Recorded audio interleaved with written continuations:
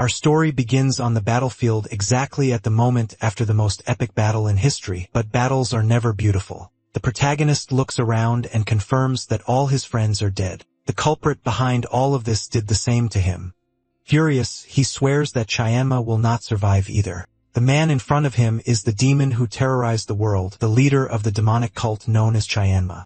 Chayama calls out to the protagonist saying it is a pity that the most incredible member of the Manhwa sect is in such a state. If he survived, it would be great as they could fight again in the future. The protagonist stands up furious saying that surviving after losing everyone is worse than dying. No fame or glory would be worth it, but he guarantees that Chayama will not survive either. Chayama tells the protagonist to feel proud for he considers him the strongest blade in the world. The protagonist draws his sword with his only remaining arm and silences Chayama forever. That bastard remained arrogant even after losing. When the demon's head hits the ground, the place falls silent. Our protagonist feels the weight of victory and falls onto the corpses. Even without strength, he looks again to be sure that Chayama is dead. He remembers the past. I think everyone must feel this way on the verge of death. Chong Myong was known as the blossoming blade of Manhwa, the absolute pinnacle of the entire world. If he had tried harder in the past, he might have had a better life.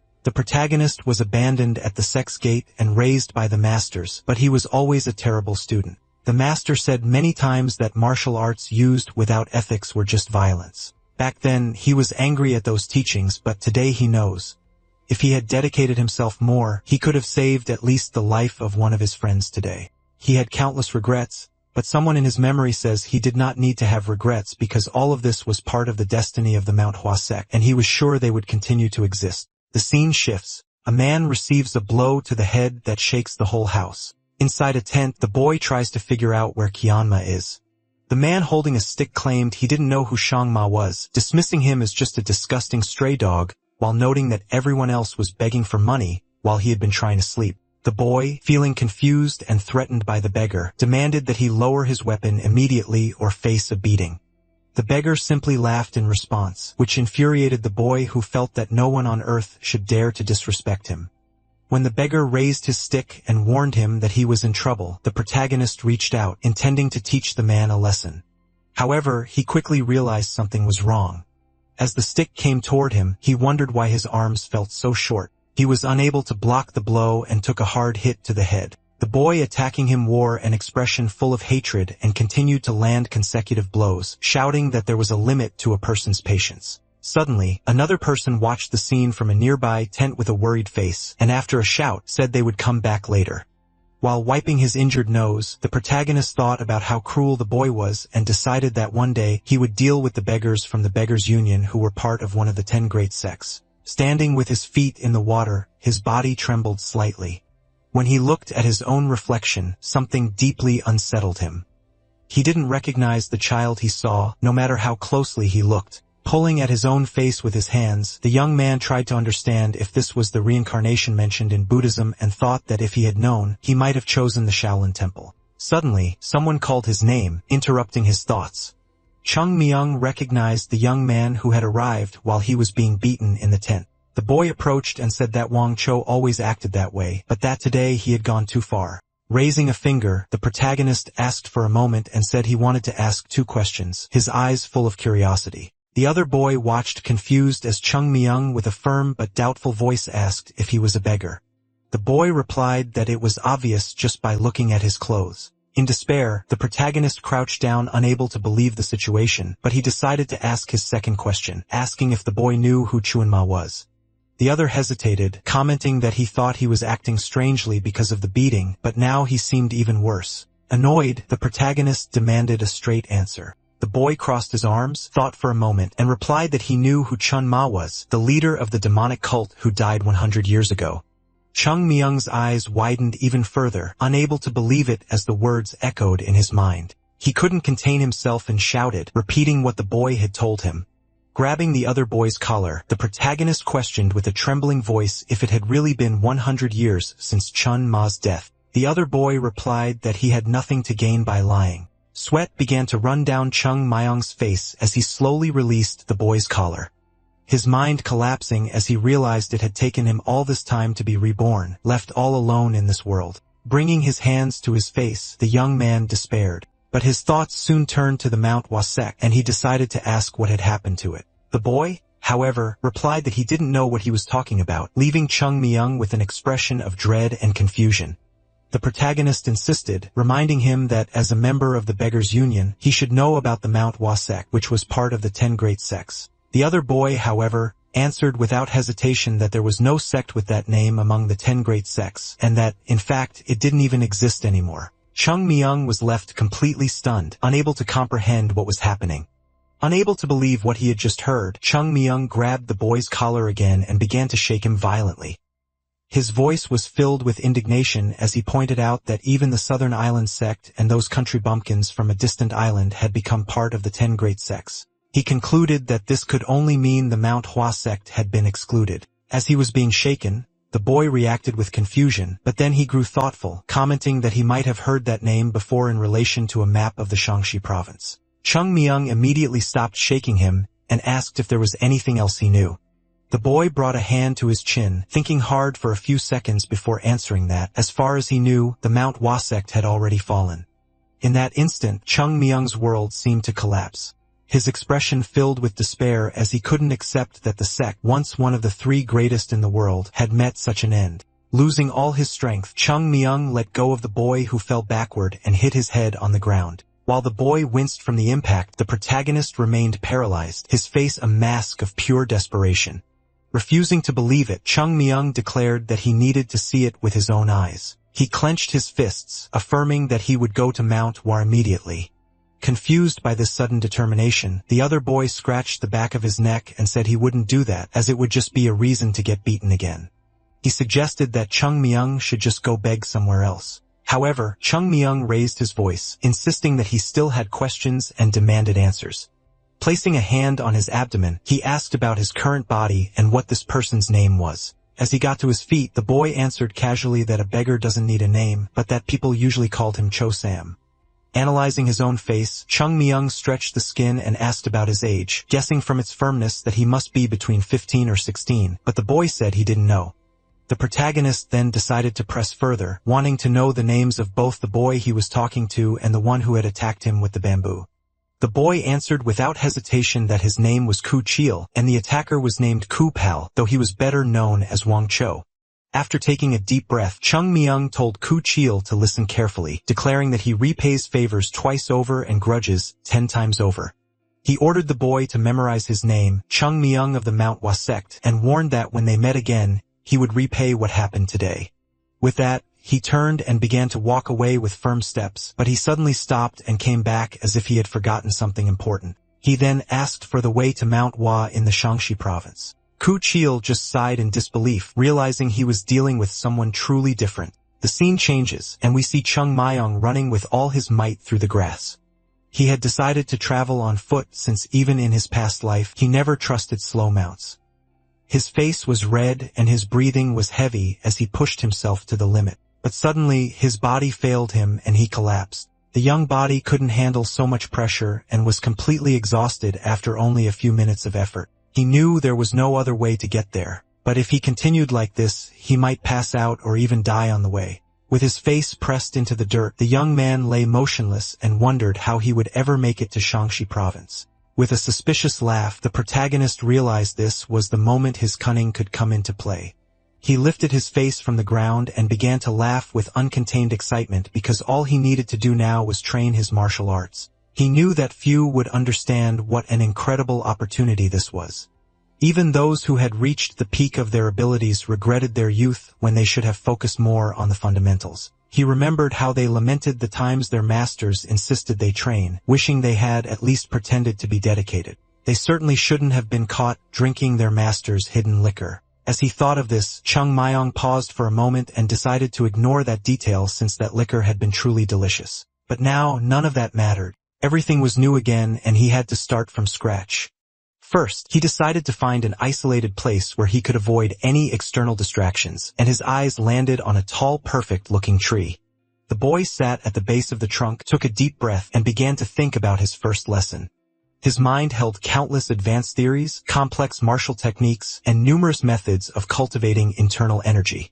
However, he knew he shouldn't limit himself to the sex techniques, but needed to master focus and achieve true balance. After some time with his eyes closed in deep concentration, the boy opened them again, his expression firm and determined. He remembered the equilibrium technique, a martial art considered simple and sold for low prices in black markets. For a moment, he questioned why he should learn something so basic, but deep down, he knew the truth. This technique wasn't common. It was one of the foundations of the Manhwa sect, and every disciple started with it. The equilibrium technique didn't drastically increase internal power, but it purified the body impeccably, serving as the true foundation.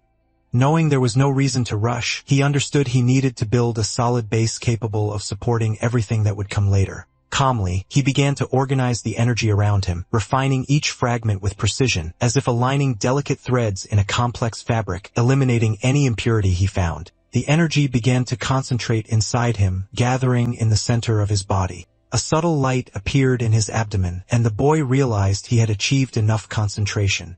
This would be the core that would open a new world, starting as a spark that would one day become an unstoppable force. The boy tried to stand up to continue his journey, but his body failed him as the equilibrium couldn't yet sustain him. He fell to the ground again, his energy completely consumed by the process. Chung Myung realized the harsh reality that the technique was useless when the body needed to act immediately. Suddenly, his master's voice echoed in his mind, saying that sometimes he forgot to use his own brain. Desperate, the protagonist screamed, questioning how he would ever get to Mount Hua at this rate. The setting shifts to a simple market where common people walk, buying and selling, while two children run between the stalls carrying baskets. Leaning against a wall, a boy is relaxing when a voice calls out to him. The newcomer points in a direction and says there's a new beggar raking in all the coins. He explains that it's just a kid, but everyone ends up giving him money. The boy slowly stands up and says that maybe it's time to teach this child a lesson, and the two boys by his side agree, looking scared. They approach a long-haired boy who is responsible for taking everything. The tough-looking leader yells to get his attention, but gets no response. He shouts again, asking if the boy is deaf. Finally, the boy reacts, still chewing, and looks at the three with his mouth full of food, asking if they are talking to him. The leader gets angry and questions his carefree attitude, saying he must have lost his mind at such a young age. Cracking his knuckles, he makes a demand, stating that he doesn't know who allowed the boy to beg there, but he can leave if he hands everything over to them. Chung Myung stares at them with a serious expression and then looks down at the food in his hands. He responds without hesitation, asking if the three of them have no shame, calling them useless and adding that they won't be taking anything from him. The protagonist slowly stands up and cracks his arms, knowing he has provoked them too much, and that the consequences are inevitable.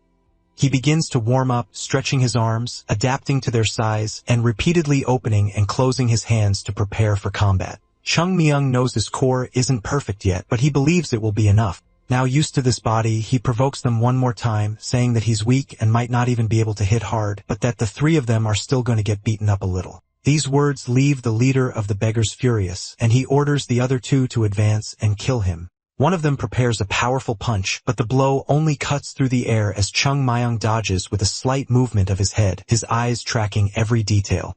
Immediately after, the protagonist counterattacks with a direct blow that hits his opponent's face. The impact is brutal, and the boy is thrown backward, falling hard to the ground. Chung Myung's hand stings after the blow, but he doesn't hesitate and shouts his title, the Plum Blossom Sword Saint of the Great Manhwa sect, as he unleashes new attacks and advances, calling his opponents miserable wretches. A short time later, it's all over. The three are on the ground, injured and kneeling, apologizing repeatedly.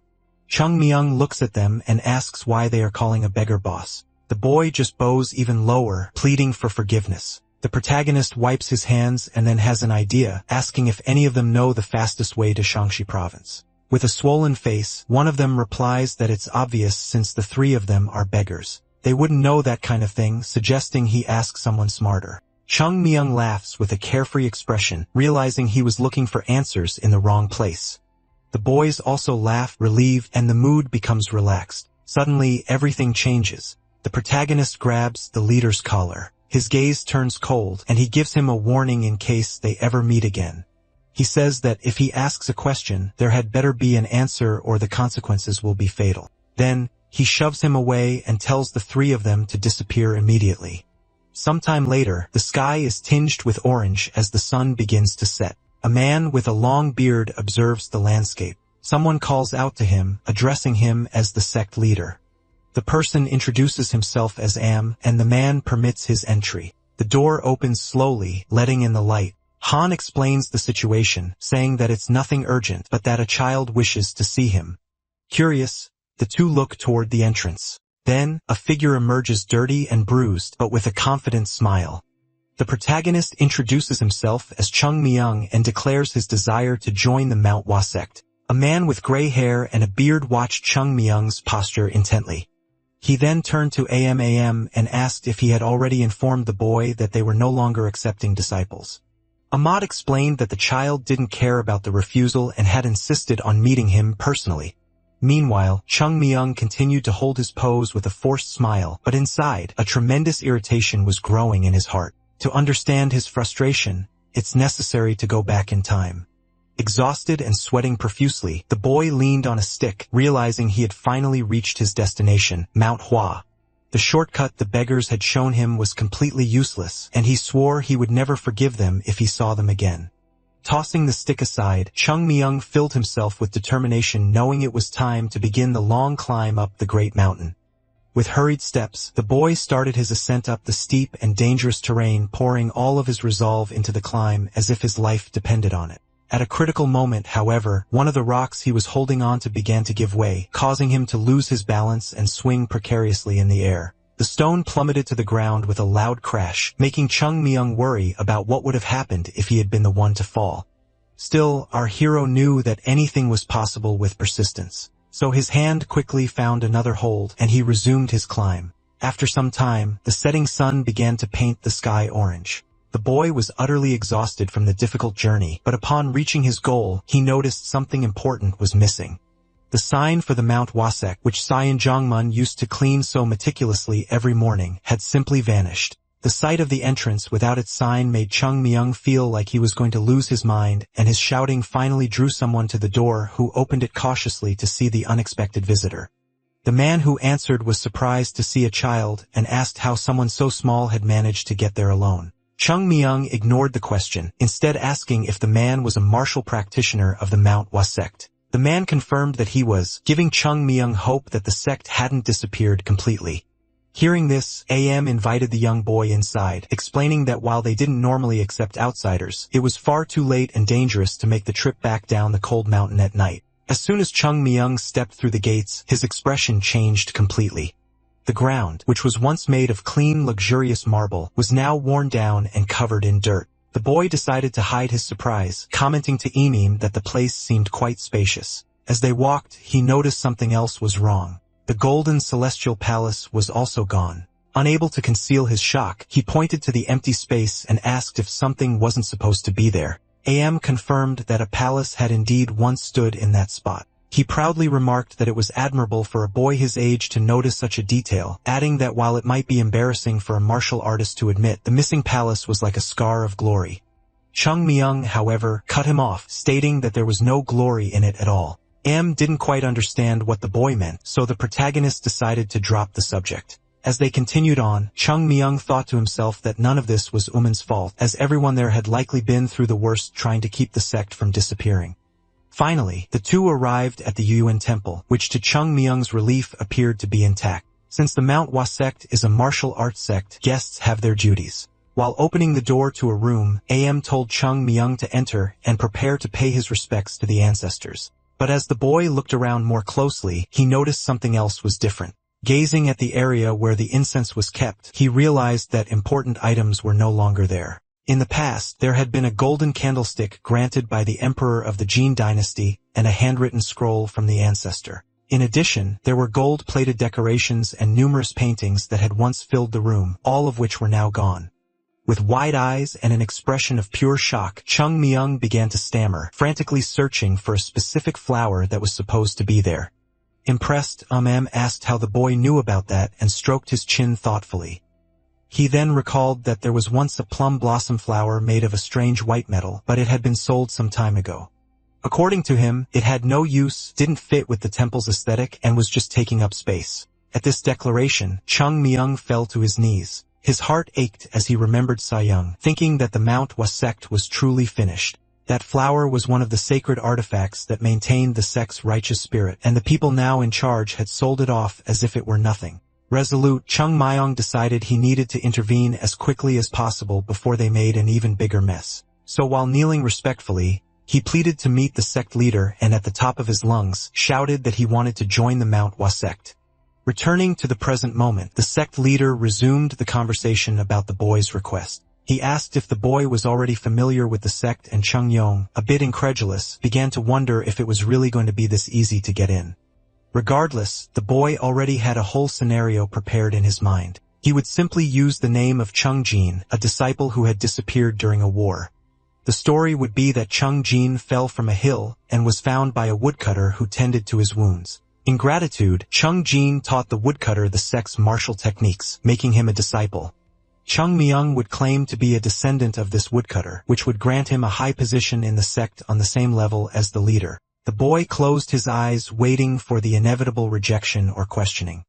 Contrary to all his expectations, the man simply said he approved his entry into the sect. An uncomfortable silence fell over the room as Chung Myung struggled to believe what he had just heard. With a smile, the old man affirmed that if the boy truly wished to join, then it would be as he desired. A confused imam reminded his leader that he had said he wouldn't accept any more members, but the man explained that he had changed his mind. Chung Myung found this incredibly reckless, thinking they should be far more suspicious of a stranger. The leader continued his reasoning, saying that the child's motive didn't matter, since he had come seeking them out.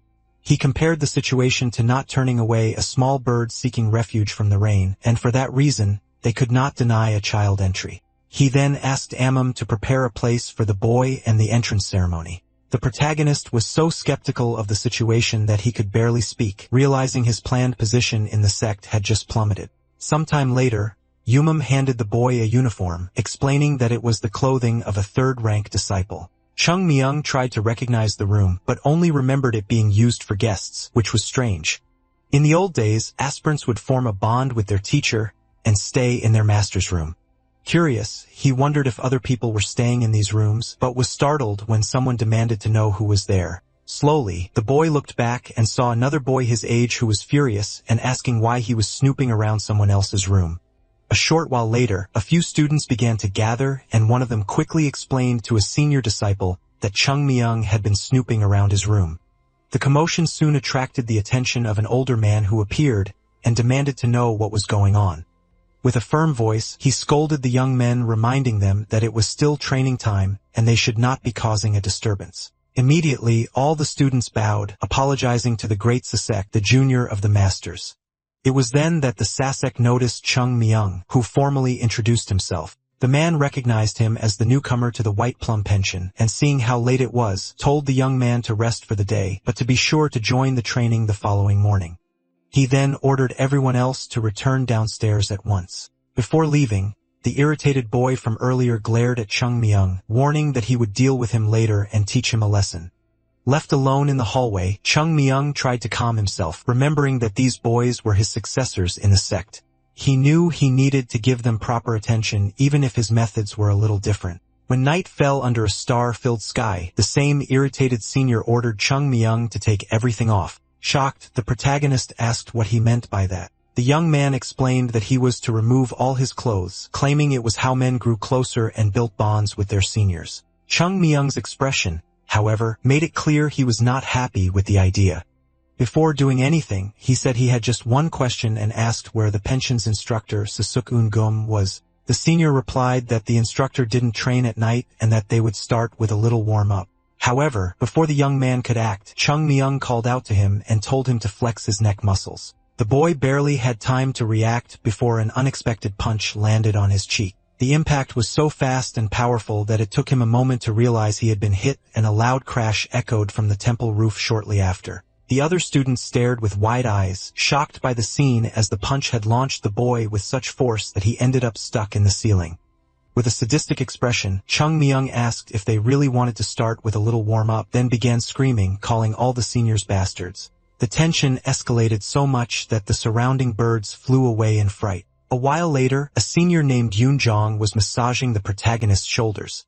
Chung Myung told the boy to put more effort into it, and he promptly replied that he would do his best. Meanwhile, our hero called over to Jo-gul, assuring him that he wouldn't hurt him and asking him to come closer. Chung Myung explained that he wasn't yet used to the sect situation and had a few questions. The first thing he wanted to know was what happened to the Golden Celestial Palace and why the sect was in such a mess. With his face swollen from the beating, Jo-gul began to answer. He asked if the newcomer had ever heard of the Plum Blossom Sword Saint, and our hero knew they were talking about him in his past life. According to the Sasuks, the Sword Saint played a vital role in defeating Chuma. But afterward, the enraged members of the demonic sect invaded the Zhongyuan region and set the mountains on fire. The damage at the time was so great that the sect never managed to recover the strength it once had. Hearing this, Chung Myung began to sweat, thinking that he himself might be the reason for their precarious situation. Sometime later, in another conversation, someone mentioned the Tai Flummox sword technique, stating that it lacked Taoist aspects and wasn't very powerful. They even said they wouldn't care if the technique were removed from the sect. Chung Myung agreed that they should just throw it away, but the Sa Young replied that it would be complicated since the technique was left by their ancestors. The protagonist then suggested they remove it from the library to prevent children from getting interested, and the Sa Young thought it was a good idea, saying they would do it. After a moment of silence, the Sa Young changed the subject, explaining that he hadn't called Chung Myung just to talk about that problem. He believed it was time for the young man to assimilate the disciplines on his own and asked how Chung Myung thought he should teach his disciples. Surprised by the question, the protagonist broke one of the cookies he was eating and answered promptly, questioning what was so difficult about it. To him, it was simple. Once a master beats his disciples to the brink of death, the students can make the impossible happen. The bizarre answer left the Sa Young speechless. And after that conversation, Sa Young Jangmun never again brought up the subject of Chung Myung having disciples. One day, while the protagonist was resting, someone called him very formally. With a calm voice, Chung Myung said there was no need for such formality. It turned out that the instructor, Eun Jiam, had summoned him to the training grounds, informing him that he would be participating in the activities from that day forward. With a clear command, the master told his disciples to prepare their blades. The young men obeyed immediately, raising their swords, and then the master gave the order for everyone to swing their weapons, which they did with determination. Chung Myung watched everything beside Eun Jiam with a strange expression, as if he were seeing something very odd. The teacher's sword technique was truly bizarre. Eun Jiam explained that it was called the equilibrium sword technique and that it was essential for all other techniques of the Manhwa sect. Shocked, Chung Myung wondered what kind of nonsense the masters were teaching the disciples. To him, it only made it harder for the children to get stronger, like teaching the alphabet using an advanced grammar book. This way, the boys might get ahead for a short time, but nothing more, as techniques without fundamentals could not take warriors very far. Determined, the young man thought that if they were going to follow this path, they should at least do it right. Suddenly, something distracted the protagonist, who looked up. The sky was clear, which made him think it was the equivalent of the Mount Wasek's future. Nothing. Feeling pessimistic, Chung Myung didn't even know where to begin. He decided to call over the senior who was teaching the students and asked what else they learned there besides that technique. The teacher explained that after the equilibrium technique, they learned the Seven Sages sword technique, and after graduating, the Lesser Qing sword technique. Chung Myung sighed without much hope. The teacher continued, explaining that after learning all that, it was time for the sect's sacred technique, the famous Tai Flummox sword technique.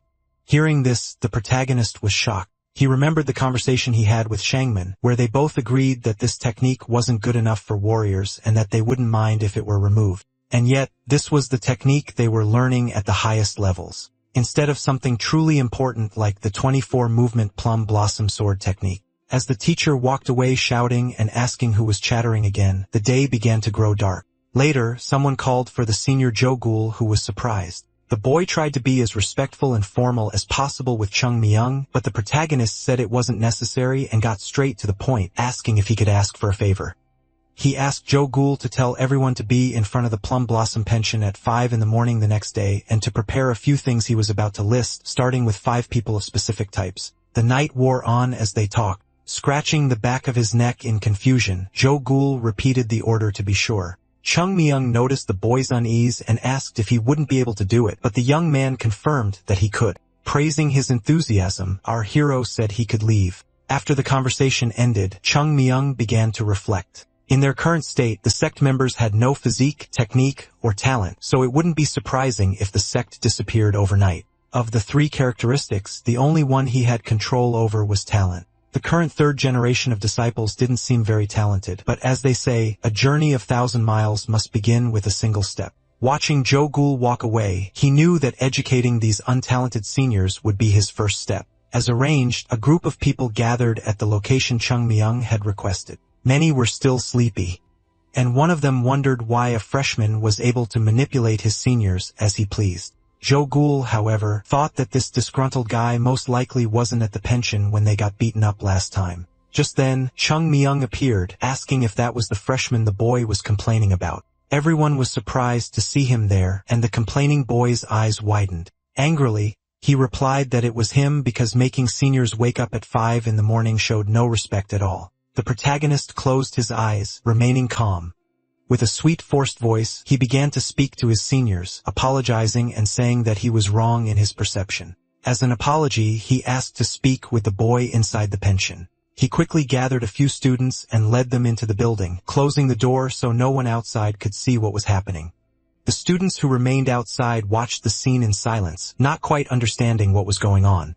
As they watched more closely, they noticed something strange at the top of the building. The place seemed to be shaking. Suddenly, abrupt movements could be seen on the roof. In the blink of an eye, the students who had entered with Chung Myung began to run out of the pension in a panic. The young man praised them, but told them to be quieter so as not to wake the great Sasek. Then he approached the boys and announced that every morning, at this same time, they would train together. After a few minutes, the sky began to brighten as the sun rose on the horizon. The sun's rays entered the pension through the windows, waking the Sasuke, who started to feel that something was off. He thought that no one had come to give their morning greetings and that perhaps everyone was still asleep. Placing his feet on the floor, the man decided to get up. As he changed his clothes, he figured that since a newcomer had arrived, everyone must have been sleeping in after performing their usual strange rite of passage.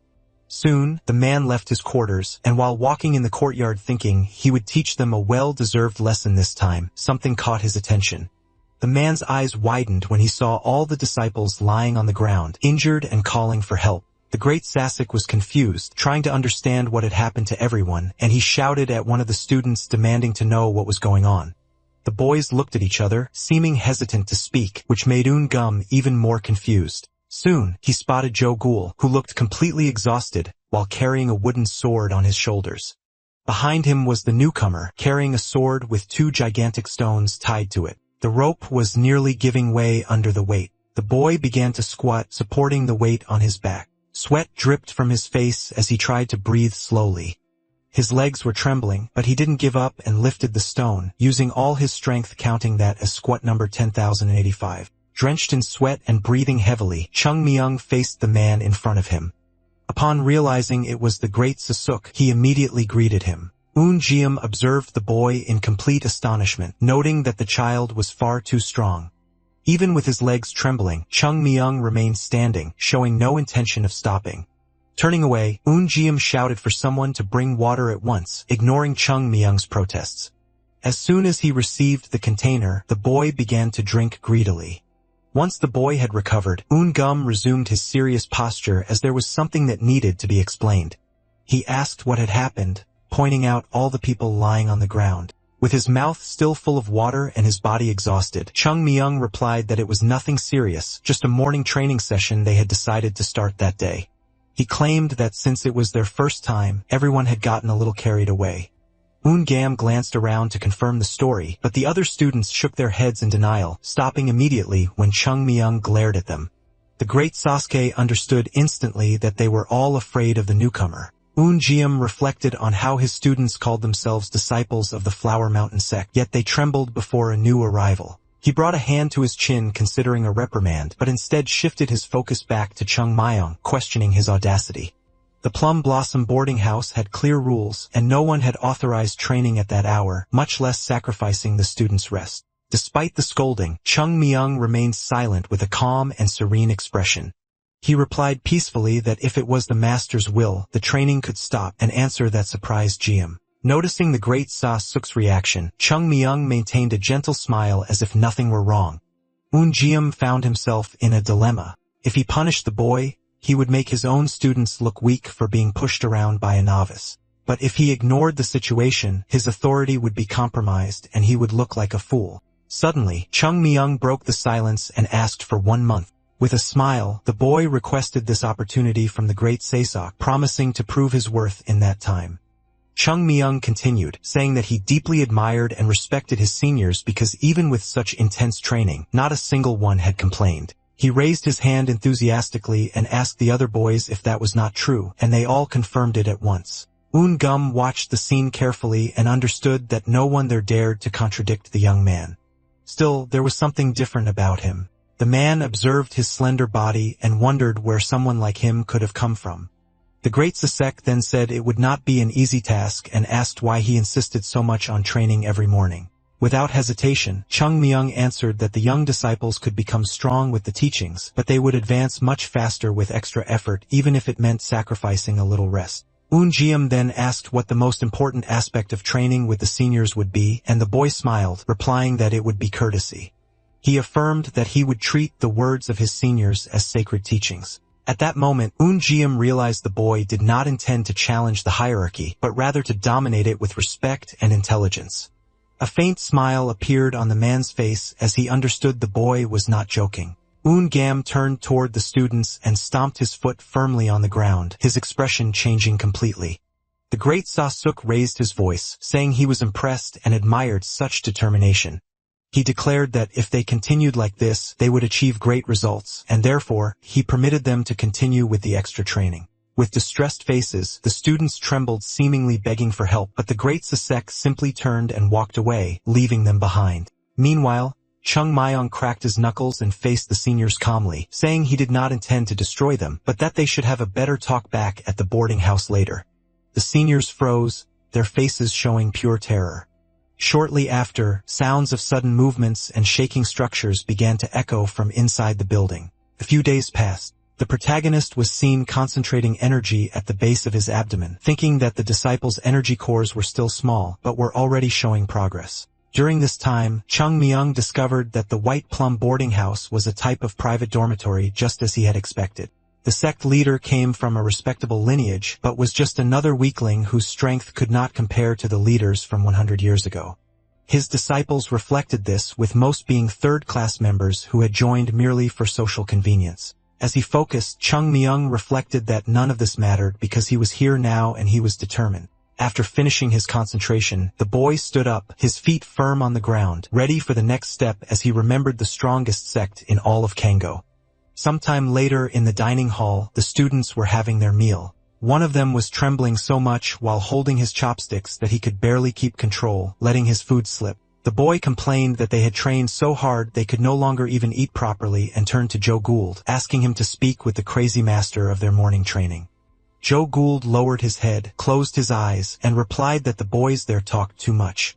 He placed his chopsticks back on the table firmly and asked if he looked like some kind of messenger, telling them that if they had a problem, they should solve it themselves. Irritated, he stood up without having touched his food and called over another more senior colleague asking for a moment. Later, the two young men were walking down an illuminated corridor surrounded by sakura trees. One of them commented that Jogul seemed more cheerful. The boy looked up at the sky calmly and asked what his friend thought of the mountain sect. The other hesitated, saying it was a difficult question. Jogul continued, explaining that all of this would be over for him when he returned home, but it was different for his friend who intended to stay there forever, which the boy confirmed. Silence filled the air until suddenly Jogul admitted that he used to think the sect was finished. Surprised, his friend asked him to be more respectful, but Jogul shook his head and explained that he had changed his mind. After Chung Myung arrived, everything was different. Even though they were being forced, they had evolved and been pushed to their limits. And yet, that boy never showed any signs of fatigue despite training more intensely than everyone else.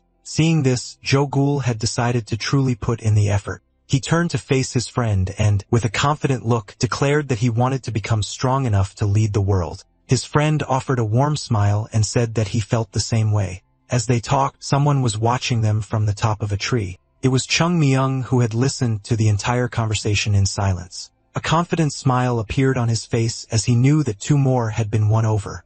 Eun Jiam had also been easy to convince, but there was still much to do. Suddenly, his thoughts were interrupted by a shout that cut through the air. Someone was demanding the presence of the sect leader, surprising Chung Myung. Loud bangs echoed from the main gate with demands for the door to be opened immediately.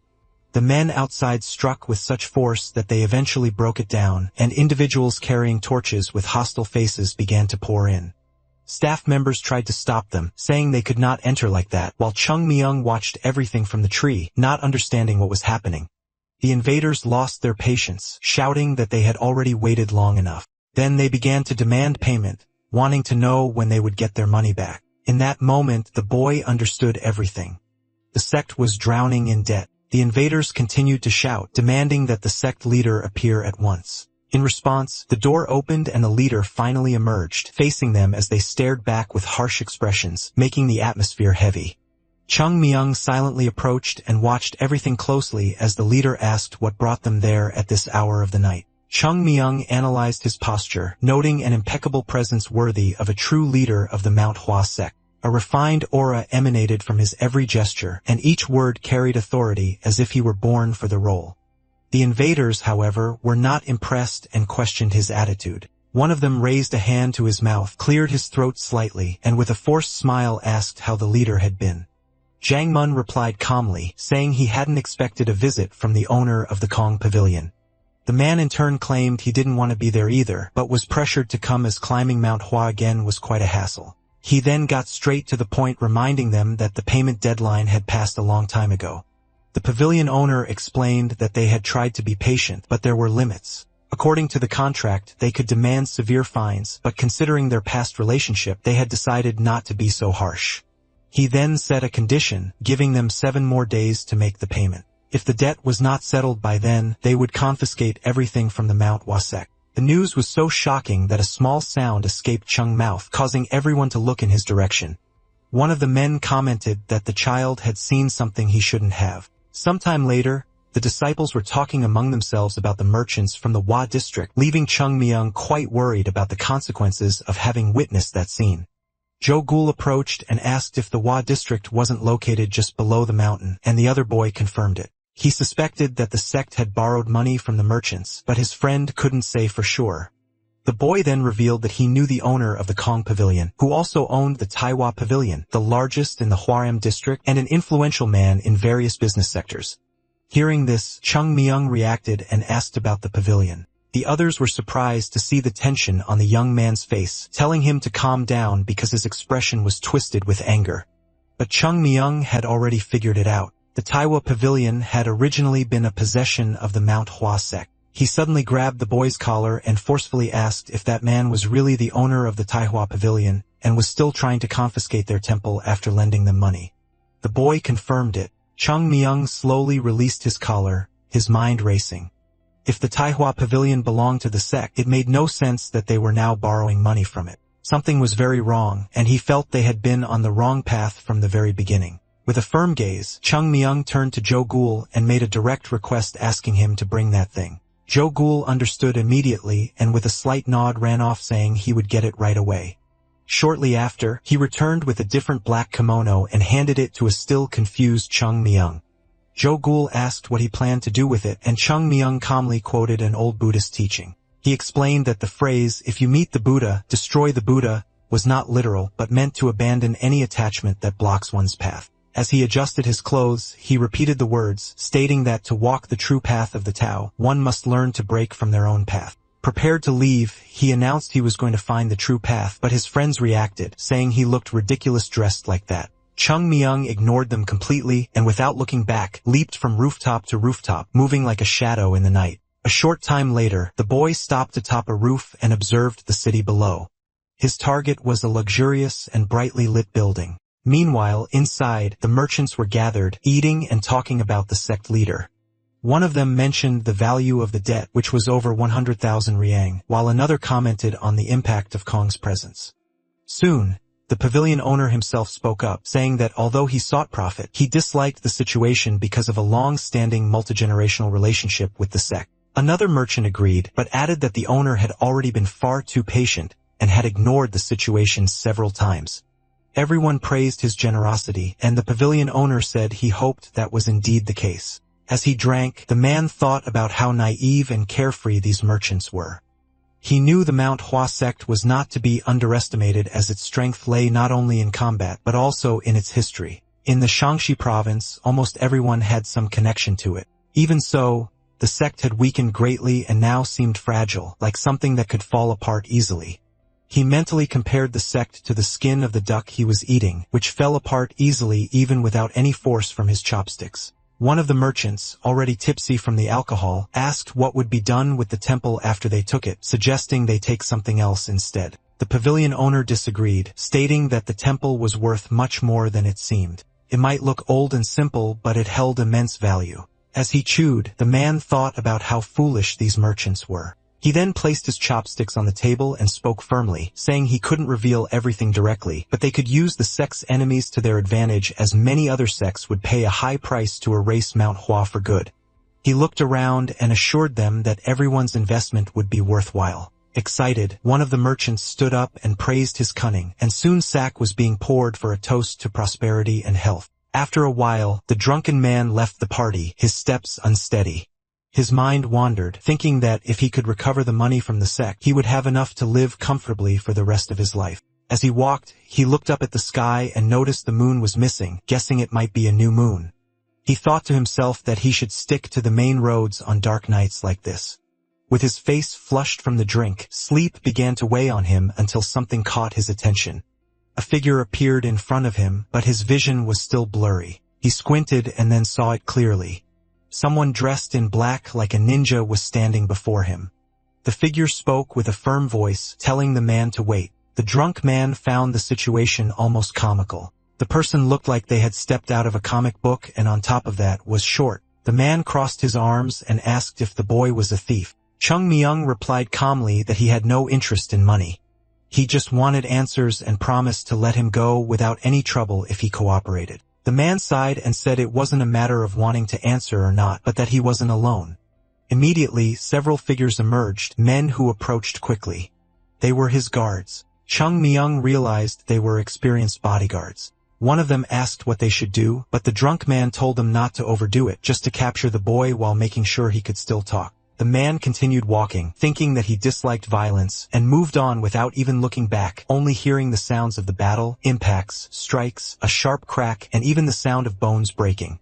He figured the fight must be intense, but he kept walking until a much louder sound made him stop. Startled, he decided to look back, complaining that he remembered asking them to leave the boy well enough to speak. It was then that he saw something that made him freeze. All of his bodyguards were on the ground, motionless and defeated. Only Chung Yung remained standing. The boy commented calmly that people really don't know how to listen, because even when someone speaks clearly, there are still those who choose to ignore them. The young man then gestured with his hand, beckoning the man closer, and repeated his offer. If the man answered, he could leave without any problems. But then, Chung Myung lunged forward and grabbed the desperate drunk by the collar. His eyes turned cold and he clenched his fist, speaking in a firm tone that if the man had just answered before, none of this would have happened. But now, there would be consequences. The protagonist raised his fist and prepared to strike, but said calmly for the man not to worry because he would still be able to talk after this.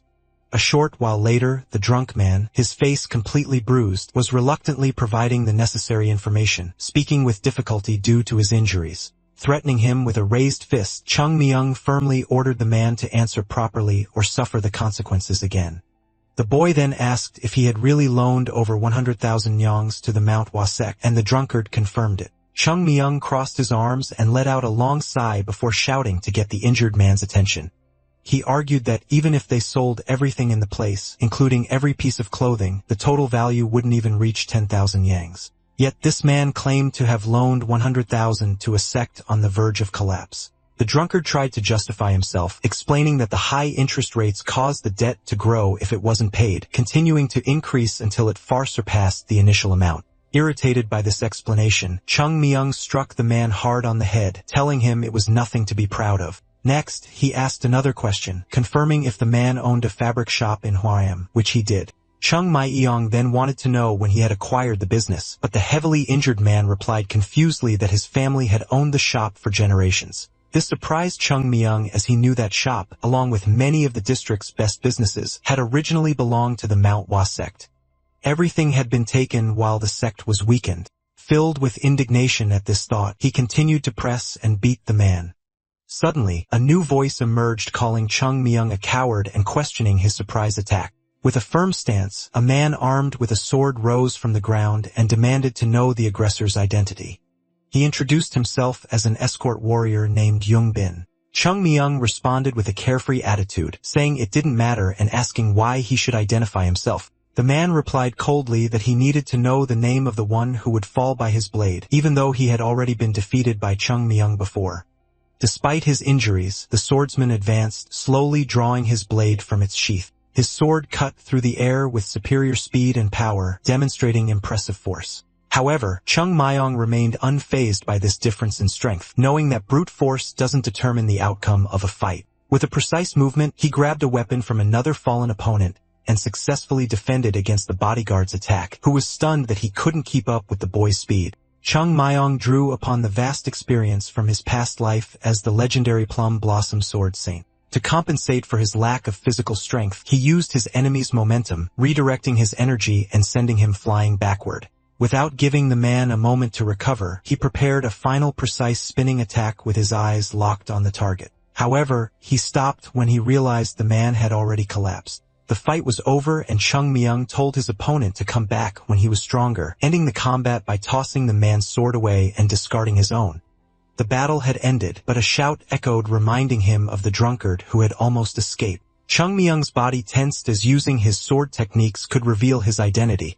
The man observed him and commented that his technique was refined and high level. Chung Myung began to sweat and his heart raced, wondering if the man had figured him out. 1,000 doubts raced through his mind, but the drunkard, lacking any real intelligence, simply asked if he belonged to the Southern Edge sect. The unexpected question created an uncomfortable silence until Chung Myung decided to just say yes. Satisfied, the drunkard told the boy he could ask whatever he wanted, promising to answer as best he could. Sometime later, the sky began to lighten as the sun slowly rose. In the dormitory of the Mount Hwa sect, a few disciples were walking through the corridors. Jo Gul was restless, asking why Chung Myung was taking so long. His friend tried to calm him, saying that he wasn't a fool and would be back sooner or later as long as he hadn't gotten into trouble. Suddenly, footsteps echoed from outside and the door opened. It was Chung Myung who entered with a serious expression and asked if anything had happened while he was gone. The boys closed the door to talk in private, saying they were more curious about what had happened to him. Chung Myung replied naturally that he was treated well, and even got some new clothes, smiling slightly as he adjusted his robes. Inwardly, however, he was recalling his conversation with the drunkard. He was relieved not to have been recognized, but the fact that the plum blossom techniques had been forgotten bothered him as they no longer represented the sect like they had in his past life. Jo Gul approached and asked what he was doing outside the temple. Chung Myung answered with a smile, saying it was nothing a child needed to know. Jo Gul immediately retorted, reminding him that Chung Myung was also a child, but the boy ignored him, changed the subject, and told them to gather everyone because they needed to train. Jo was surprised to hear they would be training after everything that had happened. Young Myung then spoke firmly to his senior, stating that no matter the weather, they could not miss a single day of training. And from now on, that was an absolute rule. Excited, Jo Gul accepted and said he would gather everyone immediately. However, Chung Myung interrupted him, explaining that he would not be participating in today's training because he had another task to complete. The other senior was disappointed, saying the training only worked with him present and the results wouldn't be the same. Even so, the two eventually left, telling Chung Myung to take care. Left alone, the protagonist lay down on his bed and let out a tired sigh, looking at the ceiling and thinking about what he should do. All of the sect's businesses had been taken, and the records that could prove their ownership had been burned by the demonic sect. He considered the option of invading and eliminating all the merchants, but quickly dismissed it as that would only create more problems and worsen the sect's reputation. He understood that he needed a justification or something to nullify the debt, but he had no idea where to find it. Lost in thought, he turned over in bed searching for any glimmer of a solution in his mind. Then a memory surfaced. The boy remembered seeing his old master, Jang Mun, writing in old ledgers and quickly hiding them whenever he entered the room. This made him think that perhaps those weren't the only records. If the sect controlled so many businesses, it would make sense for more records to be scattered about. His heart raced with the idea that they might have hidden the rest somewhere else, perhaps in a secret location like a hidden repository, accessible only to the leader. He had heard rumors of something like that, and if it existed, it would have to be near the leader's residence. His mind racing, the boy began to scratch his head, trying to think more clearly. Maybe the location was in the hills behind the residence where many martial masters had lived, or perhaps it was something subterranean like a hidden warehouse. A slight smile appeared on his face as he knew this would be a true treasure hunt. Without wasting time, he got up, threw the window open with force, and leaped outside, asking his old master for forgiveness in case he was invading a forbidden place. But saving the sect came first. Holding a tool to help him on his mission, the boy ran across the rooftops with a determined smile, ready to solve everything.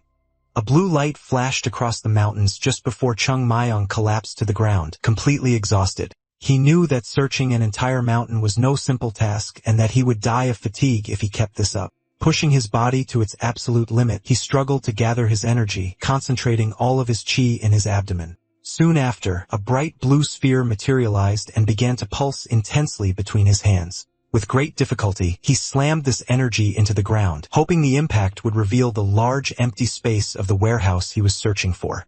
Although he wasn't certain, he persisted, convinced that something had to be hidden in this location. After several failed attempts, he was left panting and powerless, muttering that he might be searching in the wrong place. Lying on the ground completely drained, the boy stared up at the sky for a moment. But his stubbornness took over, and he decided to try one last time. This time, something was different. The flow of energy felt like a single drop falling into a silent ocean, and he realized his efforts were finally yielding results.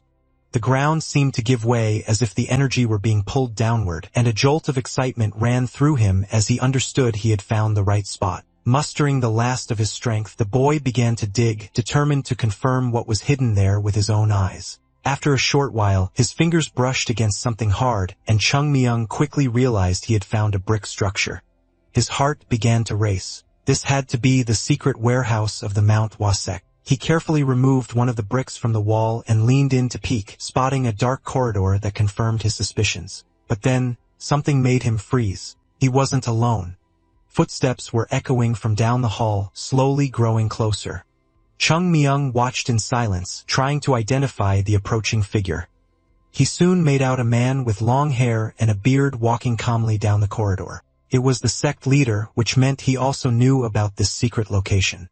The man stopped in front of a large door and pushed it slowly with his fingertips, but something was clearly wrong. Chung Myung's eyes widened as he noticed the door was covered in scratches, as if someone had tried to force it open countless times. More importantly, the sect leader's hand was not firm and confident, but trembling and hesitant. As he watched, Chung Myung understood the truth. This was not a gesture of authority, but the posture of a man powerless against his own reality. The sect was collapsing. Its martial arts were weakening, and its fortune was disappearing. It must have been unbearable to watch the place he had dedicated his entire life to crumble before his very eyes. And yet, he had to carry that weight alone because a leader can never show weakness to his disciples. Sometime later, as the sky began to brighten with the sunrise, Chung Myung finished removing the bricks and created a passage large enough to enter. He jumped down into the corridor, landing silently and remaining alert for any movement. As he looked around the empty space, his mind raced. He briefly wondered if he was somehow responsible for the sect's decline, but he quickly pushed the thought aside. There was still time to change its destiny, and he knew that opening the door before him was the first step. He approached the door slowly and placed a hand on its surface, channeling the energy from his abdomen directly into his arm. The instant he made contact, a powerful burst of energy was unleashed, creating a shockwave that whipped his hair about his face. Chung Myung staggered back in surprise as his own energy was repelled. It was then that he understood the door's true nature. It was forged from perpetual metal, a legendary and incredibly durable material. Now everything made sense. This was why the sect leader couldn't open it and why he stood no chance of breaking it with brute force. However, something didn't add up. If the previous leaders had been able to enter, there had to be a specific method, a hidden key he needed to find. Chung Myung stepped closer and placed his hands on the cold metal, carefully observing the strange, irregular patterns marring its surface. These were not random scratches or signs of damage. As his eyes narrowed in focus, he recognized the distinct marks left by the plum blossom sword techniques. He began to analyze them one by one, identifying the sword of equilibrium, the sword of the bamboo leaf, the 24 movements, and finally, the plum blossom itself. It was a sequence that acted as a key. He now understood exactly how it worked. By executing the sword techniques in the correct order, the door would open. There was just one massive problem. His current body lacked the strength to perform the entire sequence. This would have been a trivial matter in his past life, but now it was an insurmountable barrier. Chung Myung scratched his head in frustration, certain there had to be a way. He then placed a hand on his abdomen, feeling the concentrated energy within, and made a decision. He would go beyond his limits. The blue energy inside him slowly began to change, turning a deep purple and gradually enveloping his entire body. This was the chi of innate truth, his very life force, something that should never be used lightly. But he knew he had no other choice. If he didn't do this now, everything would end right here. His blade also took on a purple hue as it began to emanate the powerful energy. Chung Myung took a deep breath, already feeling the toll of using his life force. He knew he would only get one chance with absolutely no room for error. Pushing aside his doubts, he moved forward. Step by step, he began to swing his sword in a series of coordinated movements, ignoring his body's screams of protest. His hand trembled as he held the hilt, but his determination was stronger than his physical limitations. Planting his feet firmly on the ground, he focused his mind and executed the sword of equilibrium, followed immediately by the sword of the bamboo leaf. He then transitioned into the 24 movements, and his body erupted in pain. The pressure was immense, but he couldn't stop now. He was the plum blossom sword saint, and if anyone could accomplish this, it was him. Soon, he executed the final strike, and his body reeled from the consequences of being pushed so far past its limits. The door reacted instantly. The sword marks etched into its surface began to glow, and Chung Myung watched intently to see if he had succeeded. The energy pulsed across the entire door, shining differently than before, with the center of the markings glowing brightest from his efforts. Chung Myung stared at the door, his heart filled with hope, thinking how cruel it would be to fail now. His eyes scanned the room, but a sudden grinding sound snapped his attention back to the door. A thin crack, which had shown no signs of movement before, was slowly widening. The unbreakable metal was opening. He had done it. A genuine smile spread across his face, but it was short-lived as an intense wave of pain racked his body. He nearly lost his balance, his body finally giving in after being pushed so far beyond its limits. He knew he would pay dearly for this, likely unable to move properly for days. With great effort, the young man forced himself to his feet and steadied his stance, still managing to grip his weapon. He quickly wiped his face, a look of determination replacing his pained expression. Smiling through his ragged breaths, he knew that all that remained was to discover what had been hidden away for so long. He reached out and pushed the heavy door, which now swung open for him without any resistance. Upon entering, Chung Myung found himself in a dusty storeroom. The space was small, much smaller than he had imagined, containing only 3 shelves. This made sense, as building a vault of this size with perpetual metal would require absurd resources, something only the world's largest sects could afford. He then recalled how the old leader constantly complained about their lack of money and figured this vault must have been where all the funds had gone. Chung Myung picked up one of the books and examined it closely. His eyes widened as he read the title, and he immediately began flipping through the pages with excitement. They were the accounting ledgers he had been searching for. It seemed the old leader had made copies of the original documents from the Economics and Finance Agency. Unable to hide his glee, Chung Myung hastily gathered the books, realizing the merchants would now have nowhere to run. As his kimono grew heavy with ledgers and records, he paused and looked around, thinking the hideout was far too secure for just paperwork. He briefly wished there was money here to restore the sect and live comfortably, but quickly dismissed the thought, deciding he was probably hoping for too much. Moving on, he approached the second shelf and picked up a green-covered book, curiously flipping through it. He soon realized it contained secret martial arts techniques that had never been used, techniques the sect had long since forgotten and abandoned. Looking closer, Chung understood that the old leader couldn't bring himself to discard them, choosing instead to preserve a piece of their history. If the first shelf represented duty, this second one represented attachment. Closing the book slowly, Chung Myung thought to himself that the old leader no longer needed to worry because he would bring the sect back and make it stronger than ever before. His gaze then swept across the room, landing on a single isolated scroll. Chung Myung approached it carefully and unrolled it, his eyes tracing the words written by the former leader himself. The message was clear. If someone was reading this, it meant the next sect leader had been chosen. The old leader explained that the role of the Mount Hua sect's leader was not just to guide, but to protect and motivate, allowing each member to follow their own path. He stated that a leader must abandon the idea of control as the sect was built on will and spirit, things that could not be tamed. The message concluded by asking the next leader to preserve this essence, placing the weight of responsibility on whoever read these words. It was signed by the 21st leader of the sect, Chungmun. Chung Myung silently put the scroll away, thinking with mild disdain that the old leader really liked to overcomplicate things. He glanced around, deciding that while he might not have understood everything, he had what he needed. The accounting books were the most important prize, as they would allow him to reclaim everything that had been taken from the sect. Just as he was about to leave, something bothered him. He scanned the room again, a nagging feeling that something was wrong. His eyes narrowed as a peculiar memory surfaced. The leader he knew had been obsessed with symmetry, which made the nearly empty third shelf completely out of place. Driven by suspicion, Chung Myung approached the shelf and ran his hand over it, analyzing every detail. Making a decision, he gripped the massive piece of furniture and pulled with all his might, sliding it aside to reveal a hidden secret. Just as he suspected, a secret passage had been concealed behind the shelf. His eyes widened in disbelief. The passage was just large enough for one person to squeeze through.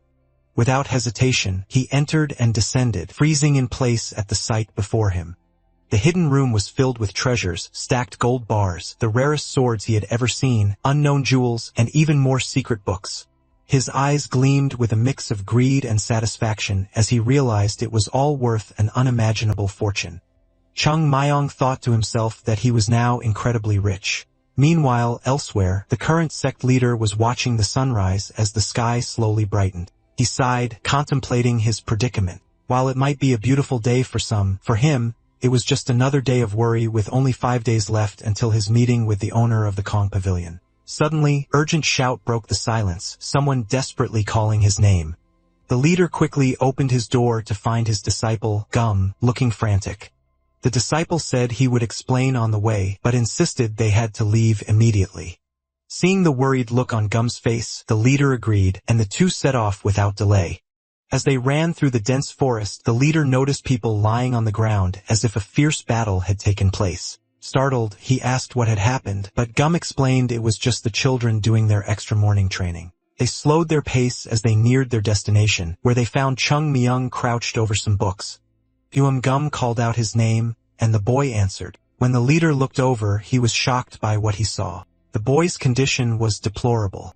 He looked completely exhausted, as if he hadn't slept in days. Chung Myung brushed off his own appearance, insisting there was something more important as he pointed to a box. The leader hesitated, thinking few things could be more urgent than a living person looking like a zombie, but he looked where the boy pointed anyway. The moment his eyes landed on the object, he was struck by an intense light, a brilliant gleam that radiated pure magnificence. The wind even seemed to pick up, rustling their hair as Chung Myung broke into a smile.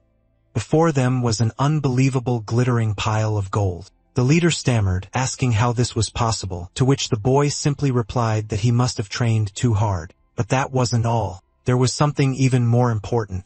Beyond the absurd amount of gold, the chest held an even more spectacular secret, the sex records. They were so significant that when the leader reached out, his hands began to tremble. He stopped himself abruptly, knowing that a rash move could lead to eternal regret, and gripped his own wrist to steady himself. It was then that his eyes focused on a curious green-covered book, and he had a feeling he knew what it contained. His hand shook as he picked it up, his entire expression changing in an instant. As the leader began to read, his cheeks flushed red and his eyes widened, as if he were witnessing the most incredible thing in his life. The shock was too much for his heart, and he collapsed backward, leaving Gum in a panic. Sometime later, the leader's eyes fluttered open. He shot up with a start, shouting that he had seen 7 records of the plum blossom sword techniques. Only then did he realize he was in a room resting on a bed. Wasting no time, he began yelling, asking if his disciple had brought the chest and demanding they summon Hung Young, the head of the Finance and Economics Agency. A short while later, Hung Young arrived and began to inspect the records. With an expression of pure joy, he confirmed that all the books were legitimate. He added that he had also secured the government verification documents found beneath the treasure, which would prove the ledger's authenticity. With this evidence, they could immediately reclaim the businesses of the pavilion and the province. The sect leader breathed a sigh of relief at the wonderful news. His thoughts turned to the one responsible for all of this, marveling at how the decision to accept that child had brought such prosperity. That boy was truly a good luck charm for the Manhwa sect. More importantly, now that the books were verified, the leader knew he had to confront his creditors.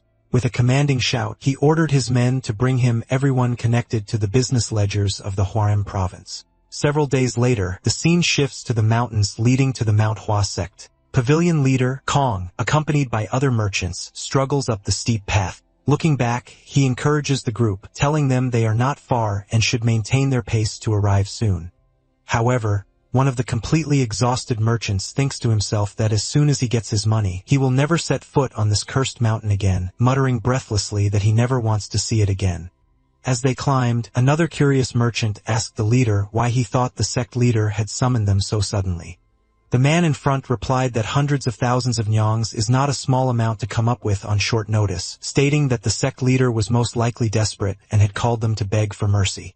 He argued that there was no way anyone could gather that much money in such a short time, and it made no sense to drag the situation out until the deadline.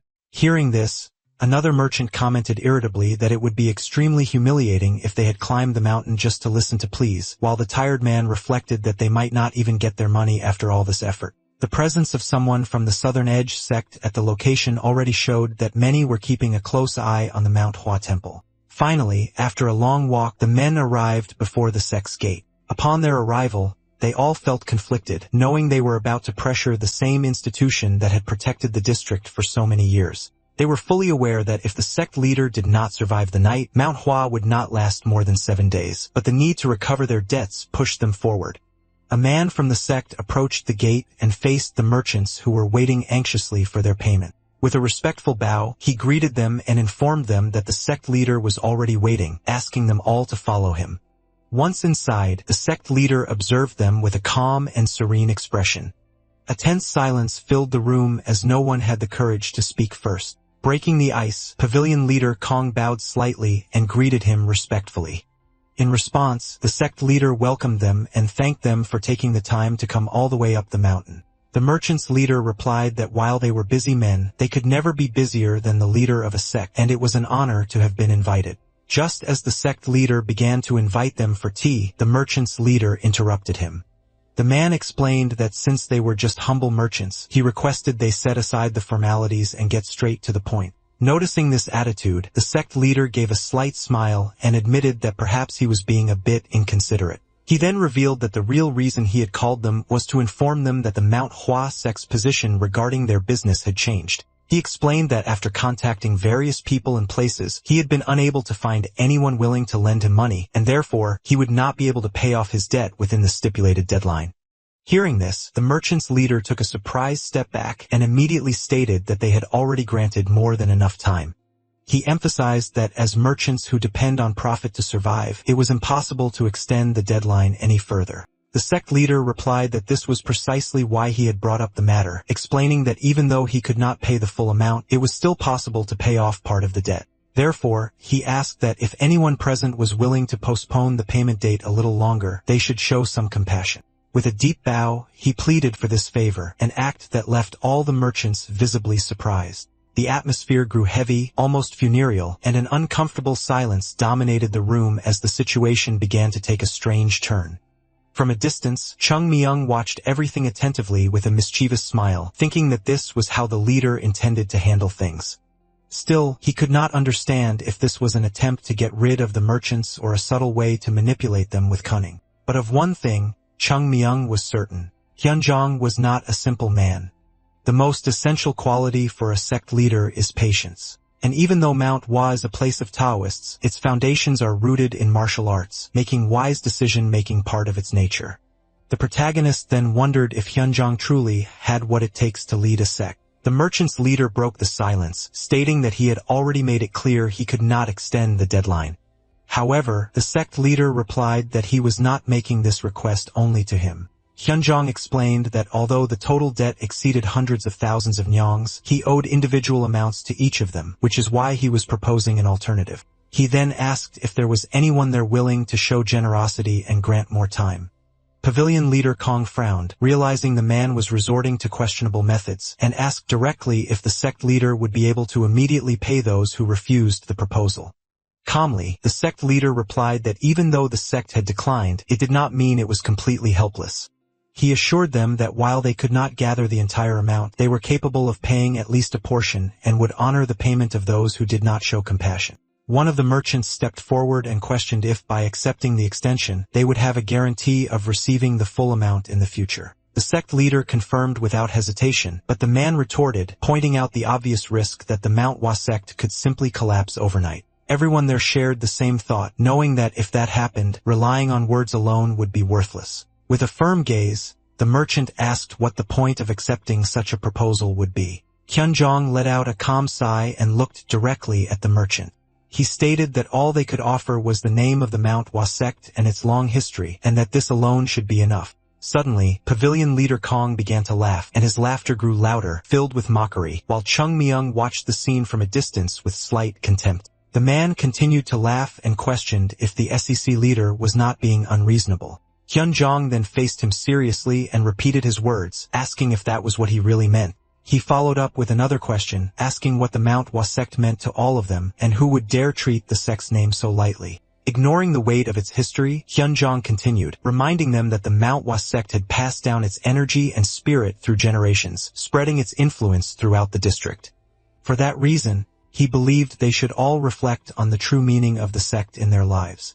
His words caused a sudden silence, and pavilion leader Kong stopped laughing. With a firm tone, he said he had a suggestion and pointed to a direction on the right. He declared that those who wished to extend the payment deadline should stand there, while those who did not should remain where they were. However, he made it clear that those who chose to extend the deadline would no longer have the protection of the Merchants' Alliance, even if they ultimately did not receive what they were owed. After finishing his explanation, pavilion leader Kong asked everyone to choose which side they wished to be on.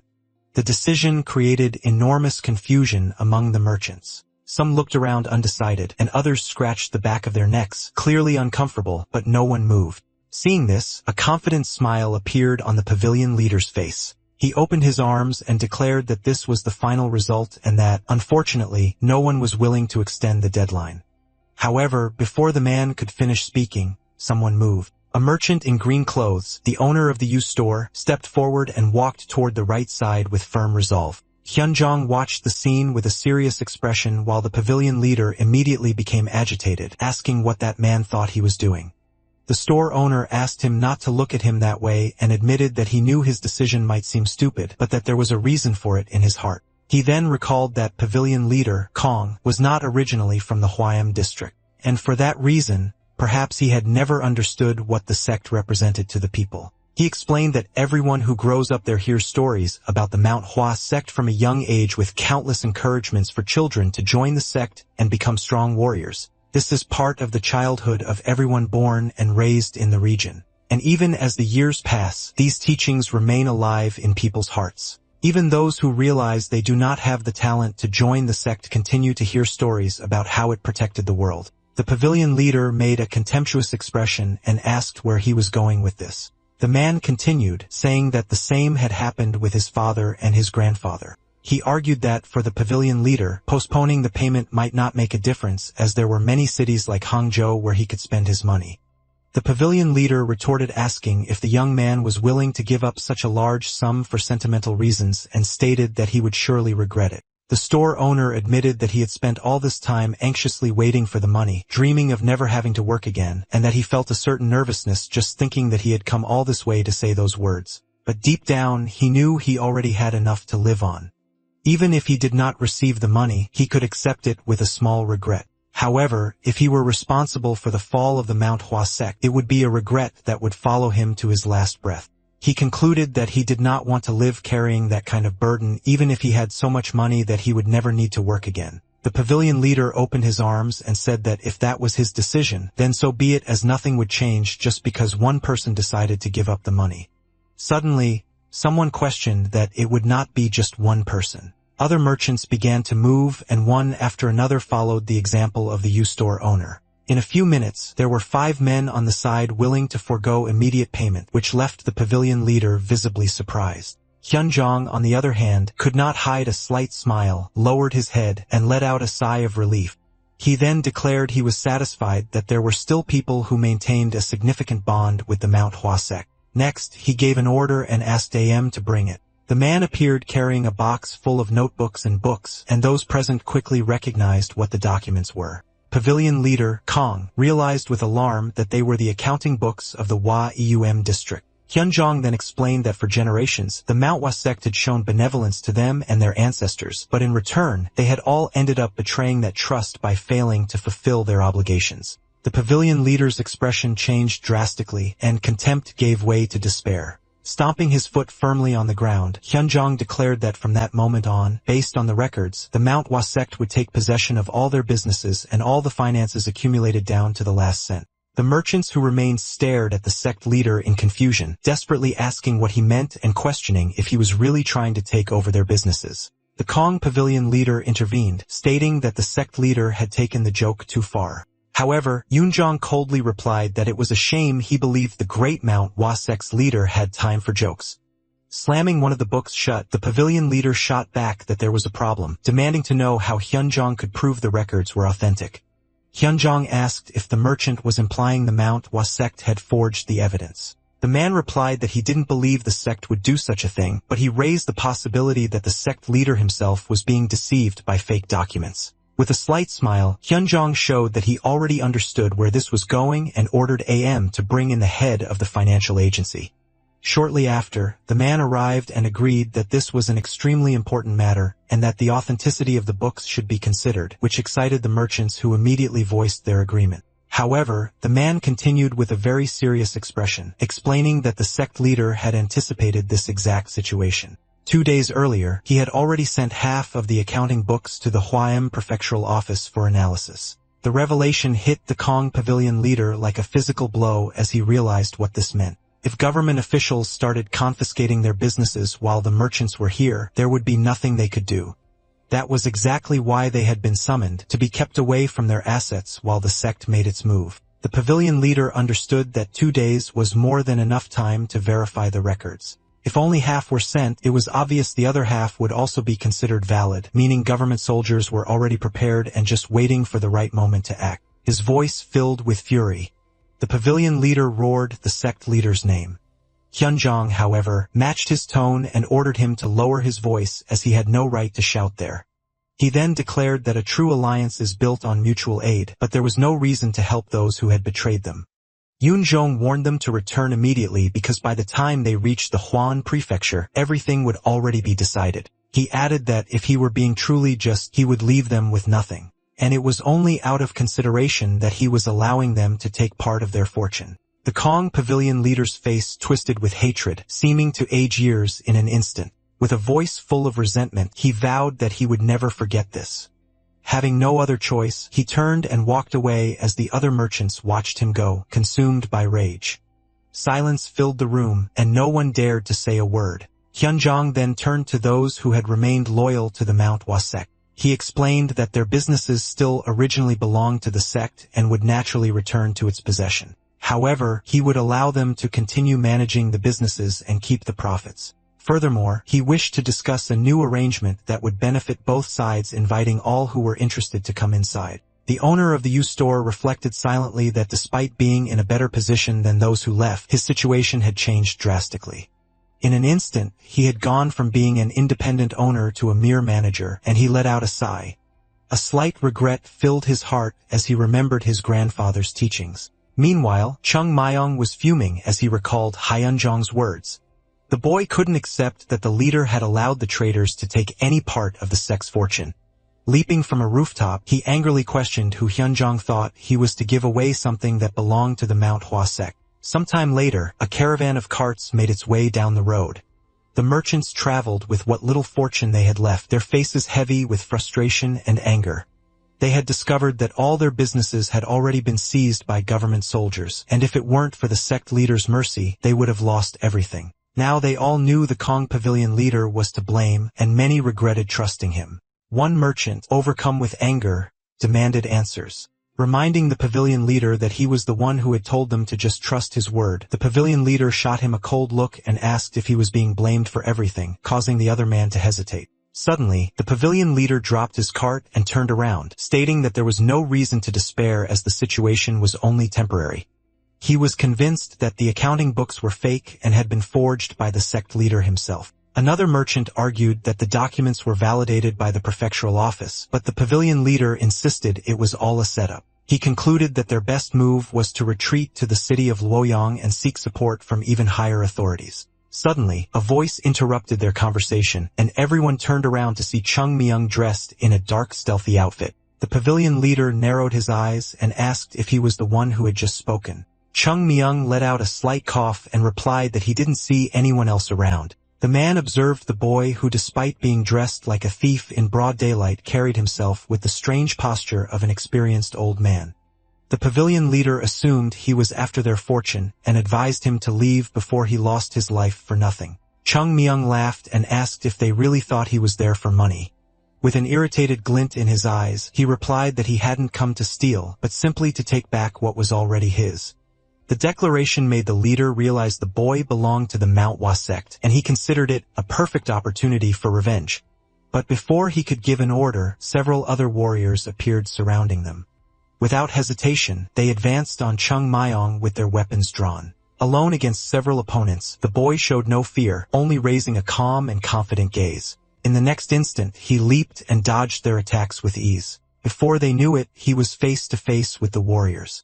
Using his sword scabbard, he struck one man in the cheek. A precise kick then caught another on the chin, knocking him down, while a third was struck on the back of the neck and fell unconscious. His movements were too fast to follow, and in a matter of seconds, everyone was on the ground. Chung Myung then walked toward the pavilion leader and explained that no one who defies his words gets away unscathed. The leader was visibly shocked to see that someone of that level still existed in the Manhwa sect and ordered his remaining men to stand down. Facing Chung Myung, he said that if a warrior like him had appeared sooner, the sect wouldn't have fallen into such a state. But now, he had arrived too late and would pay for it with his life. The man declared he would kill the boy and send his body back as a warning, certain the sect leader would be devastated. As he gathered his energy, the man prepared to fight. Chung Myung just watched and commented that he knew the man was hiding something as his skills were far beyond those of a simple innkeeper. Even so, he showed no concern and made a final warning. He would be careful not to hurt the man's mouth too much. After all, he would still need him to be able to speak after the fight was over. The impacts of the battle echoed through the forest, audible from a great distance, as the pavilion leader concentrated energy in his hands. He knew the first rule of a martial artist is to never underestimate an opponent, recalling the saying that even tigers use their full strength to hunt a simple rabbit. After seeing the masked man defeat the escort warriors so easily, the leader had no intention of letting his guard down. Despite this, his adversary seemed completely bored, which irritated him deeply. Determined to wipe that expression off the masked man's face, he resolved to use his full power. Gathering his energy, the leader lunged forward with his fists enveloped in a purple aura, but Chung Myung remained perfectly calm. With precise movements, the young man parried the blows using only the tip of his still-sheathed sword. As the pavilion leader tried to press his attack, he noticed something strange as the energy surrounding the scabbard seemed to pull at his skin. Suddenly, a sharp pain shot through his arm, forcing him to retreat immediately. His attack was stopped before it could even be completed, and the built-up energy flowed back into him, causing even more damage. With a look of disdain, Chung Myung commented that the man was slow and recommended he stop trying. He warned that if he continued, his fingers would be the first to break. Annoyed, the pavilion leader changed his strategy and focused his energy into his leg, unleashing a powerful spinning kick. The wave of energy cut through the air and exploded in the distance, but it never hit its target as Chung Myung was no longer there. Like a shadow, he reappeared behind the leader and once again used his sheathed sword to intercept the attack. The moment the man's arm touched the scabbard, the pain returned with even greater intensity. Chung Myung repeated, almost as a final warning, that if he insisted, his fingers would surely break. Overcome by pain, the pavilion leader fell to his knees, unable to understand what was happening. The boy in front of him didn't seem particularly strong or fast, and his appearance was unimpressive. Just by looking at him, the merchant felt he should be able to defeat several opponents like him at once, but something was wrong. Even using all his energy, he couldn't land a single blow. Chung Myong moved at the exact right moment, in the perfect direction, and with the ideal distance, wasting no motion, as if he could see through every attack. He predicted everything, proving he was no ordinary opponent, but a monster whose danger level was impossible to measure. Suddenly, Chung Myung stopped and said in a carefree tone that it was probably time to end things. He admitted that it would be interesting to play around a little longer, but he was starting to run out of patience. Panting, the pavilion leader asked why someone like him hadn't helped the Manhwa sect until now. Silence fell for a moment as the protagonist didn't answer right away. He simply spun his sword, rested it on his shoulder, tilted his head slightly, and then asked why he should have to answer that question. Chung Myung continued, stating that men like the pavilion leader live trapped in illusions and that there was no reason to satisfy his curiosity. In fact, he declared that he should be the one asking the questions since the man's techniques were far too refined for someone who claimed to be just an innkeeper. The leader retorted that there was no rule preventing a martial artist from running a business. Chung Myung partially agreed, but pointed out that with skills like his, there were much more profitable ways to make a living. Before the man could respond, Chung Myung raised a hand and told him to stop the discussion. He assured him there was no conspiracy or hidden agenda as he hadn't received orders from anyone. The pavilion leader said he had already figured that much, and Chung Myung replied that everyone always thinks the same thing. He then pointed a finger at the man and said he wanted to ask one last question, asking if he knew what happens when Chung Myung wants to find something out from someone like him. As he clenched his fist, his entire demeanor changed. Without hesitation, the young man stated that when he wants to discover something, he simply destroys whoever is in front of him. The pavilion leader's eyes narrowed with concern. Jung explained that it was a waste of time trying to pry answers from someone who doesn't intend to speak. Instead, he offered a simple arrangement. The person guarantees they won't say anything, and in return, he guarantees he will beat them to his satisfaction as compensation. The pavilion leader saw the movement and predicted the blow was aimed directly at his left knee. He quickly calculated that at that speed, he could still block it. But at the last second, the trajectory shifted, and the sword's sheath veered to strike his shoulder with devastating force. The pain was so intense that his vision blurred. With great difficulty, he tried to follow his opponent, sensing an invisible line of energy that seemed to cut through the space between them. Convinced he knew the next move, the man prepared to defend his face, but he was wrong again. Before he could react, the sheath had already changed position, and the blow struck his neck violently. All the air rushed out of his lungs, and in desperation, the merchant clutched at his throat. He had seen the attack clearly with his own two eyes, yet he was completely unable to avoid it. Chung Myung gave him no time to recover and continued to advance, delivering blow after blow. The pavilion leader understood that if nothing changed, he would die right there. This certainty came just from looking into his eyes, the eyes of someone who had killed countless times before. Suddenly, Chung Myung began to pull the blade from its sheath, confirming the man's worst fears. His life was hanging by a thread. Powerless, the man fell to his knees, his body trembling. He didn't want to die, but Chung Myung was approaching with slow, steady steps, preparing the final strike. In a fit of pure desperation, the pavilion leader screamed and instinctively threw his hand up in front of his face. Just then, an explosion of blue energy shattered the forest silence, echoing throughout the entire region. Sometime later, the dust began to settle, and the trees slowly came back into view. The merchant's hand was trembling, a small spark of energy still dancing on his fingertips.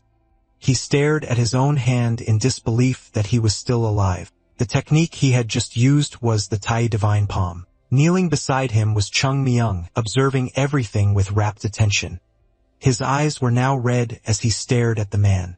With a firm voice, the young man asked if he belonged to the Southern Edge sect. Continuing his line of thought, Chung Myung stated that it was too much of a coincidence and that he was convinced the pavilion leader was part of the Southern Edge sect. Stepping even closer, he stared the man down and asked directly if he had been sent by them. Cornered, the merchant realized the fatal mistake he had made by using the Tai Divine Palm technique in front of someone from the Manhwa sect. He knew he would now have to face the consequences and that even if it cost him his life, he should have hidden that skill until the very end. The pavilion leader reflected that if the boy had not suddenly drawn his sword, he would not have panicked. He could barely imagine how far ahead Chung Myung had planned his actions.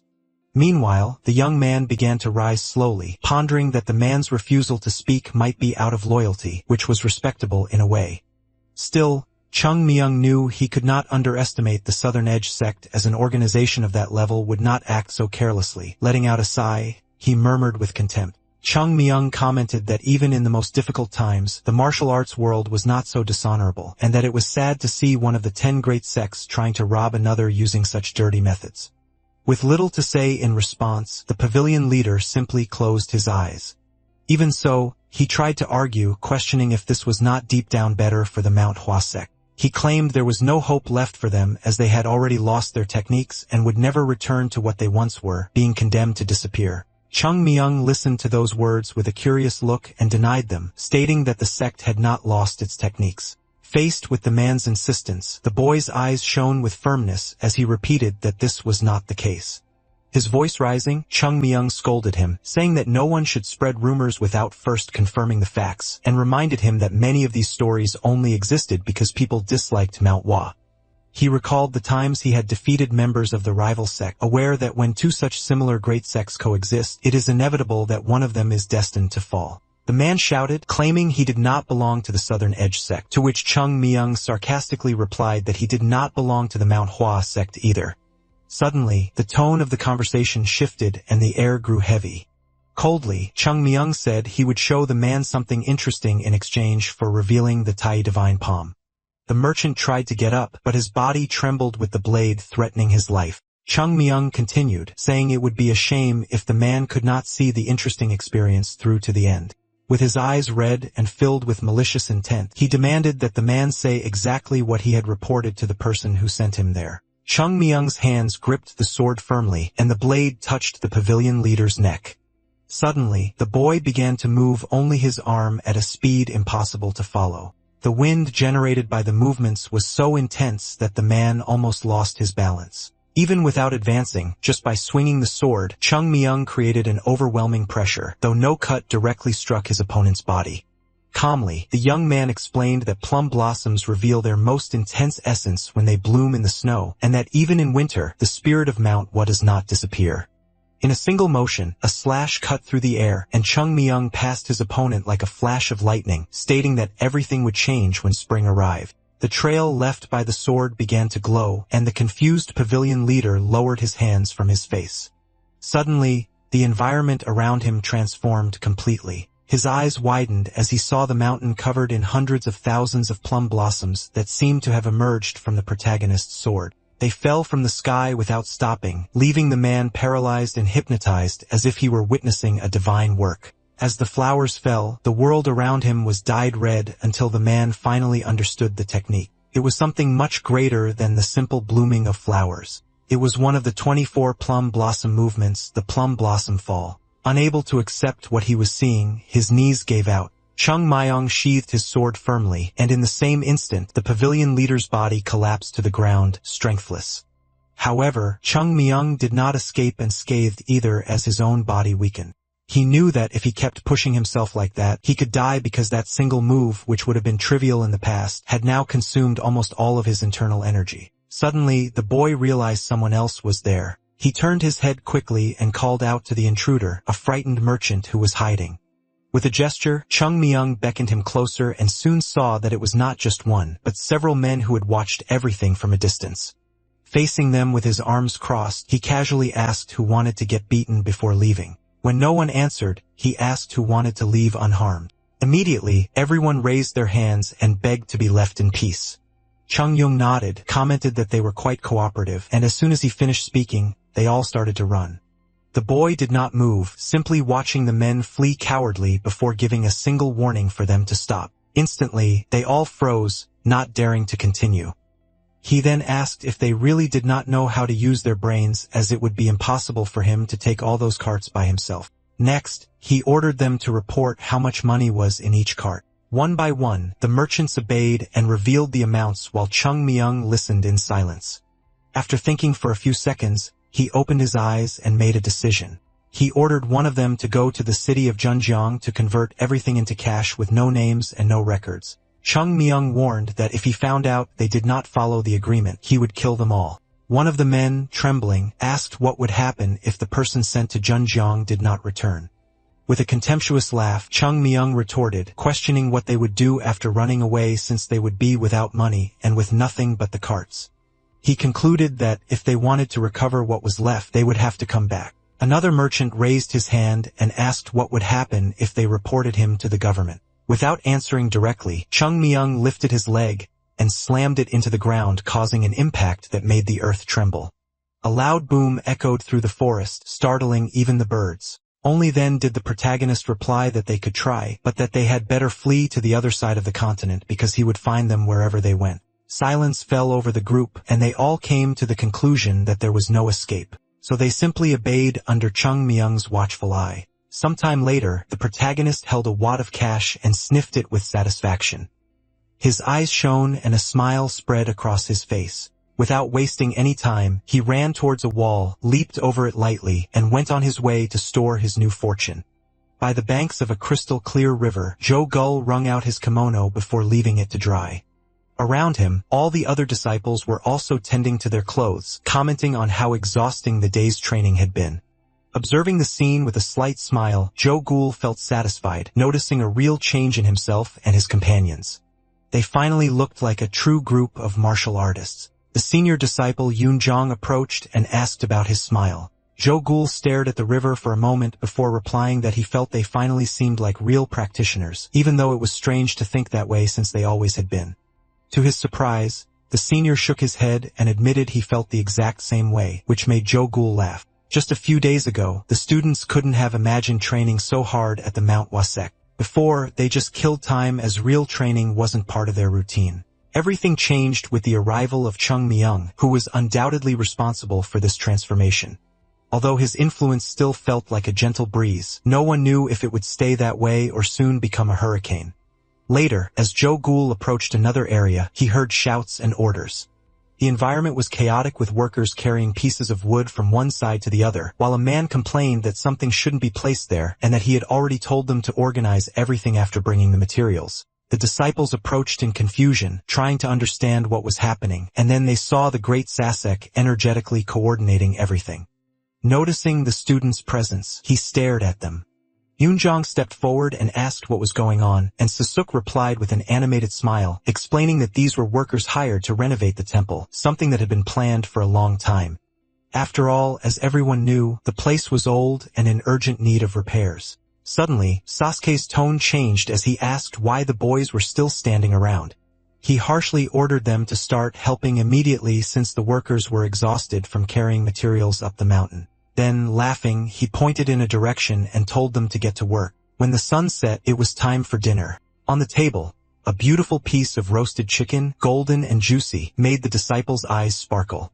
It had been a long time since they had seen a meal like this, and their hunger was instantly awakened. Excitement filled the room as they realized there was enough meat for everyone, and raising their chopsticks, the young men celebrated the true feast. The changes Chung Myong brought were happening faster than anyone expected. During the meal, the students talked, surprised at how they never imagined they would be renovating the temple, eating meat, and even receiving new uniforms. In the midst of the conversation, Yoonjong fell silent, and Joe Gull, noticing this, asked what he was thinking about. The young man replied that he was reflecting on how, in the end, money really made a difference. Yogul agreed, saying he had also caught himself thinking about that, especially since they suddenly had access to such a large sum.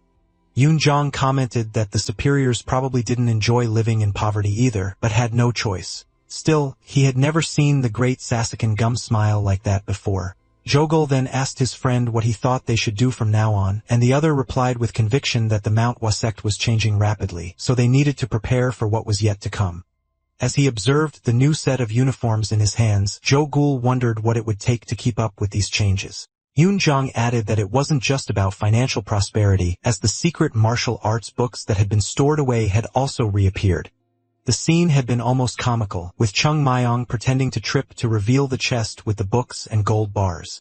No one knew how he had found it, but one thing was certain. The sect was undergoing drastic transformations, and everyone would inevitably be swept up in this storm. If they weren't prepared, they would be left behind. Joe Gull laughed, telling his friend he didn't need to worry so much, and Yoonjong laughed along. The young man then changed the subject, asking if he knew where Chung Myung was, as he hadn't seen him since the morning. Yoon Jong replied that he heard the sect leader had summoned him, so he was probably still in his quarters. Meanwhile, in the leader's quarters, Hyun Jong spoke serenely, stating that it was natural to reward those who achieve great feats, which was why he had called for Chung Myung. The boy, visibly tired, asked what kind of reward the leader intended to offer. Hyun Jong said he could ask for anything he wanted, even part of the fortune he had given to the sect. Chung Myung, however, refused, claiming he had little interest in money, since there was nowhere to spend it on the mountain. The leader smiled, interpreting this as a sign of detachment from someone who understood the way of the Tao. Internally, Chung Myung thought the opposite, knowing the leader wouldn't have much to give back anyway, and he had already secured enough for himself. The leader then offered something else, like learning an advanced technique which would not normally be authorized. Once again, Chung Myung refused, justifying that he believed in the learning order established by the ancestors, though deep down, he thought it was all nonsense. He knew he could teach much more than he could learn, but he needed to think carefully to avoid raising suspicion. After some thought, the protagonist finally made a request. Freedom to go to the Hwayam district whenever he wanted, as he believed staying only at the temple limited his growth. The leader hesitated, explaining that this would violate the sect's rules and could generate criticism. Frustrated, Chung Myung scratched his head deep in thought. Suddenly, an idea struck him. The young man stood up and changed his approach, saying that his body was in bad shape and that according to the doctor, his internal energy was damaged. The leader confirmed he had heard about this. Chung Myung then made a new request, some life pills to restore his health. The leader was silent for a few seconds and then called the attention of the assistants present. Chung Myung what jet ho peo. The leader Hyun Jong took a sip of tea, placed the cup on the table, and declared that he was granting Chung Myung permission to leave the temple without prior authorization. The only conditions were that he not leave the Yeum district and that he'd be fully responsible for his actions. Chung Myung accepted, confused, as the man seemed in a hurry to get him out of his quarters. In the end, the truth was simple. The leader didn't have a single pill to offer, not even for himself, and so he decided to end the matter right there. As soon as Chung Myung left, the sect leader closed the door to his quarters and turned to his assistants, asking for their thoughts on the boy. The great Sasuk Unjiam answered first, stating that he could tell the young man definitely understood the path of the Tao. He felt that even though Chung Myung was just a child, there was a noticeable wisdom in the way he spoke. Unjiam admitted the boy could be a bit harsh at times, but considered it understandable for his age. In fact, during their conversations, he felt Chung Myung didn't seem like a child at all, not just because of his manner of speaking, but also due to a lack of childishness that was difficult to describe. Next, Hyun Jong asked for Hyun Sang's opinion. Placing a hand on his head, the man said he didn't feel qualified to evaluate people in the sect, but the leader insisted, wanting to know if he had noticed anything different. Hyun Sang then agreed that Chung Myung was not a childish boy in the slightest. Hearing this, Unjiam was convinced he wasn't the only one with that impression. Hyun Sang added that children who have had a difficult life are often more mature, but Chung Myung seemed like a genuine adult when he spoke. With a smile, Hyun Jong asked if he thought the boy was corrupt on the inside, but Hyun Sang quickly denied it, saying that wasn't what he meant. Closing his eyes, the leader said he understood their point and knew what they were all thinking. However, he asked them to avoid such thoughts because in reality, Chung Myung was just an innocent child. Hyun Jong explained that the sect's purpose was to educate people, not use them for their own benefit, so they needed to help the boy in his growth. The two assistants bowed and agreed with their leader. Changing the subject, Hyun Jong asked Unjiam about the progress of the construction. The great Sasik explained that due to the mountain's incline, they were having trouble gathering more lumber. Even after felling the nearby trees to make the most of their resources, the situation remained difficult as they would need several more days to dry and trim the logs. The leader asked if it seemed like he was caring too much about the temple's appearance just because he had secured some funds, but Gum denied it. Hyun Jong then asked them to understand his good intentions, explaining that the Mount Hwa sect needed to be rebuilt. And when a person makes new resolutions, they must first organize their surroundings. Gum bowed, agreeing that his leader was absolutely right. The leader then instructed Hyun Sang to finish interpreting the new techniques they had acquired as quickly as possible. He warned him not to make any careless mistakes as the sect's fate depended on how these techniques were taught to the disciples. To conclude the meeting, Hyun Jong said that he was counting on both of them to do good work. After the meeting, Hyun Sang wondered if he should tell the leader about something he had noticed. The technique books were strangely new, considering they should have been at least 100 years old. There were even fresh ink marks, as if someone had written them in a hurry. At first, he thought it might be some kind of scheme, but after a careful analysis, he confirmed the books were real. It seemed that someone was trying to help the sect, but needed to keep their identity a secret. Far away, Chung Myung was furious, thinking that the leader shouldn't have kicked him out just because he didn't want to give him any pills. The boy felt he had gained nothing by interrupting his own goals to rewrite all those technique books, especially to help a sect that not even a beggar would want to join. He suspected the leader had lost the recipe for the life pill along with all the sect's money. Suddenly, the boy stopped walking, thinking that this whole situation was a pain. While channeling his purple energy, the young man had expected some side effects, but the situation was much worse than he had imagined. His body wasn't healing as quickly as he thought it would, and at this rate, it could take half a year to fully recover. A child's body is constantly growing and changing, making it the ideal period to build the foundations of internal strength. Once that window of opportunity is lost, it never comes back. So Chung Myung urgently needed to find a way to regain his form. There were two ways to recover his innate chi, by consuming a life pill or by receiving help from a chi transfer technique. But it would be very difficult to find someone willing to do that now. He remembered that, in the old days, life pills were practically rolling around on the sex grounds. You just had to look for them a little. This memory brought him to a specific situation from his other life when he consumed a plum blossom pill as a hangover cure. It was extremely effective, and thinking about it made him want to drink. Back then, he would drink as much as he could without getting caught and then take the pill, making the hangover disappear immediately. Suddenly, the boy's expression changed as if he'd had an idea. Remembering this gave him a notion of where the pills might be, and now he had hope of getting some.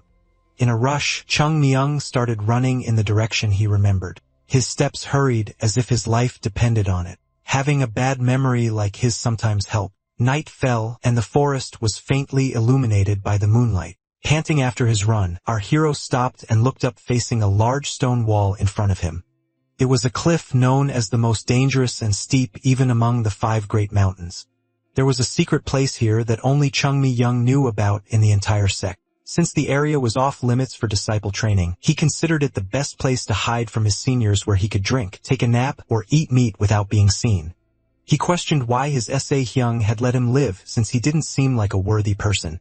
But that question wasn't important right now. What mattered was that somewhere in the middle of those mountains were the pills he had hidden in his past life. If he were in his old body, he could reach the spot in 2 leaps. But now he needed to find a way to climb without damaging his current body. The boy backed up a bit, and after running across the grass returned holding a large, very long rope. After analyzing the situation, he made a decision.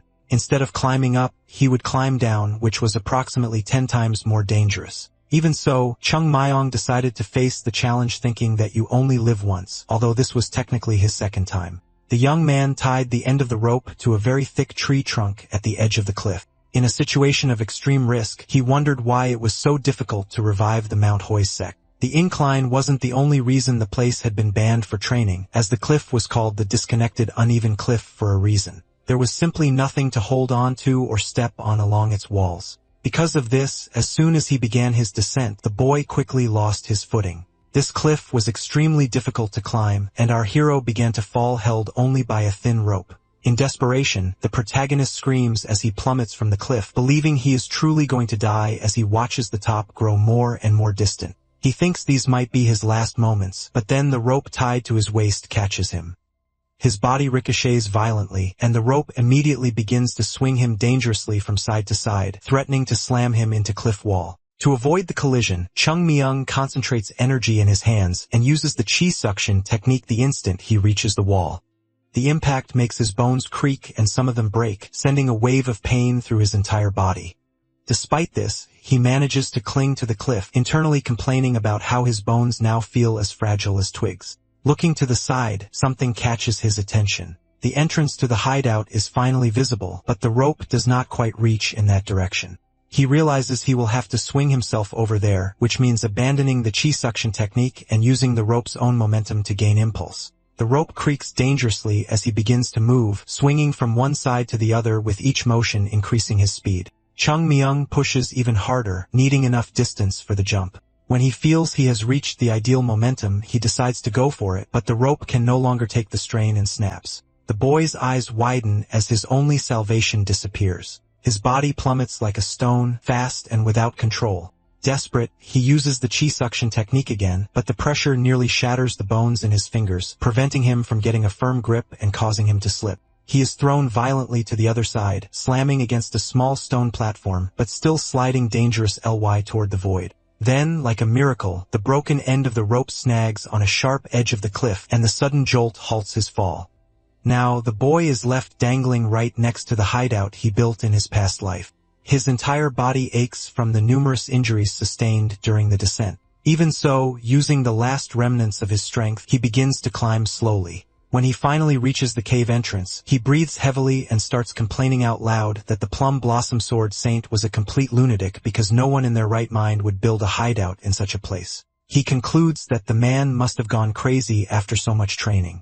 But deep down, Chung Myung knows very well that he is talking about himself. Still, against all odds, the young man had managed to survive. With his fingertips, the boy pulls away an old cloth covering some items inside the cave, and a cloud of dust immediately rises, showing how the years had left the place abandoned. However, what is revealed beneath the fabric is surprisingly cozy.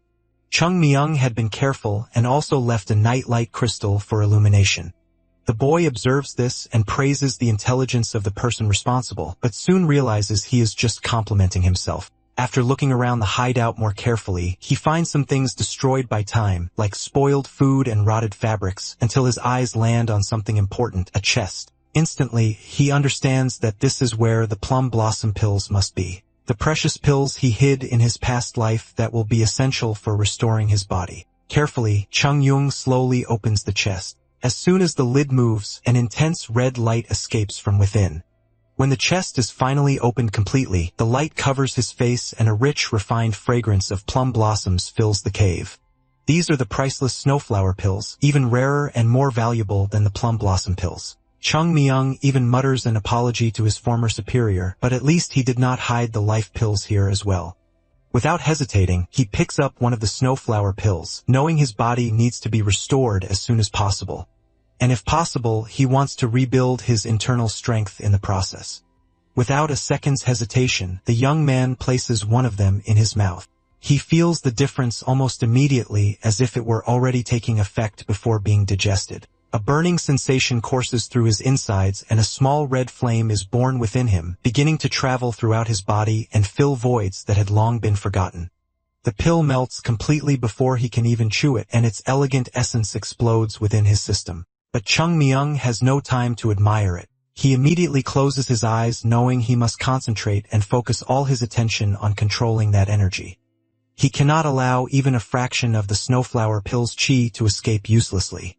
And with a clenched fist, he begins to circulate the energy. A red aura fills the cave, but Chung Myung immediately realizes the problem. It will not be possible to use the pill to recover his true innate chi in its current state. Even being the pride of the Mount Hua sect, these pills still contain too many impurities, and he cannot absorb something so imperfect directly into his dantian. He needs to purify it all, even if it means discarding most of the energy.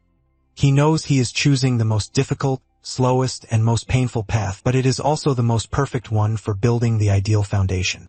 He will not allow his impatience to destroy this, so he begins to filter everything, discarding any trace of impure chi.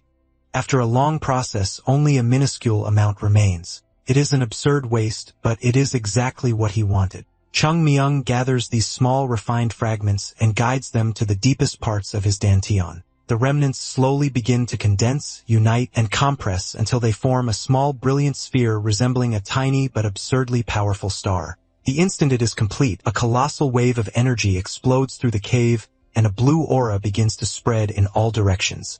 It is a monstrous amount of energy, dense and heavy, and the small ball that remained falls to the cave floor. It is as if the very air is trembling. The energy overflows from the boy's body uncontrollably, and suddenly his body begins to float. Like someone entering a state of enlightenment, his neck tenses violently, causing the veins to bulge. When Chung Myung opens his eyes, his pupils have vanished, replaced by an intense blue light. The energy escapes from his eyes and mouth, as if his body can no longer contain such immense power. The sheer concentration of energy was almost too much for his body to handle, making his hand tremble with overwhelming force.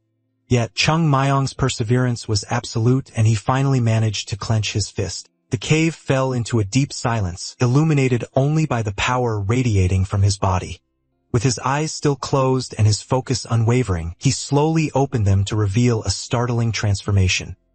His gaze had shifted, and an intense blue light now poured from his irises. Something deep within him had transformed. The fractures riddling his body began to seal, and his scars faded away as his bones strengthened, becoming even more resilient than before. His body's response to the pills was extraordinary, far exceeding any expectation.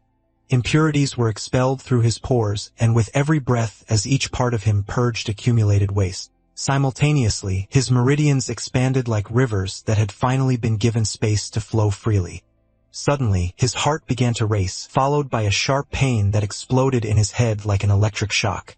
The chi flowing back from his lower dantian surged violently toward his middle dantian like a massive tidal wave about to crash into everything in its path. Chung Myung knew that if this energy reached his upper dantian without control, the situation would become unstable and irreversible. Desperate, he tried to contain the flow, contracting his muscles and pressing down on his abdomen with all his might to block the energy's ascent. Just then, a voice echoed in his mind. It was his master, asking whether Chung Myung was a martial artist or a Taoist. The voice went on to explain that a martial artist tries to dominate by forcing and controlling, but one who follows the path of the Tao simply allows things to flow.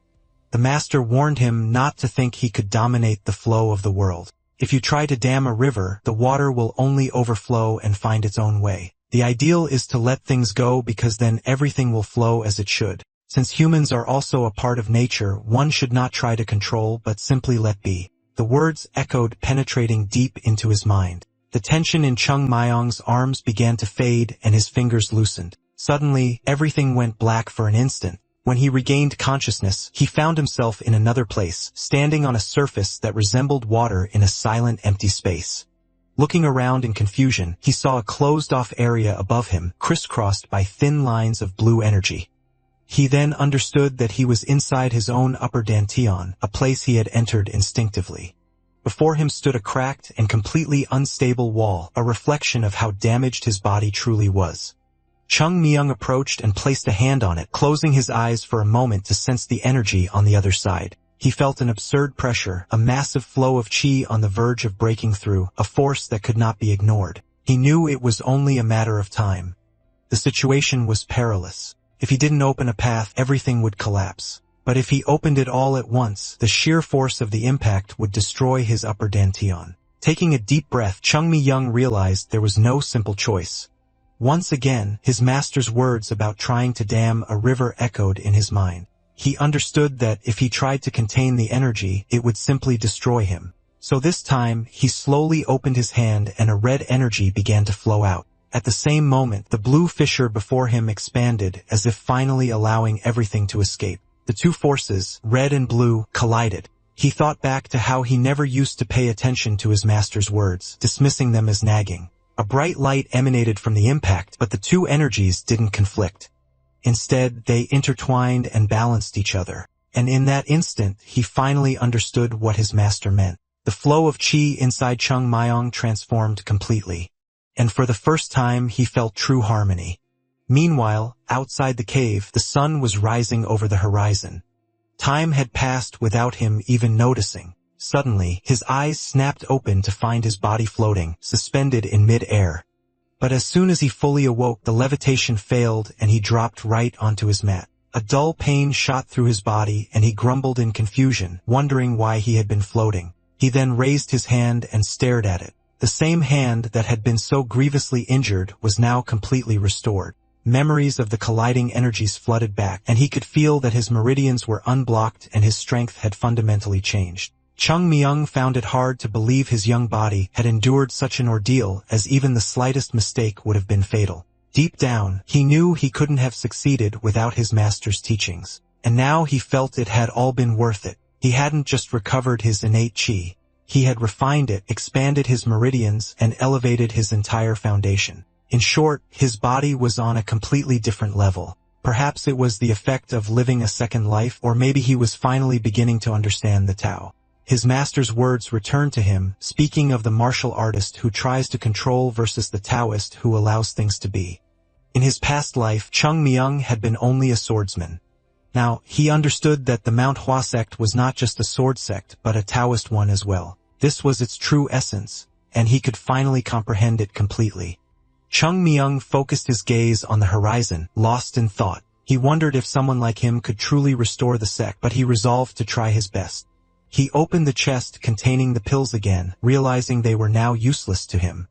An idea struck him, and he decided to leave them for others. Chung Myung was about to leave when he stopped suddenly.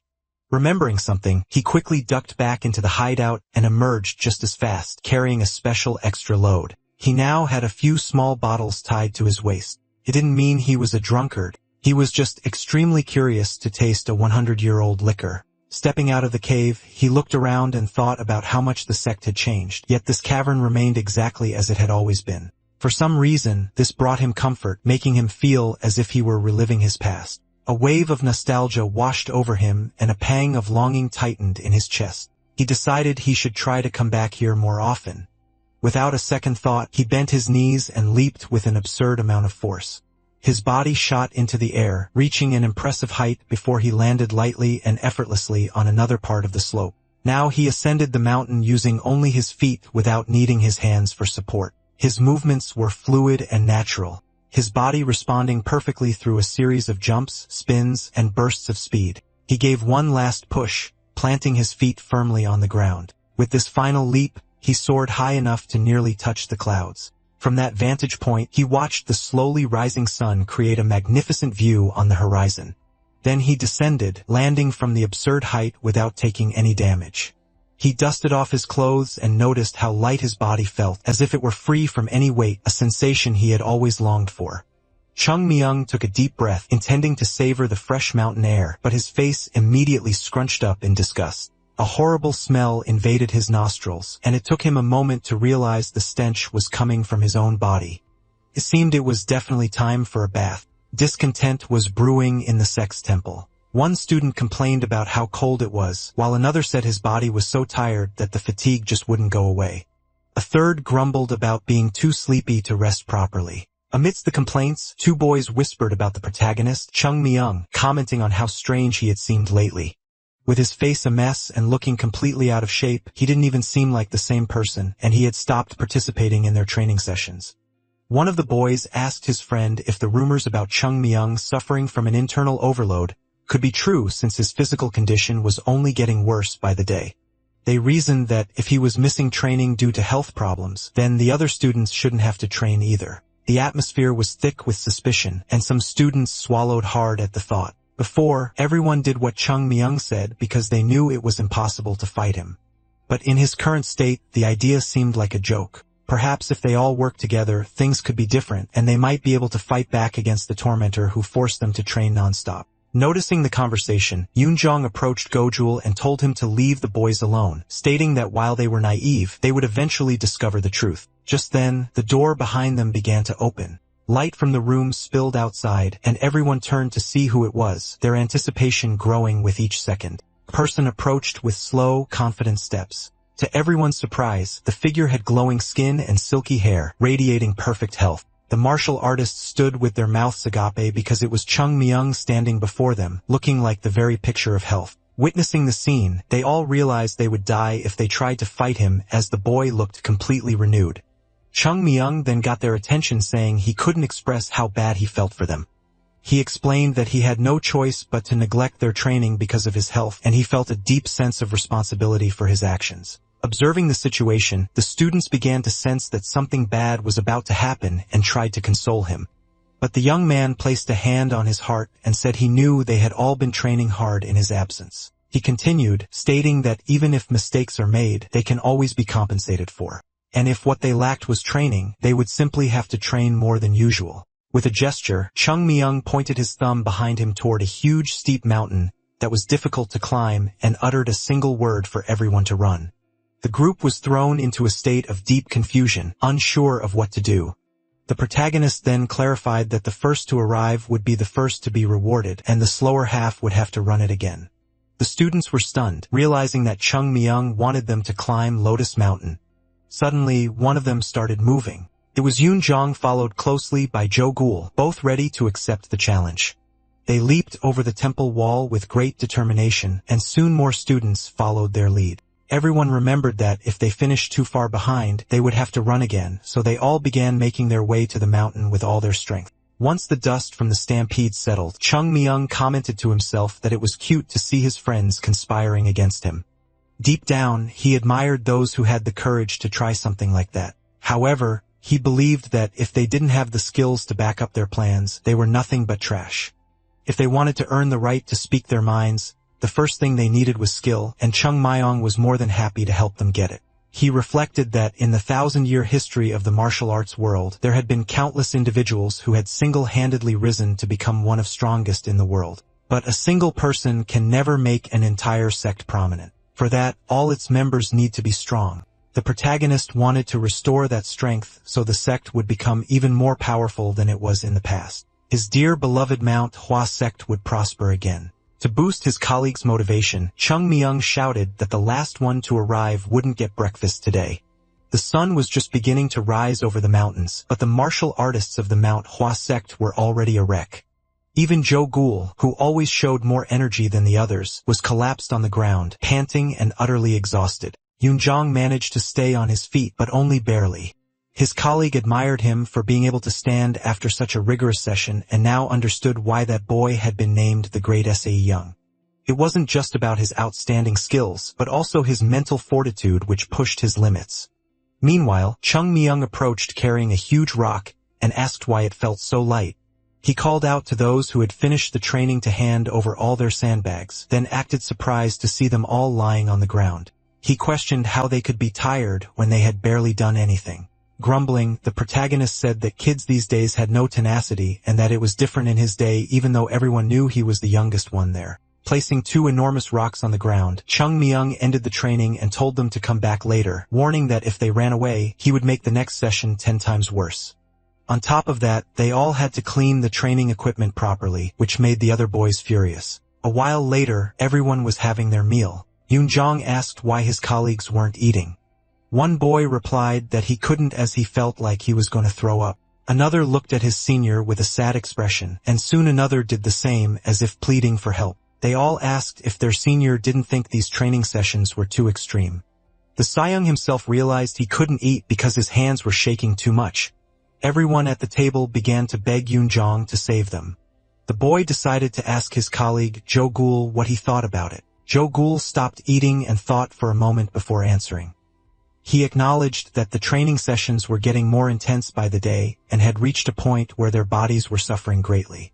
Jo Gul said that iron gets stronger the more you hammer it, but that wasn't the case for humans. However, for some reason, Chung Myung hadn't realized that yet. Therefore, Jo Gul believed it would be best to just continue at this pace for now. But if nothing changed over time, then they would talk to him. The other students were satisfied with their colleagues' words and agreed. Yoon Jong added that if it came to that, he would be the first to object. Sometime later, Jo Gul threw himself onto his bed, completely drained. The boy took a deep breath, trying to rest, but he knew he would have to train again before he even woke up and felt like his body was going to break. In his mind, the young man had thought he could overcome any challenge no matter what it was. But now he questioned if he could keep up with such intense training. A moment later, he heard a voice calling his name a few times and opened his eyes. It was Chung Myung who gestured for his colleague to be quiet. The boy was holding something and explained that it was difficult to get, but he was giving it to him because he believed Jo Gul deserved it. Then, the protagonist held out his hand and showed his friend. The young man's eyes widened when he saw what Chung Myung was holding. Unable to control his voice, the boy asked if that was a pill of life. The protagonist insisted he keep quiet, and the boy asked why his colleague was giving him something so precious. Chung Myung explained that he was doing it because he knew Jo Gul needed it, but that he had to keep it an absolute secret from the other students. He then told his friend to swallow it first and said he would help him. The boy felt ashamed, forever thinking Chung Myung was a bad person. The protagonist placed his hand on his colleague's back, and while helping him, he thought with a sadistic expression that, as the saying goes, a thirsty man is only grateful when his thirst is quenched, and that things were about to get even harder for his senior from now on. Night fell, and a malicious laugh could be heard. The next day, the students gathered again to train, this time holding their swords. Everyone was determined to improve their skills and practice their movements. The great Sasuke watched the class, feeling that something was different. The students' sword paths seemed much more stable. Although they had been practicing the same thing over and over, their movements were sharper and more consistent. Furthermore, the man could feel the firmness and strength in their stances. This strength allowed their upper bodies to stiffen, enabling them to put more weight into their swords. Gum wondered if this was really possible in such a short amount of training. He remembered when Chung Myung had asked with a confident smile for just 1 month, promising he would definitely deliver results within that period. The great Sasek wondered if it could be thanks to the morning training, but then his eyes caught something that drew his attention. The student's eyes were sharp, something he hadn't seen in those kids for a long time. Forcing a cough, the man decided to call a break in the training. He commented to the students that the tips of their swords looked very lively, and added that he was very pleased to see everyone participating so fiercely in the training. Because of this, if they continued on this path, the man planned to skip all the remaining steps and teach them the Tai-E bewildering sword technique. No one would have imagined that third-class disciples would learn such a technique, which could only mean they had all truly improved a great deal. Those who work hard are rewarded, and those who are rewarded tend to work even harder. In this way, these children would become great swordsmen. At that moment, someone approached the area calling for Gum.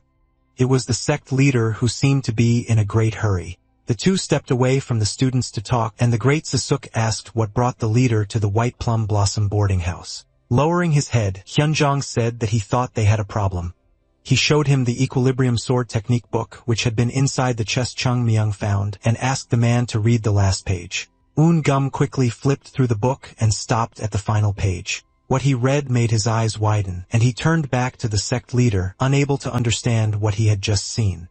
The book was addressed directly to the sect leader's successor with every word written with him in mind. The author began by explaining that there was no issue with modifying or improving the Manhwa sect's techniques. In fact, they were expected to evolve and be refined over time. However, the text stressed that the Plum Blossom Sword technique was the foundation and pillar that supported the entire sect. To alter it would be to transform the very essence of their organization. For this reason, the author hoped that the successor reading these words would fully understand the weight of this responsibility. Gum held the pages tightly, his expression shifting as his eyes scanned the words. He absorbed the message that the Plum Blossom Sword was fundamental, serving as the base for all other techniques, just as one must first learn to hold a sword before wielding it properly. After grasping that mastering this technique was a prerequisite for learning any other, Gum looked up and addressed the sect leader. He argued that times had changed, yet they were still insisting on the old ways. He then questioned why a new technique had been created by the Manhwa sect's own members, if not for the very reason that mastering the original took too long. The leader responded calmly, explaining that this was precisely why he was there seeking his allies' opinion. He recalled that the sect had decided to abandon the old technique and adopt the so-called true technique as its new foundation. But he stressed that the words of their ancestors could not be ignored. On the contrary, their words were the path that should guide their successors, as every sect carries the weight of following the legacy of those who came before. Given this, the leader asked how they could simply deny such a clear wish left by an ancestor. He then turned to Youngum, reminding him that he was responsible for teaching the youngest disciples, and that his honest opinion was therefore essential. The great Sasuk looked down, flipping through the book slowly as his thoughts churned over the great dilemma between following tradition and making changes. After a moment of silence, he raised his head, his voice firm. Gum first explained that the true Plum Blossom Sword technique was created out of necessity, as the sect had no time for gradual training at that point and could have disappeared at any moment. He then posed a direct question to the leader. Did he believe the Manhwa sect had a future now? The question caught Hyunjong completely off guard, his eyes widening in surprise. The old man hesitated, knowing that while their situation had improved, they had only solved a fraction of their problems. Taking a deep breath, the leader admitted he couldn't answer with certainty and asked Gum to understand that there was no simple reply. At that moment, the great Sasek snapped the book shut, the sound echoing sharply in the room. He declared that he was against the change, causing Hyunjong's eyes to widen even further. Eunjeom then glanced back toward his disciples and warned the leader that the task would not be easy. He explained that even though the two techniques were born from the same roots, they were completely different. One offered slow progress while the other focused on rapid mastery. The children who were quick learners had already grown accustomed to the true plum blossom sword technique, and teaching them the old way now could have harmful consequences. Furthermore, Eungeum pointed out that the most important aspects for mastering the old technique were a strong lower body and a serious attitude, qualities he believed it was too late for the children to develop. The leader asked Eungeum to repeat the most important aspects, and as the great Sasek spoke the words again, he had a realization. Eunjeom quickly looked back to check on the boys and saw that their lower bodies were extremely strong. Moreover, they were all taking their training more seriously than ever before.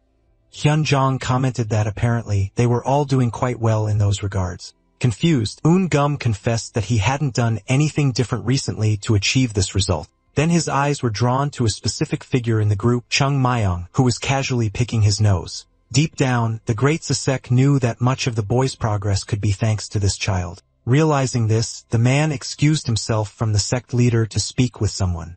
He then shouted Chung Myung's name so firmly that it startled the boy. As he called him over, Eunjeom asked a blunt question, whether he thought it was better to go slow and aim high or to be fast and certain, and which of the two he believed was more fitting for the Manhwa sect. The boy raised a finger and replied that aiming higher was obviously the right choice. Curious, Eungeum asked him why. With a simple and pure response, Chung Myung said it was because they were the Manhwa sect. The answer took the leader by surprise, shocking him with the boy's wisdom.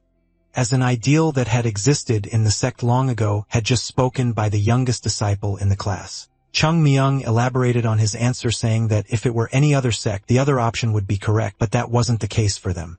He explained that since their goal was to reclaim their past honor and spread the sect's name once more, its members should not compromise with reality. The leader was stunned to realize the young boy was seeing the hidden meaning in Eungeum's words and answering correctly. Hyunjong leaned in and confirmed if the boy meant they shouldn't make concessions because they were the Manhwa sect, and he agreed. Surprised, the two older men looked at each other and dismissed the boy back to his training, remaining silent as Chung Myung walked away. The leader commented to the great Sasek that the whole exchange was quite shameful, as he never imagined hearing those words from a child. It was a simple concept, yet at the same time extremely complex. Eunjeom agreed, pondering that perhaps the boy could say such things without much thought precisely because he was a child, since children aren't usually affected by the reality of a situation. After that scene, despite knowing the difficulty, the great Sasuke came to a personal conclusion. He did not want to bring shame upon that boy. The conversation had made the issue even bigger and the decision more daunting. After all, choosing a sect's fundamental technique was a matter that would define the entire future path of Manhwa. After a few seconds of silence, Hyunjong addressed Eunjeom, issuing an order as the leader of the Manhwa sect. He declared that from that moment on, they would change the sect's fundamental technique, reverting from the true plum blossom sword back to the old technique. Furthermore, he stated that they would rethink not only this technique but all others in the sect. The leader emphasized that as the head of the White Plum boarding house, Eungeum's role in all of this was essential. He proclaimed that their members would not be content to be a powerless sect, and that as long as they carried the name of Manhwa, they would always aim to be the strongest. This was their obligation and their calling. Finally, he reminded him that they must think of the younger members, for those children were the future. Even if they couldn't achieve their goals in the current generation, when those children led the sect, its name would finally regain its prominence. Meanwhile, the protagonist walked back to the training grounds thinking that the whole situation was pathetic.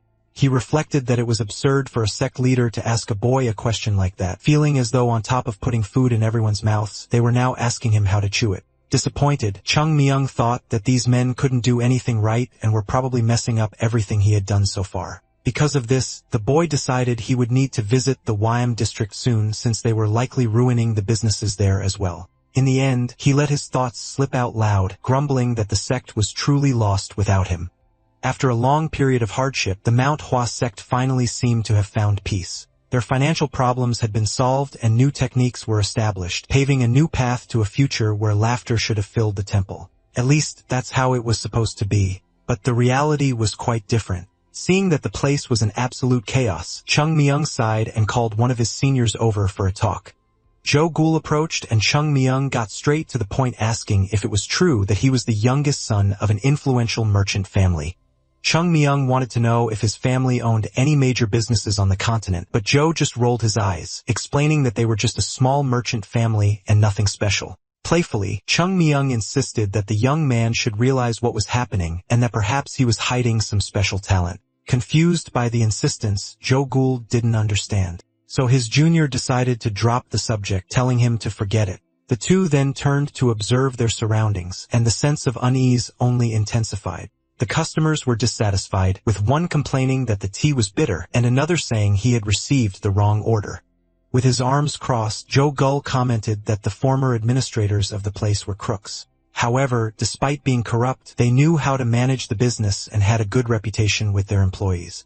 Many of the staff were family or acquaintances, which created a bond of trust that lasted for a while until one by one, they all left. Chung Myung asked if the employees were the root of the problem, but Gul shook his head, stating that was only one of the reasons. There were deeper issues, such as the fact that the superiors of the Manhwa sect had absolutely no skill in managing a business. It was like putting a pearl necklace on a pig, as they possessed something valuable, but had no idea how to use it. Nearby, the sect's disciples were panicking over backed-up orders and widespread confusion, with one of them trying to defend himself by saying he had never handled such expensive teas before.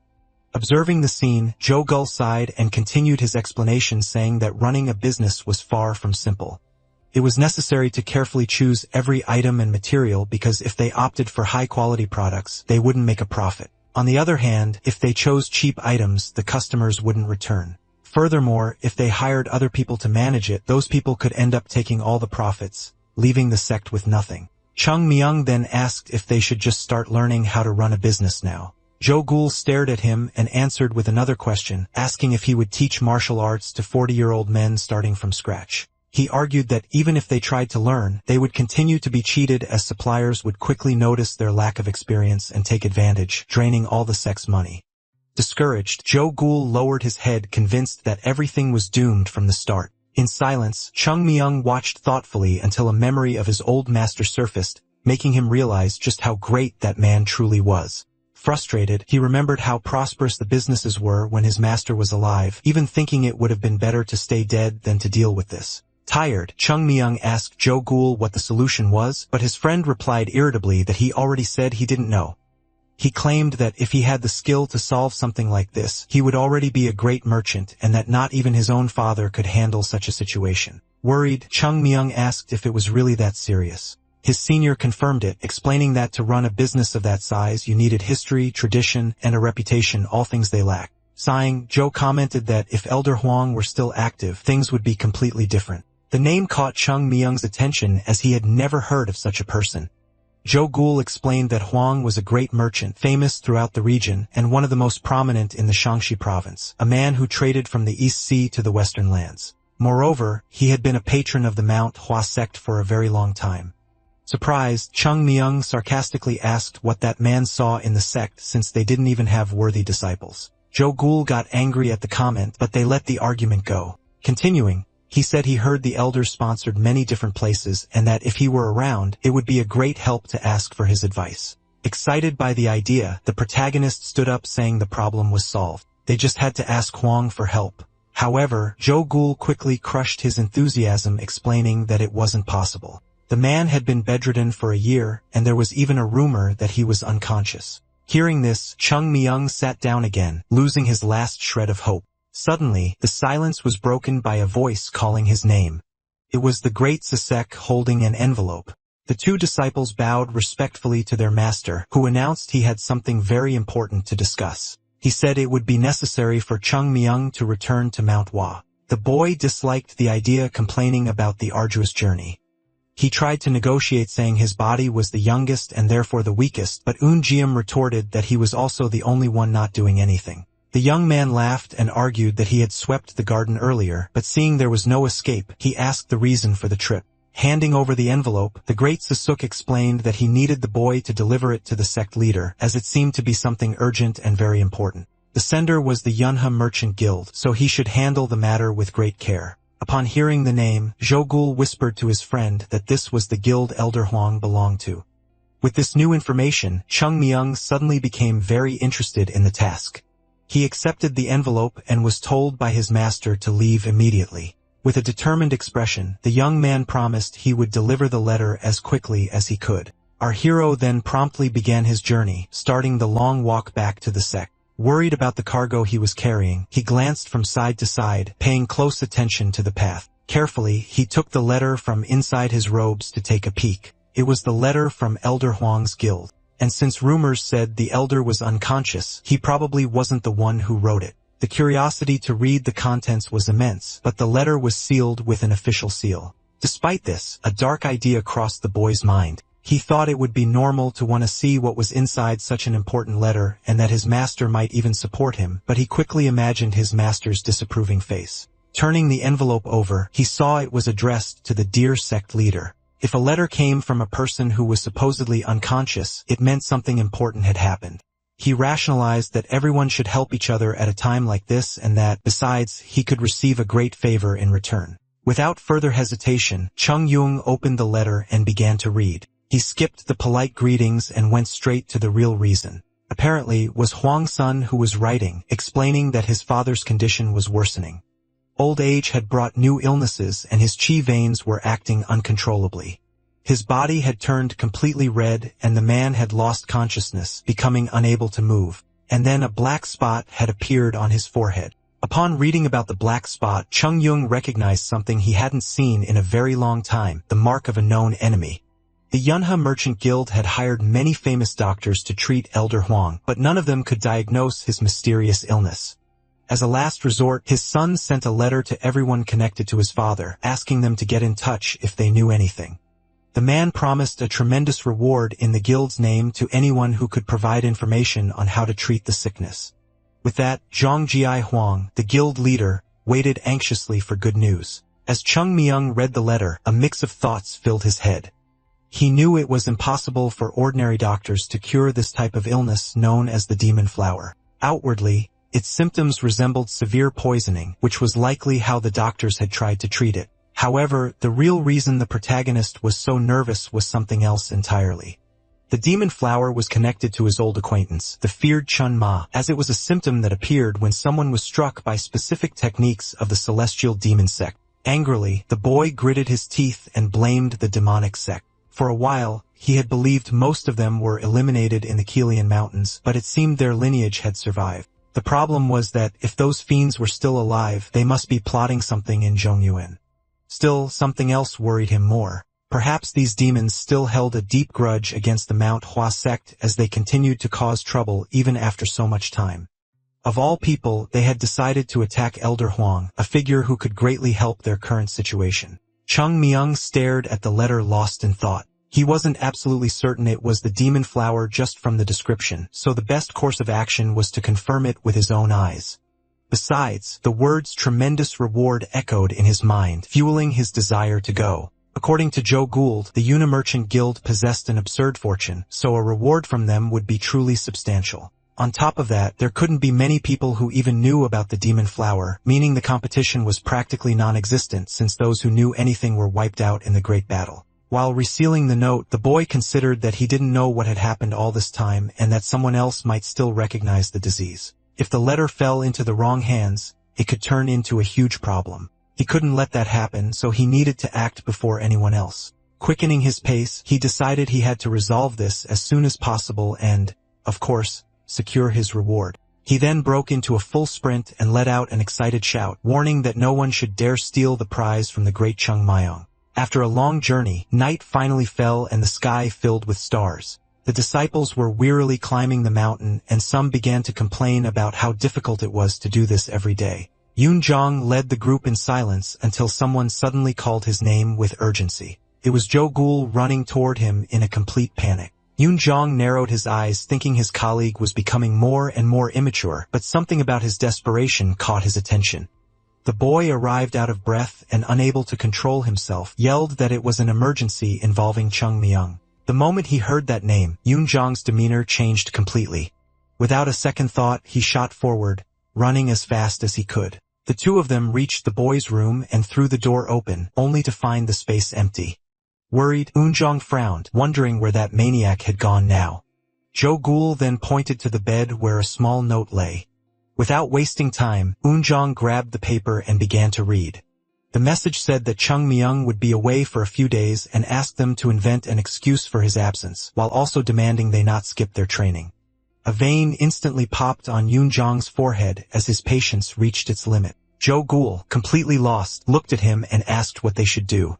Eunjong took a deep breath and took the lead, saying that for now, they needed to make sure no one else found out about his absence. Crushing the letter in his hand, the young man stated firmly that it wouldn't make a difference to tell the other disciples.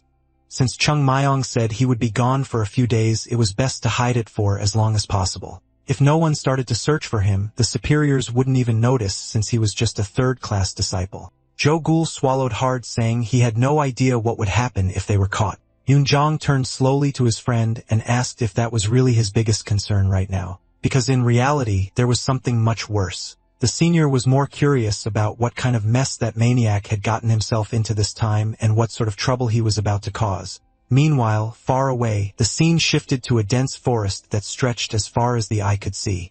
Suddenly, a sound cut through the air like a thunderclap. A figure shot across the sky, leaping from tree to tree with unbelievable lightness. It was the protagonist, his movements swift and precise, his body seeming as light as a feather. He advanced without hesitation, knowing he couldn't waste a single second, and stayed high in the treetops to avoid any hidden dangers on the ground. With his light body, he crossed the forest without difficulty, occasionally making even higher leaps to gain momentum and calculate his path. As soon as he landed, he continued moving without stopping. But not even a well-trained body can last forever, and the strain began to show. The boy slowed down to catch his breath. He had already traveled about 150 kilometers from the sect. His mouth was dry and his body was beginning to feel heavy. He looked up at the sky, remembering his prime when a single leap was enough to cross an entire mountain and 2 small steps were all it took to cross a river.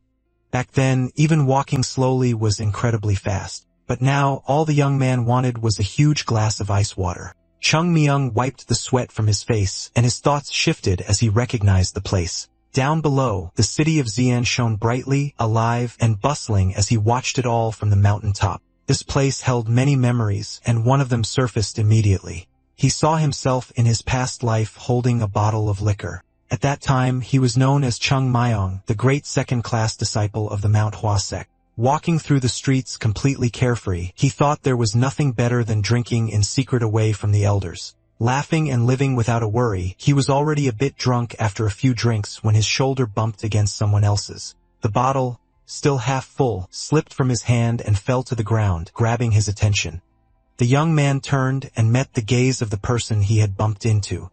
The man in front of him looked anything but pleased and asked with irritation if the boy shouldn't apologize. A moment later, his tone shifted to heavy mockery, saying he could already smell rotten plums nearby.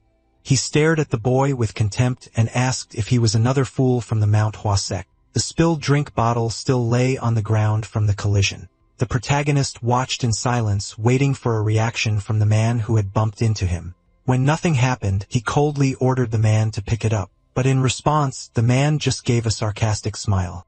He remarked that everyone from the Great Manhwa sect seemed the same and had no respect, adding that many of their young masters had been chased away like dogs because of their arrogance. The man continued his tirade, saying that despite this, they insisted on coming to Shangxi, spreading the stench of rotten plums and proving they never learned their lesson.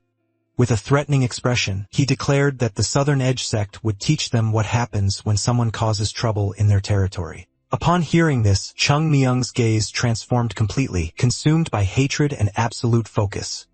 He then advanced, stepping right over the fallen bottle as he walked toward the men from the rival sect. With a swift reverse kick, Chung Myung sent the bottle flying into the air. The man's eyes followed it, distracted by the spinning object. In that exact instant, the protagonist moved like a bolt of lightning through the group.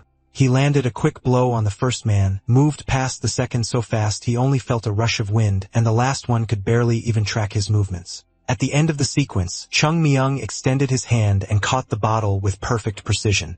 At the very same moment, all 3 men were struck directly in the chest, leaving their bodies trembling and unable to react. The rivalry between the Manhwa sect and the Southern Edge sect was anything but simple, and many people wondered about the reason for so much competition. In truth, perhaps the right question was not why they were enemies but why they would not be. Since both were Taoist sects that used swords as their primary weapon, a fierce competition had always existed between them. Every dispute to decide which was stronger inevitably turned into a sword duel. And for this reason, the disciples of Manhwa typically avoided confrontations with the southern edge, which included staying away from Shangxi altogether. However, this rule never applied to the protagonist. For him, Shangxi was the perfect place to escape the watchful eyes of his master. A place where he could drink, play, and do as he pleased, even if it meant getting into countless fights. Although he was never the type to start these brawls, he always finished them as the victor. Ultimately, it was the men of the Southern Edge sect who never stopped looking for him, showing incredible persistence by continuing to challenge him even after being beaten nearly to death, as if getting thrashed was one of their hobbies. This almost sick obsession was likely one of the factors that shaped the current strength of the Southern Edge sect, and it is precisely why this whole mess exists. It is also why the protagonist knows that dealing with these rivals will be a huge problem. Coming back to his senses, the young man lightly patted the sex symbol embroidered on his robe, took a deep breath, and told himself that everything would be fine. After all, the situation was different from his past life when they had hunted him relentlessly. Meanwhile, far away, Elder Huang, the leader of the merchant guild, was lying down and being observed in silence. His arms were abnormally red with veins bulging beneath the skin, and his condition was visibly grave. The men gathered around exchanged looks heavy with pessimism, and the elder son, Zongyi, lowered his head in depression, recognizing the enormous challenge ahead. Zongyi explained that not even the experts from the Sichuan-Tang family, renowned masters of poison, had been able to find a cure. The other man present replied that while that family's mastery of poisons was unparalleled, there was a fundamental problem. What his father was suffering from was not poisoning. Surprised, Jia Huang found it hard to believe that something could not be poison when all the symptoms pointed directly to it. The man, however, remained calm and asserted that despite appearances, it had a different cause. Overcome with desperation, Zhengyi grabbed the man's sleeve tightly, begging for answers and demanding to know the origin and nature of the illness. His heart raced with a mix of hope and fear, but he quickly realized what he had done, let go of the sleeve, and apologized, admitting he had gotten carried away by frustration. The doctor simply shook his head and with regret said he could not help any further before taking his leave without offering a cure, an answer, or any real hope. Alone, Zongyi sat beside his father and watched his condition worsen by the day. He realized how powerless he was as all the money in the world could not save him. His father had spent his life helping others and was now condemned to suffer from an unknown illness. With his eyes full of tears and his body trembling, the young man could not accept the situation. Suddenly, a voice interrupted the heavy silence in the room asking for permission to enter. The door opened slowly as Zhengyi wiped away his tears, and a man entered with calm, respectful steps. It was Moxong Qi, an elder from the Southern Edge sect. Moxong Qi observed the scene for a moment before speaking bluntly, stating that it was past time for the young master to accept reality. According to him, there was only one way to save Elder Huang, a Taoist ritual. Zongyi's face hardened as he understood the suggestion perfectly, but he replied firmly that he did not intend to submit to something like that right now.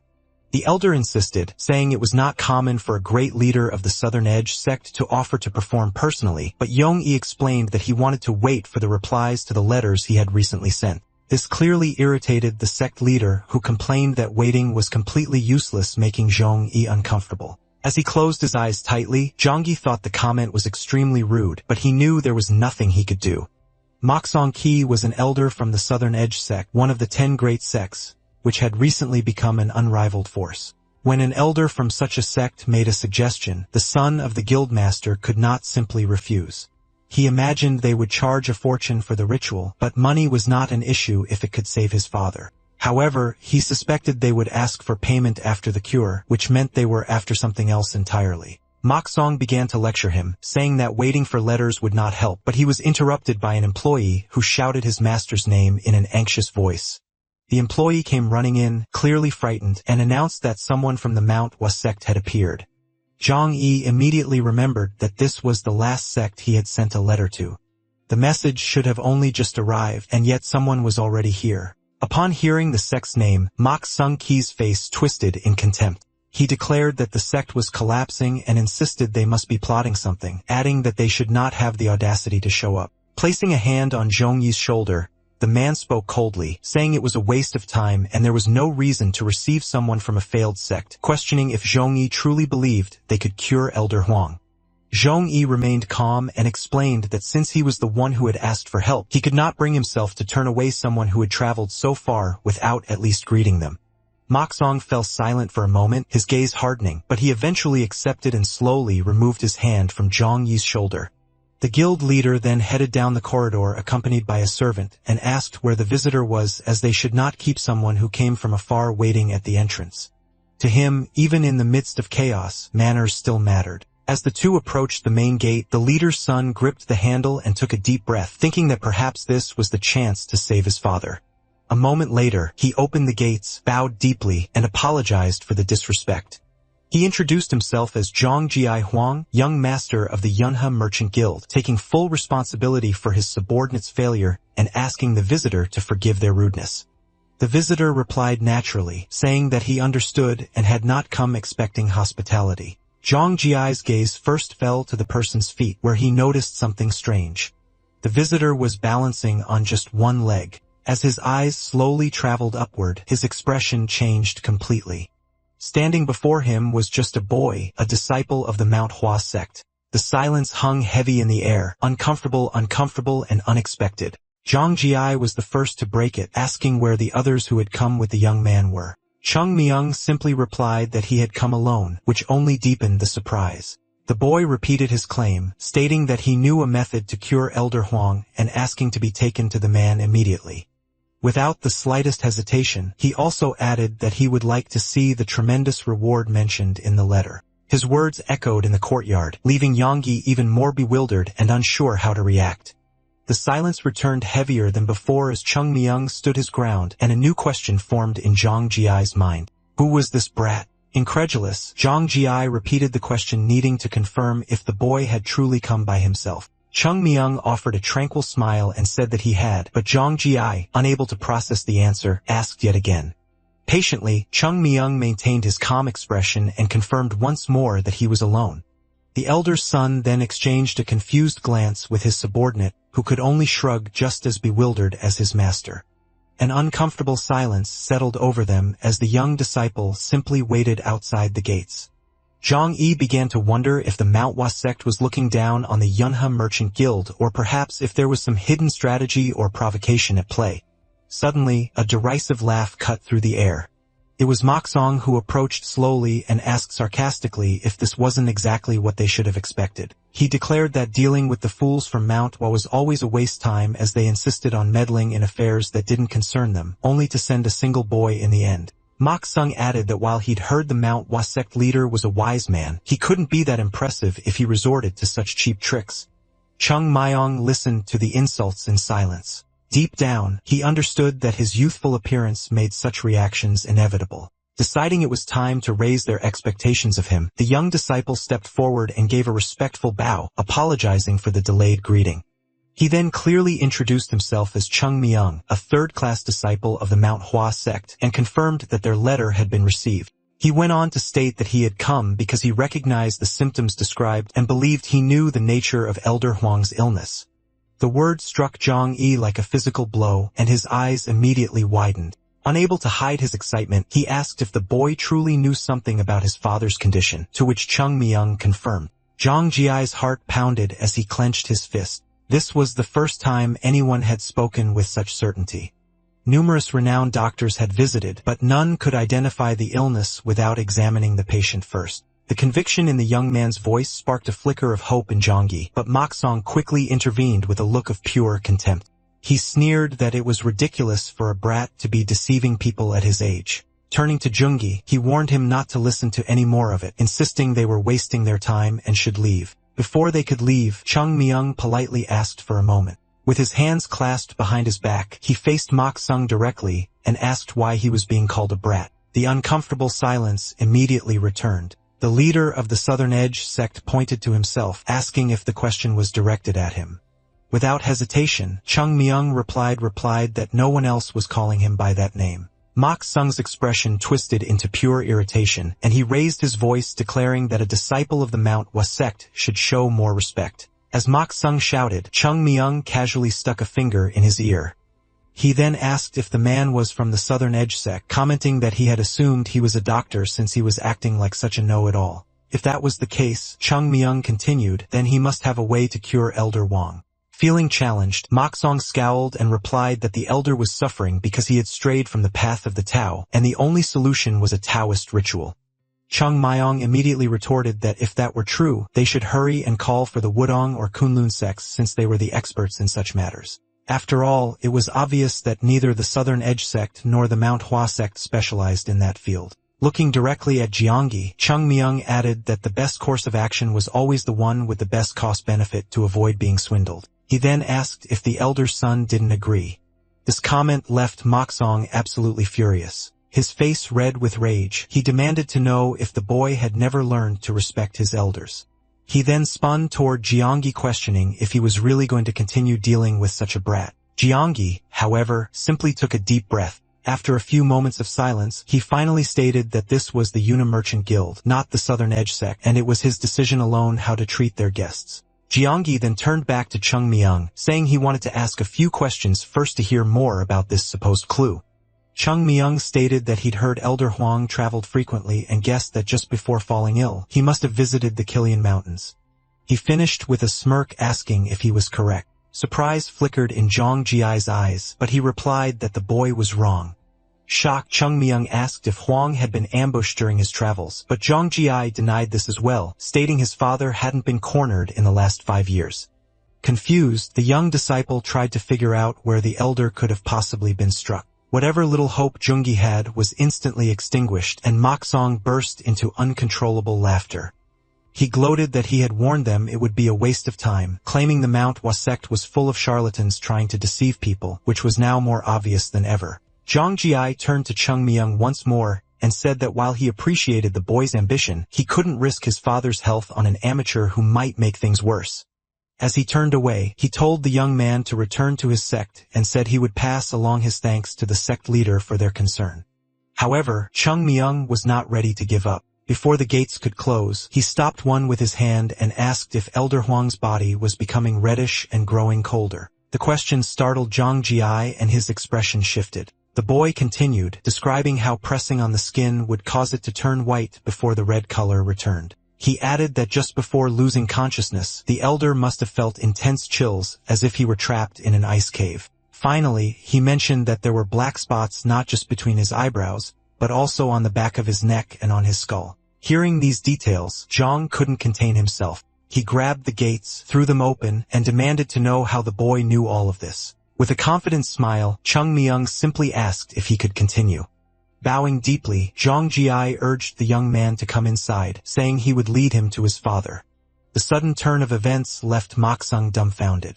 He protested, claiming those were just common symptoms of someone afflicted by a harmful qi. Zhang immediately challenged him, asking if harmful qi caused black spots to accumulate on the neck and skull. He then demanded to know why. If the Southern Edge sect leader knew so much, he hadn't been able to cure his father. Mak Sung could only stammer, unable to answer. Zhang Yi warned him not to interfere again or he would be forced to take action against the Southern Edge sect. Watching with a slight smirk, Chung Myung saw Mak Sung storm away, fuming with rage. A short time later, Chung Myung entered the elder's room and pulled back the sheet covering Huang's body. He observed the man lying in bed whose condition was even worse than he had imagined. The symptoms perfectly matched those of the demonic flower, but he suspected it was an incomplete version. After all, if Huang had been struck by a high-level demonic technique, he never would have survived for an entire year. The young disciple took the elder's arm to examine it more closely, and a blue energy began to flow from his hands into Huang's body. With this, Chung Myung confirmed his suspicion. The demonic flower was indeed incomplete. Anxiously, Zhang Yi asked if it would be difficult to solve the problem.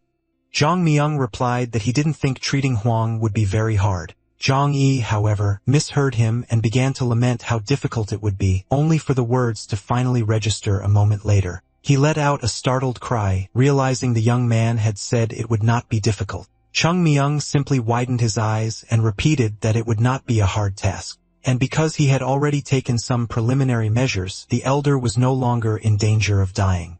A closer look revealed that the center of Huang's forehead was already returning to a more normal color.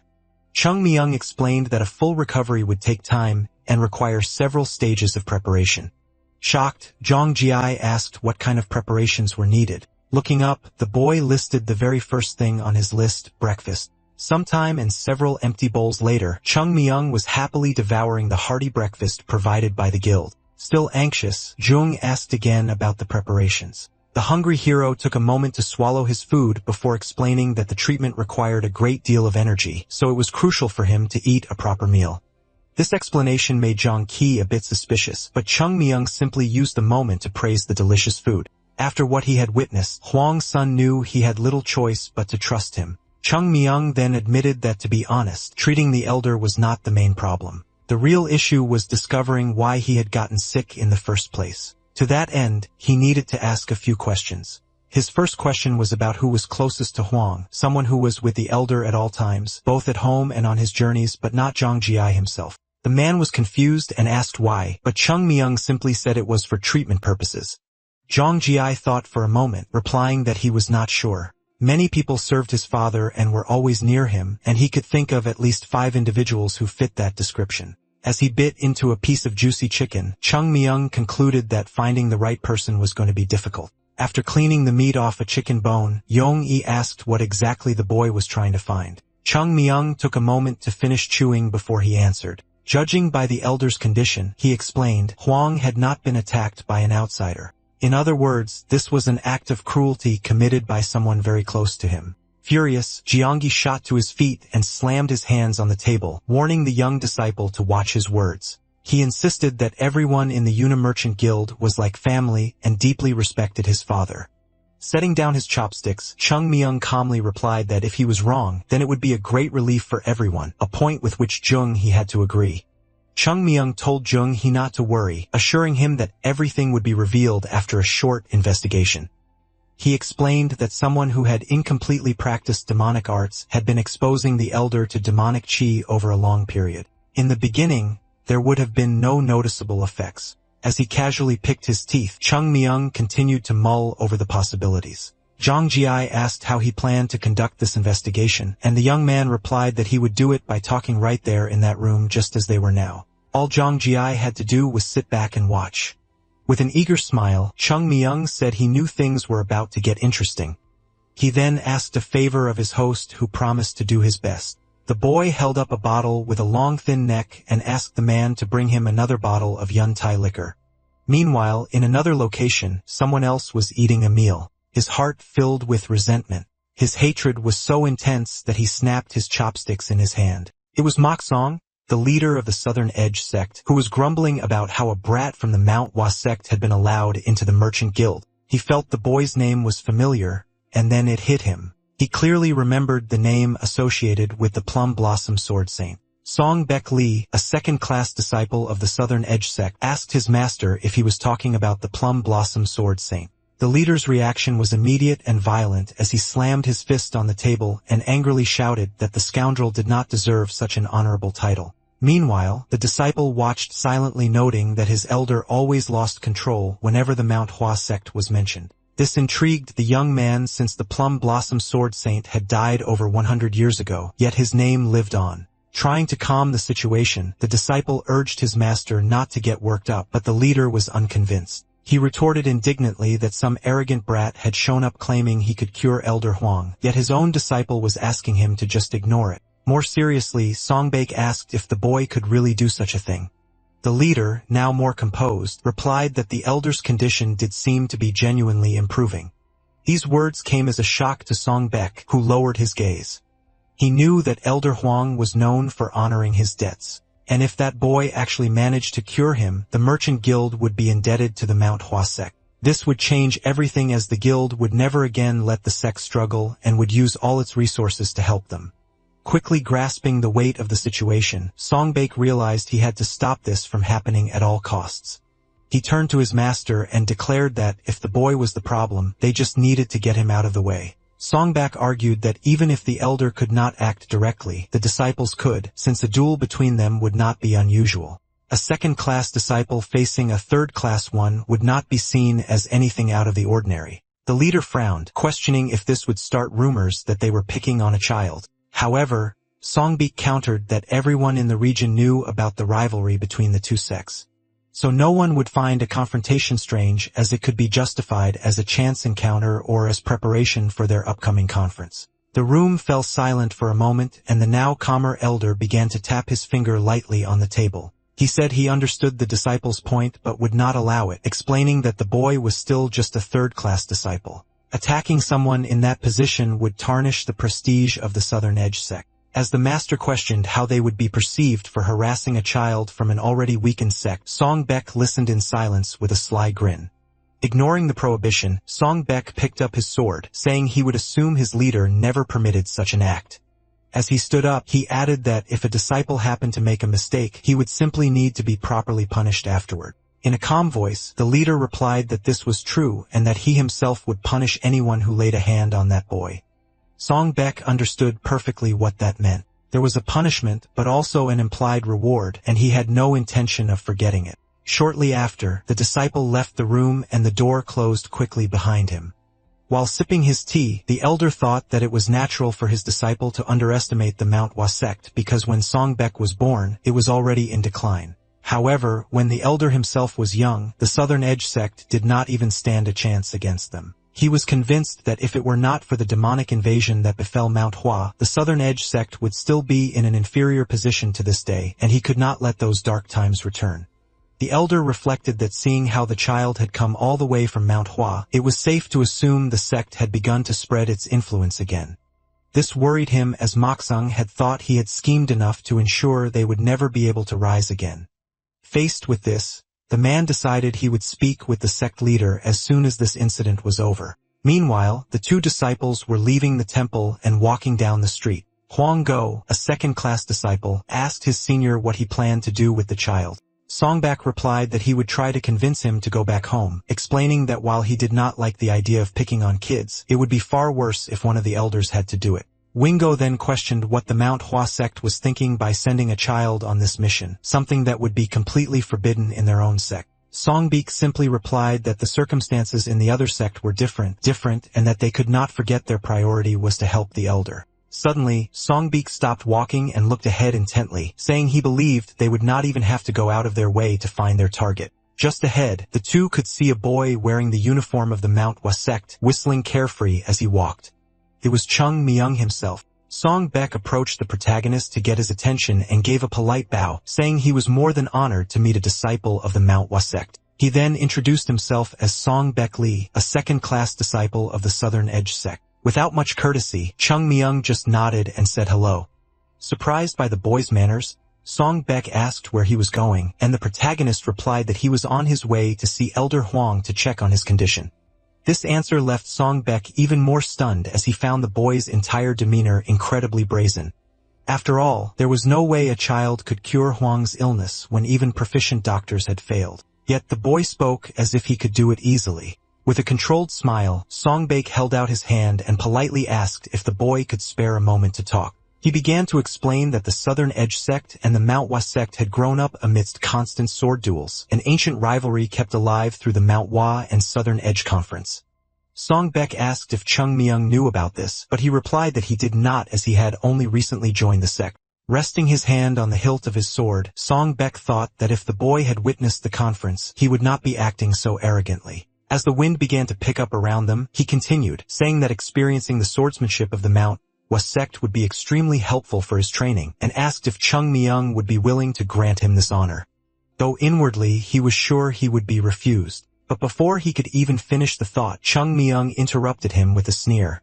He bluntly asked if the guy was trying to pick a fight. Songbek was taken aback by his posture and for a moment was speechless, trying to correct him that it was not exactly a fight but just a friendly exchange of techniques.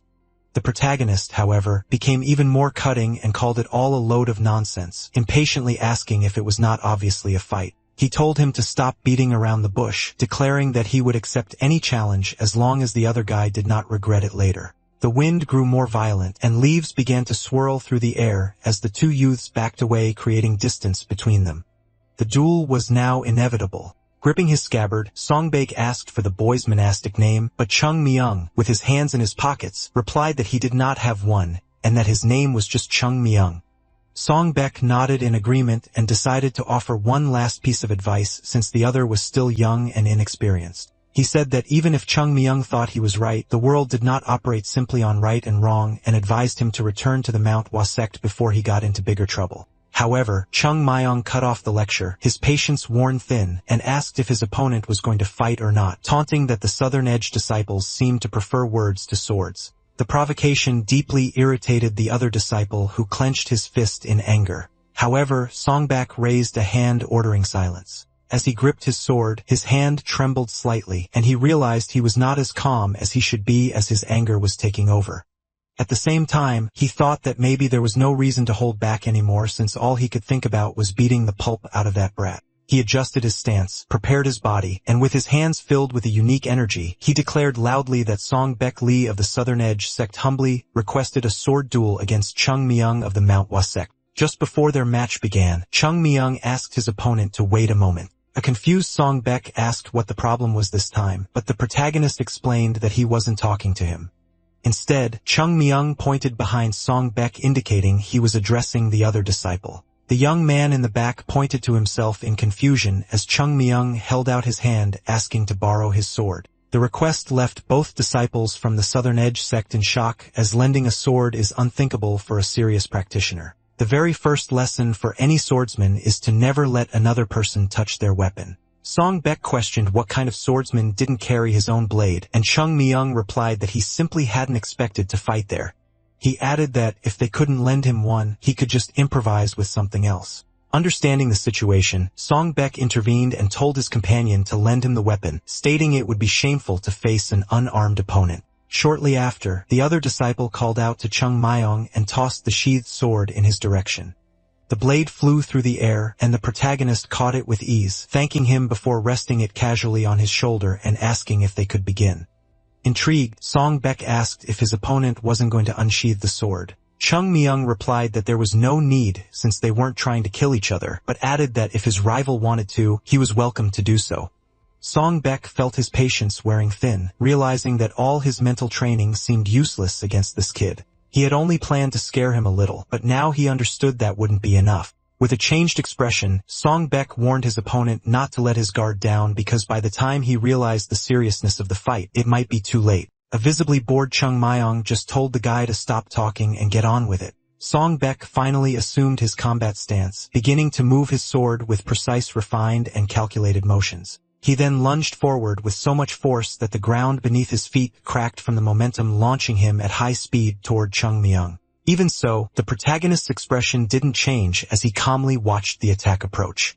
Using only one hand, he gripped the sheathed sword and used it to block the blow at the exact right moment. The impact was powerful, sending them both flying backward and causing Chung Myung to stabilize himself in mid-air with a slight look of surprise. However, his opponent had no intention of retreating and advanced again without hesitation. A heavy blow came crashing down, and this time Chung Myung had to use both hands to defend himself. The impact echoed through the area, and the protagonist realized this fight wouldn't be as simple as he had imagined. From a distance, the sound of swords cutting through the air and the heavy clashes resonated, kicking up dust around the combatants. The younger disciple watched the fight intently and noted that his senior was visibly irritated with no intention of ending the fight anytime soon.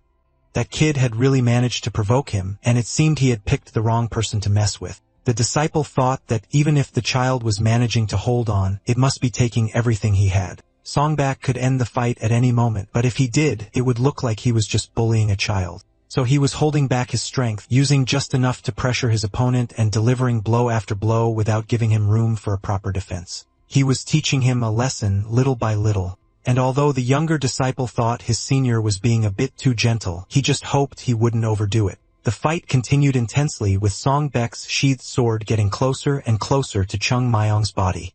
The protagonist was sweating and his breathing grew heavy, giving the impression that he was at his limit. The sound of metallic clashes continued to echo, and each impact required more effort to maintain his balance.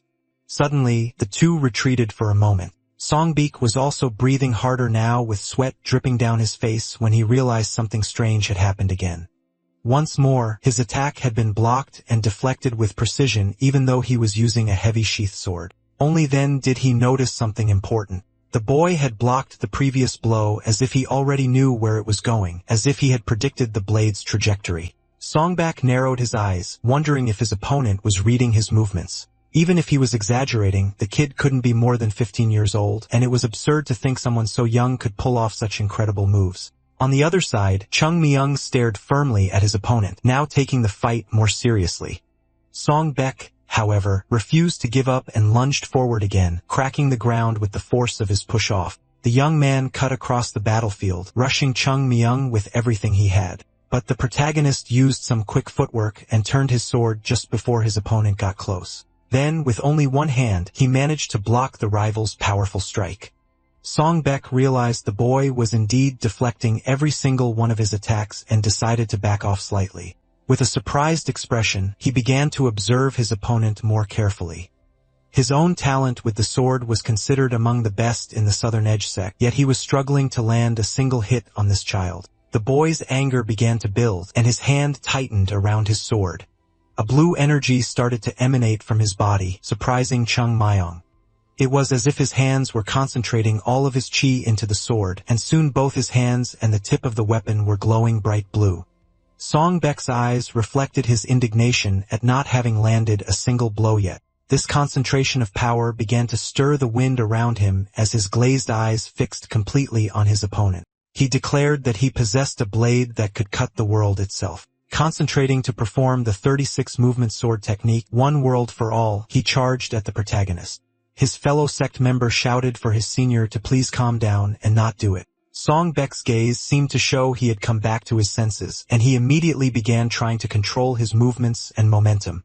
Even so, Chung Myung managed to stop his sword with just one hand, deflecting the blow like all the others before it. Songbek had managed to control himself at the last second, thinking he had almost gone after the child with everything he had. But even though the blow was deflected, the impact sent Chung Myung's body flying backward at high speed, surprising his opponent, who watched the scene in disbelief. The protagonist slammed his back into a wall, breaking it and taking damage that seemed to have genuinely injured him. Songbek was shocked to see what he had caused, and his junior became even more worried. Chung Myung fell face first to the ground badly hurt, and a concerning silence fell over the area. The protagonist appeared to be unconscious with a bruised face as Songbek had clearly gone too far in their match. Chung Myung remained on the ground completely unconscious as the freshman from Songbek's group approached to call out to him. The worried boy asked what his senior had done, distressed that he couldn't understand what had happened during the fight. He tried to recall every detail of the battle while his colleague attempted to revive Chung Myung. Songbek was certain he had withdrawn the chi from his sword right before the final blow. At the exact moment, he gripped the scabbard with both hands and focused his energy.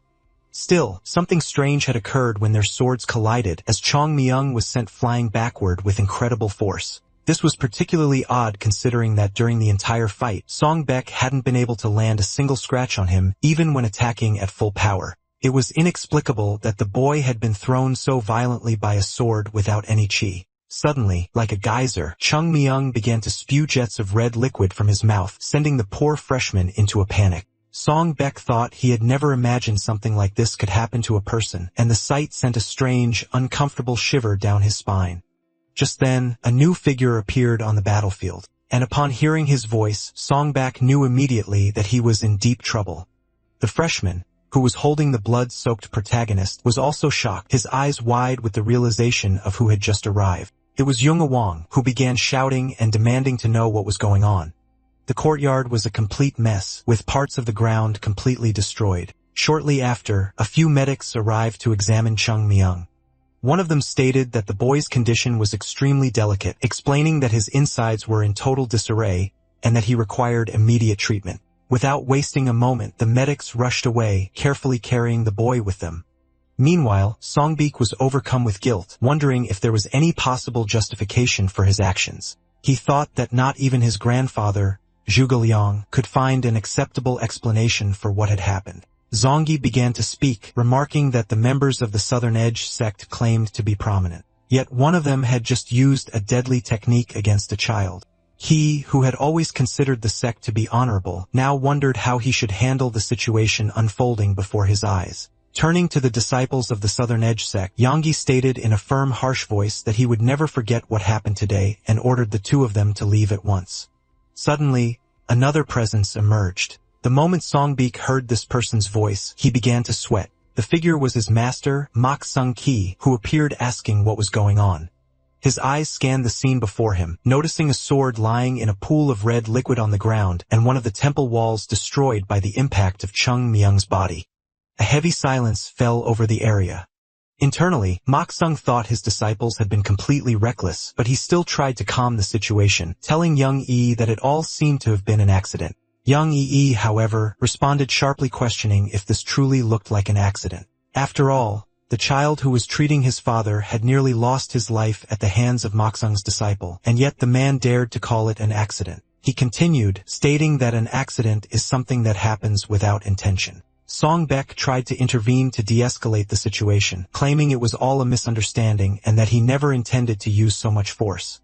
With a serious expression, Yong Ji immediately shot back, asking if using excessive force was really the only problem here. The real, according to Yonggi, was that Songbik had pointed his sword at a disciple of the Manhwa sect, something that should never have happened. Although he wasn't fully familiar with the rules of Gangho, the man remembered hearing that sword duels only make sense between people of similar levels. Songbik had faced a child who hadn't even lived half his age. With a tone full of contempt, he questioned if this was how things were done in the Southern Edge sect. Yonggi then declared that there was nothing more to be said and ordered to take his disciples and leave immediately, making it clear that this was an order from the leader of the Unmerchant Guild. With a grim expression, the leader of the Southern Edge sect replied that he would do as ordered, but asked Yonggi to understand that they sincerely wished for Elder Huang's full recovery despite what had happened. Zhang Ji began to walk past the sect leader, saying without even stopping that he would keep that in mind, though his tone made it clear he didn't believe a word of it. Hearing this, Mak Sung showed a flash of irritation, but the guild leader continued walking, completely ignoring him. Wingo watched everything with wide eyes, while Songbek lowered his head, not knowing what to say. Gathering his courage, he tried to ask his master to listen, but Mak Sung cut him off before he could finish. The master said that he and Wingo would return to the temple, but that the one responsible had to bear the full consequences. Therefore, Songbek would stay behind and do whatever was necessary to earn Zhang Ji's forgiveness before he could return. Upon hearing this, the boy's eyes widened in surprise at the punishment. He bit his lip, filled with desperation and confusion, but accepted the order as he had no other choice. Later, Zhang Ji was observing Chung Myung alongside another man who explained that the boy's condition was critical because his energy channels had been completely depleted. Although they had been treated, a full recovery could not be guaranteed. Yonggi then asked if this meant his life was out of danger, and the man confirmed that it was. The guild leader said that was a relief and asked if the doctor had mentioned when the boy might regain consciousness. The man replied that it could take at least 2 or 3 days. Zhangyi let out a heavy sigh upon hearing this, knowing that his father's recovery depended on the boy waking up. He observed Chung Mi-young more closely and commented that he hoped his father's condition wouldn't worsen in the meantime. After all, this child was the only one who had been able to improve his condition, and was perhaps their only hope of saving him. The man recalled with frustration that the disciples of the Southern Edge sect had attacked the boy and left him unconscious. Something they wouldn't have done if they had even the slightest respect for the Yunha Merchant Guild and his father. Clenching his fist, Jiangyi thought that the Southern Edge sect had become far too arrogant. The man beside him questioned if the leader truly believed the child could cure his father, admitting that he still found the situation hard to accept. Jiangyi replied that numerous experienced doctors had been unable to even identify the illness, yet Chung Mi-young had managed to describe every symptom without even seeing the patient in person. As he remembered this, hope began to grow in his heart again. Furthermore, his father's condition had visibly improved after the boy's intervention. His confidence in the youth was not unfounded. He saw it as help sent from the heavens. In any case, he affirmed that they must do everything they could to ensure Chung Mi-young's swift recovery. Sometime later, night fell and the moon remained hidden behind dense clouds. Someone walked silently through the temple corridors, the light sound of their footsteps echoing on the wooden floor. The figure continued forward with steady steps until a door opened quickly. A hooded person stopped before Chung Mi-young's room and observed the boy, who although no longer in immediate danger, remained unconscious. The hooded figure raised a hand, holding 2 fingers outstretched, and stated that they held no personal grudge against the boy, but this was merely retribution for him crossing their path. The fingers rose, preparing a strike as a dark reddish energy formed around them. However, the blow struck the bedsheet and not the target's neck, which caught the hooded man's attention. At the exact instant of the attack, Chung Myung had awakened and managed to move his neck at the last moment, a faint sarcastic smile on his face. With incredible speed, he grabbed the attacker's wrist and immediately sat up in bed. With an expression full of irony, the boy declared that he had caught him. The protagonist firmly grips the arm of the man who tried to attack him, cursing him with fury. However, Chung executes a flip to dodge the blow at the last second. Pushing off his assailant's back, the boy gains more momentum and lands on the ground just behind him, leaving the hooded man gritting his teeth in rage. Chung Myung then notices another attack is coming as his enemy's fingers are now completely enveloped in a dark reddish energy. The man fires the blow in the boy's direction, but Chung Myung dodges once more with another agile flip and observes his opponent from above, while still in the air. The hooded man prepares a new attack, believing he has finally cornered the boy and doubting he can escape this time. He then opens his hand and launches the strike with all his might, but the protagonist reacts at the last moment, deflecting the attack with a precise kick. The energy is diverted and hits the wall behind the enemy, leaving him completely surprised by the display of power. Shortly after, Chung Myung uses his internal energy to control his descent and lands firmly on the ground, stable and ready. The boy says his adversary still doesn't understand the situation, stating that someone there is truly out of luck. Meanwhile, drawn by the noise, someone approaches the room, and the hooded man also notices their presence. It is Jong Ki and several of his men who have come to see what is happening. With their arrival, Chung Myung disdainfully declares that the unlucky one is the hooded man himself, adding another insult. Jong Ki immediately asks what the man is doing there and recognizes him as Jabokbum. As the revelation unfolds, Chung Myung picks up a piece of cloth from the floor and uses it to tie back his long hair, calmly walking toward the room's exit.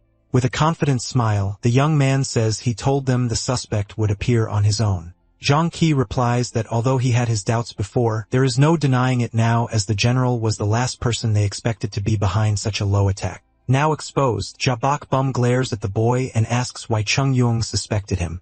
The protagonist explains that he didn't actually suspect anyone specific. He just created a situation to lure out the culprit by pretending to be injured after demonstrating he could heal Elder Huang. The man questions what would have happened if he hadn't shown up, and Chung Myung replies that he would have had no choice since eliminating the boy would have allowed him to pin all the blame on the Southern Edge sect, an opportunity too convenient to ignore. The man retorts that this must have all been planned with the sect, but Chung Myung immediately denies it, stating they only proposed a duel and that everything just happened to work out in his favor.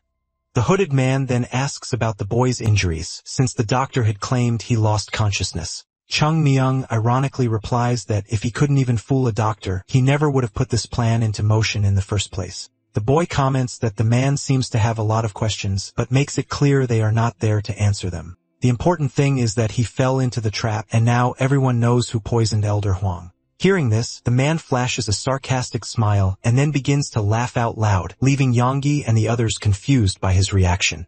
The man questions the logic of the accusation, asking if they are concluding he is responsible for the elder's illness just because he tried to attack the boy. According to him, that makes no sense, and the boy has ignored the most important point. Jabokbum asks who would truly have a motive to eliminate the master, saying he would never do such a thing since he was always treated with consideration by the elder, which should be enough to dismiss any suspicion. Zhang Jie firmly counters, asking why the man tried to kill the boy and hid the fact that he was a martial artist. The hooded man claims that the child is just deceiving his young master since even experienced doctors failed to cure the elder. Zhang Jie shouts back saying the man should have spoken to him first and that nothing justifies his actions. Jabokbum retorts that his master was no longer listening to anyone and was out of his mind, as deceived people rarely listen to others. Therefore, the only way to bring him back to his senses was to eliminate Chung Myung. The boy's expression changes upon hearing this, clearly annoyed, and he soon begins to mock the hooded man, asking how much longer he has to listen to this nonsense. He then starts to approach his enemy as a bluish energy concentrates in his right fist. The protagonist says he has decided to resolve this quickly, and will teach the man a small lesson before ending it all. Jabokbum, however, moves his arm to defend himself and manages to deflect Chung Myung's blow. The impact turns the boy's hand an intense red, and he falls to the ground feeling the effect of the counterattack. But he quickly gets back up, raising his arm and drawing everyone's attention. His hand now has the same appearance as Elder Huang's body, which makes Jiangyi's eyes widen. Chung Myung explains that this is known as the demonic red hand, and that if someone is struck by it, their entire body becomes marked with the same coloration. He comments that this version isn't the most powerful, but it is more than enough to kill someone, especially an elderly person with no martial arts training. With the proof in hand, Chung Myung suggests that if it wasn't Jabok, then the culprit who used this poison must be found, leaving the implication hanging in the air. Before any more words can be exchanged, Yonggi shouts an immediate order to arrest the general without delay, authorizing his elimination on the spot if he resists. But Jabokbum has no intention of surrendering and begins to concentrate energy in both arms. Annoyed, he complains that he was so close to solving everything and blames the boy for ruining his plans. Meanwhile, elsewhere, Songbek is sitting pensively on the temple steps. The young man recalls his master's words, who said that whoever caused the problem must take responsibility and fix it, understanding it was more of a punishment than an order. Suddenly, attention is broken when he notices smoke and hears noises coming from another part of the temple, and he watches in surprise at the unusual commotion at this time of night. Back at the scene of the confrontation, Jabokbum destroys part of the room's wall, his hands completely scarlet with accumulated energy. Chung Myung extends a hand and glares at him, questioning who the man just called a brat. He shows that he already understands the whole, knowing that everyone there has their own issues to resolve, but that can wait. For now, he just wants to end this fight. Jabokbum looks on with contempt, finding it absurd that a child believes he can face him. He questions if the boy really thinks he can win, especially when he uses the full power of his demonic technique. Chung Myung's eyes widen for a moment, and he replies that he wasn't talking about himself. He then looks around as if searching for someone and states that the person he was waiting for has finally arrived. There stands the disciple of the Southern Edge sect, a supposed hero ready to face the villain. In a provocative tone, Chung Myung asks if he came to save them. Songbek is completely confused and points to himself to confirm if they are talking to him. Chung Myung gestures with his head toward the guild leader, and Jung Ki observes the disciple with a look full of anger. Little by little, the boy begins to understand the whole situation. This is the perfect chance to make up for all his mistakes. Faced with this realization, Songbek swallows hard and prepares for the fight. He grips his sword with both hands, concentrating deeply, and then charges toward the enemy, intending to make the most of this opportunity while shouting that the bandit will be defeated by the blade of the Southern Edge sect. Everything happens exactly as Chung Myung had predicted, and the young man smiles, satisfied with how events are unfolding as Jabokbum and Songbek begin their clash. The protagonist leans in slightly and comments to Yong Ki that one of the problems has already been solved. He believes the fight will end quickly. After all, Songbek is a disciple of a renowned sect, and it wouldn't make sense for him to lose to someone with superficial training. Yong Ji finds this confidence strange, especially after seeing the boy's hand get injured so easily. But upon closer inspection, he notices something surprising. Chung Myung's hand is already healing. The young man then admits that he exaggerated the effects on purpose to show the master how far the technique could evolve, but he makes it clear that the opponent's current level is not that high. Jiangyi watches the boy carefully and asks if he is really a Taoist. With a confident smile, Chung Myung replies that he is, and in fact, he considers himself the most experienced Taoist in the world. While the fight between Songbek and Jabokbum unfolded inside the temple, Chung Myung sat on the steps outside and let out a huge yawn, clearly exhausted. He looked up at the sky with sleepy eyes for a moment, but when he glanced back, he noticed that Songbek was completely dominating the fight. Chung Myung then asked Jung Ki if the two had been fighting for over an hour, commenting that it might have been better if he had just handled it himself. Suddenly, the enemy was thrown into the air and crashed hard onto the ground, defeated. Songbek was completely exhausted, his body covered in wounds and signs of wear, but he had clearly won. He turned and announced that the enemy was defeated, his face slick with sweat and marked by the struggle. Zhang Jia congratulated him on the victory, promising that he would never forget the help from the Southern Edge sect. Hearing this, Songbek showed immense relief before collapsing to the ground, completely drained of strength. Chung Myung calmly approached and remarked that it was finally over, even though it took longer than he expected. Zhangyi watched the scene in silence, unsure how to describe what had just happened. In only 2 days, a child had solved a problem that had dragged on for more than a year. He reflected that, if it were that simple, anyone could have found the culprit. It was almost as if a true expert was hidden inside that boy.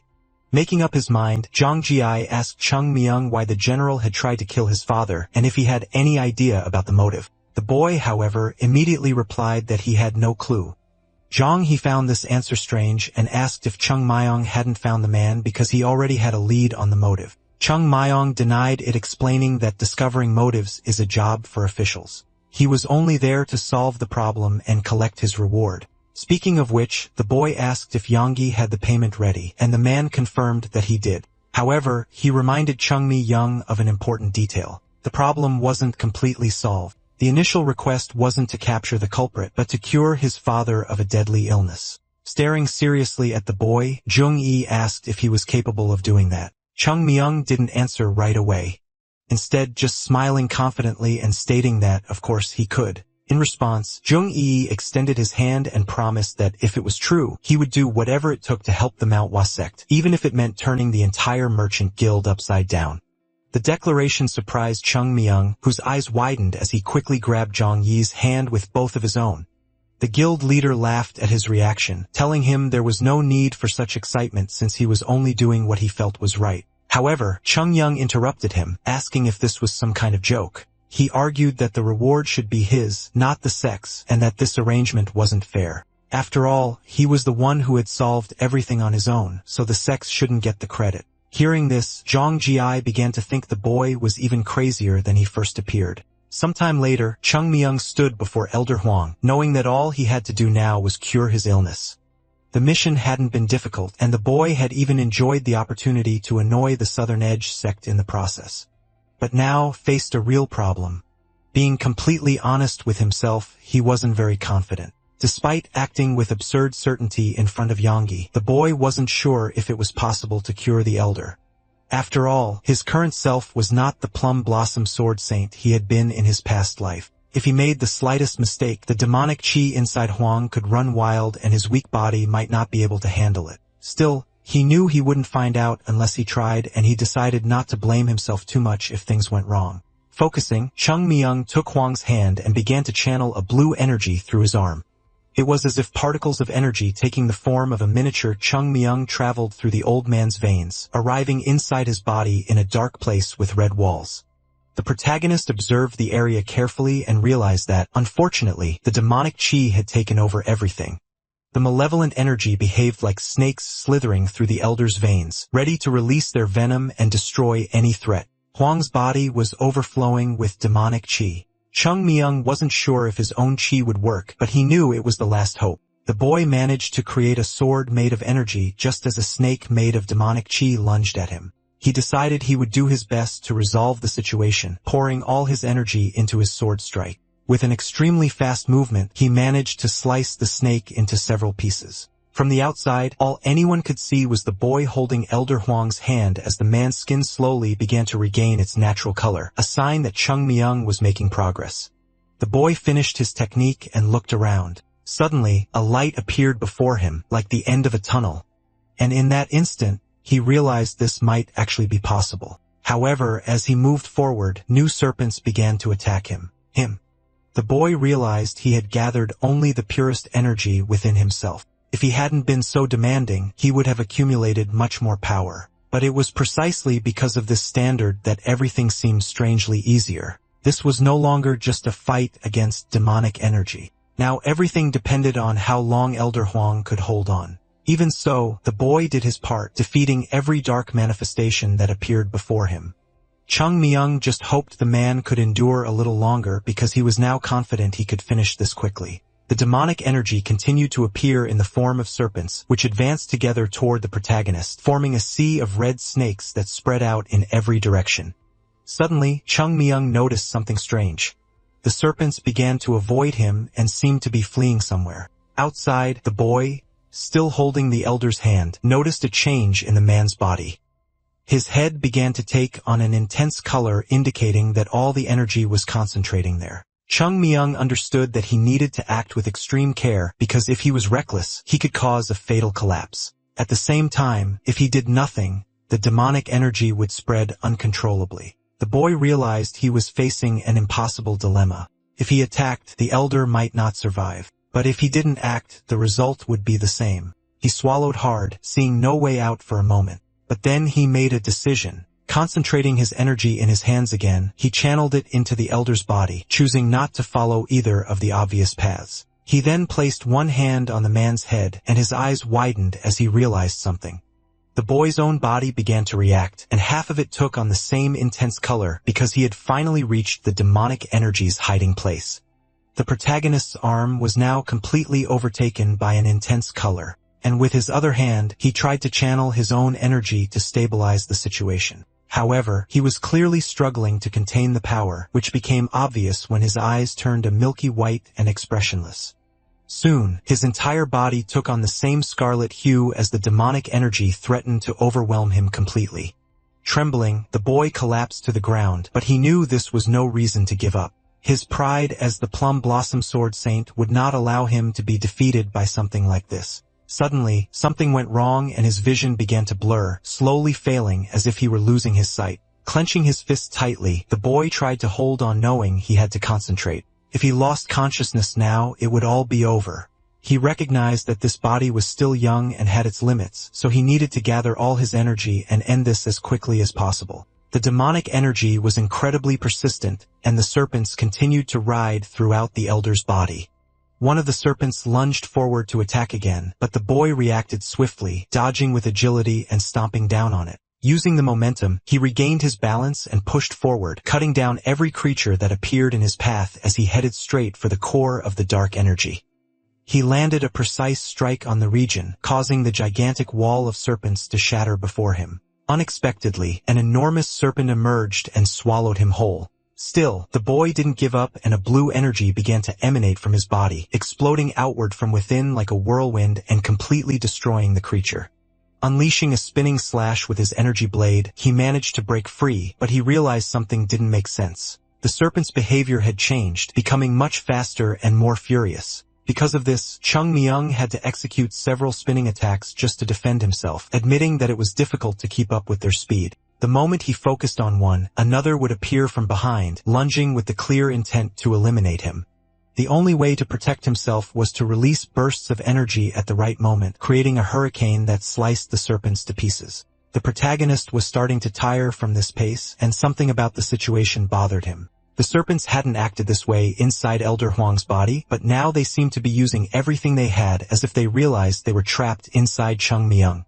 The boy also felt the weight of exhaustion since he hadn't been fully prepared for this and had taken longer than he should have, risking his body being consumed. One serpent lunged and he barely managed to dodge it, but another immediately appeared from behind with its mouth wide open, catching him by surprise and striking before he could react. Now trapped by the serpent's attack, the boy tried to fight back. With great effort, he raised his hand to grip his sword and counter, but his hand faltered, unable to keep a firm grip, and the weapon slipped from his grasp. Completely vulnerable, another serpent lunged and struck his arm, followed by several more that swarmed him all at once. Chung Yung found himself cornered, and for a moment the situation seemed hopeless. Despite this, he continued to resist from within.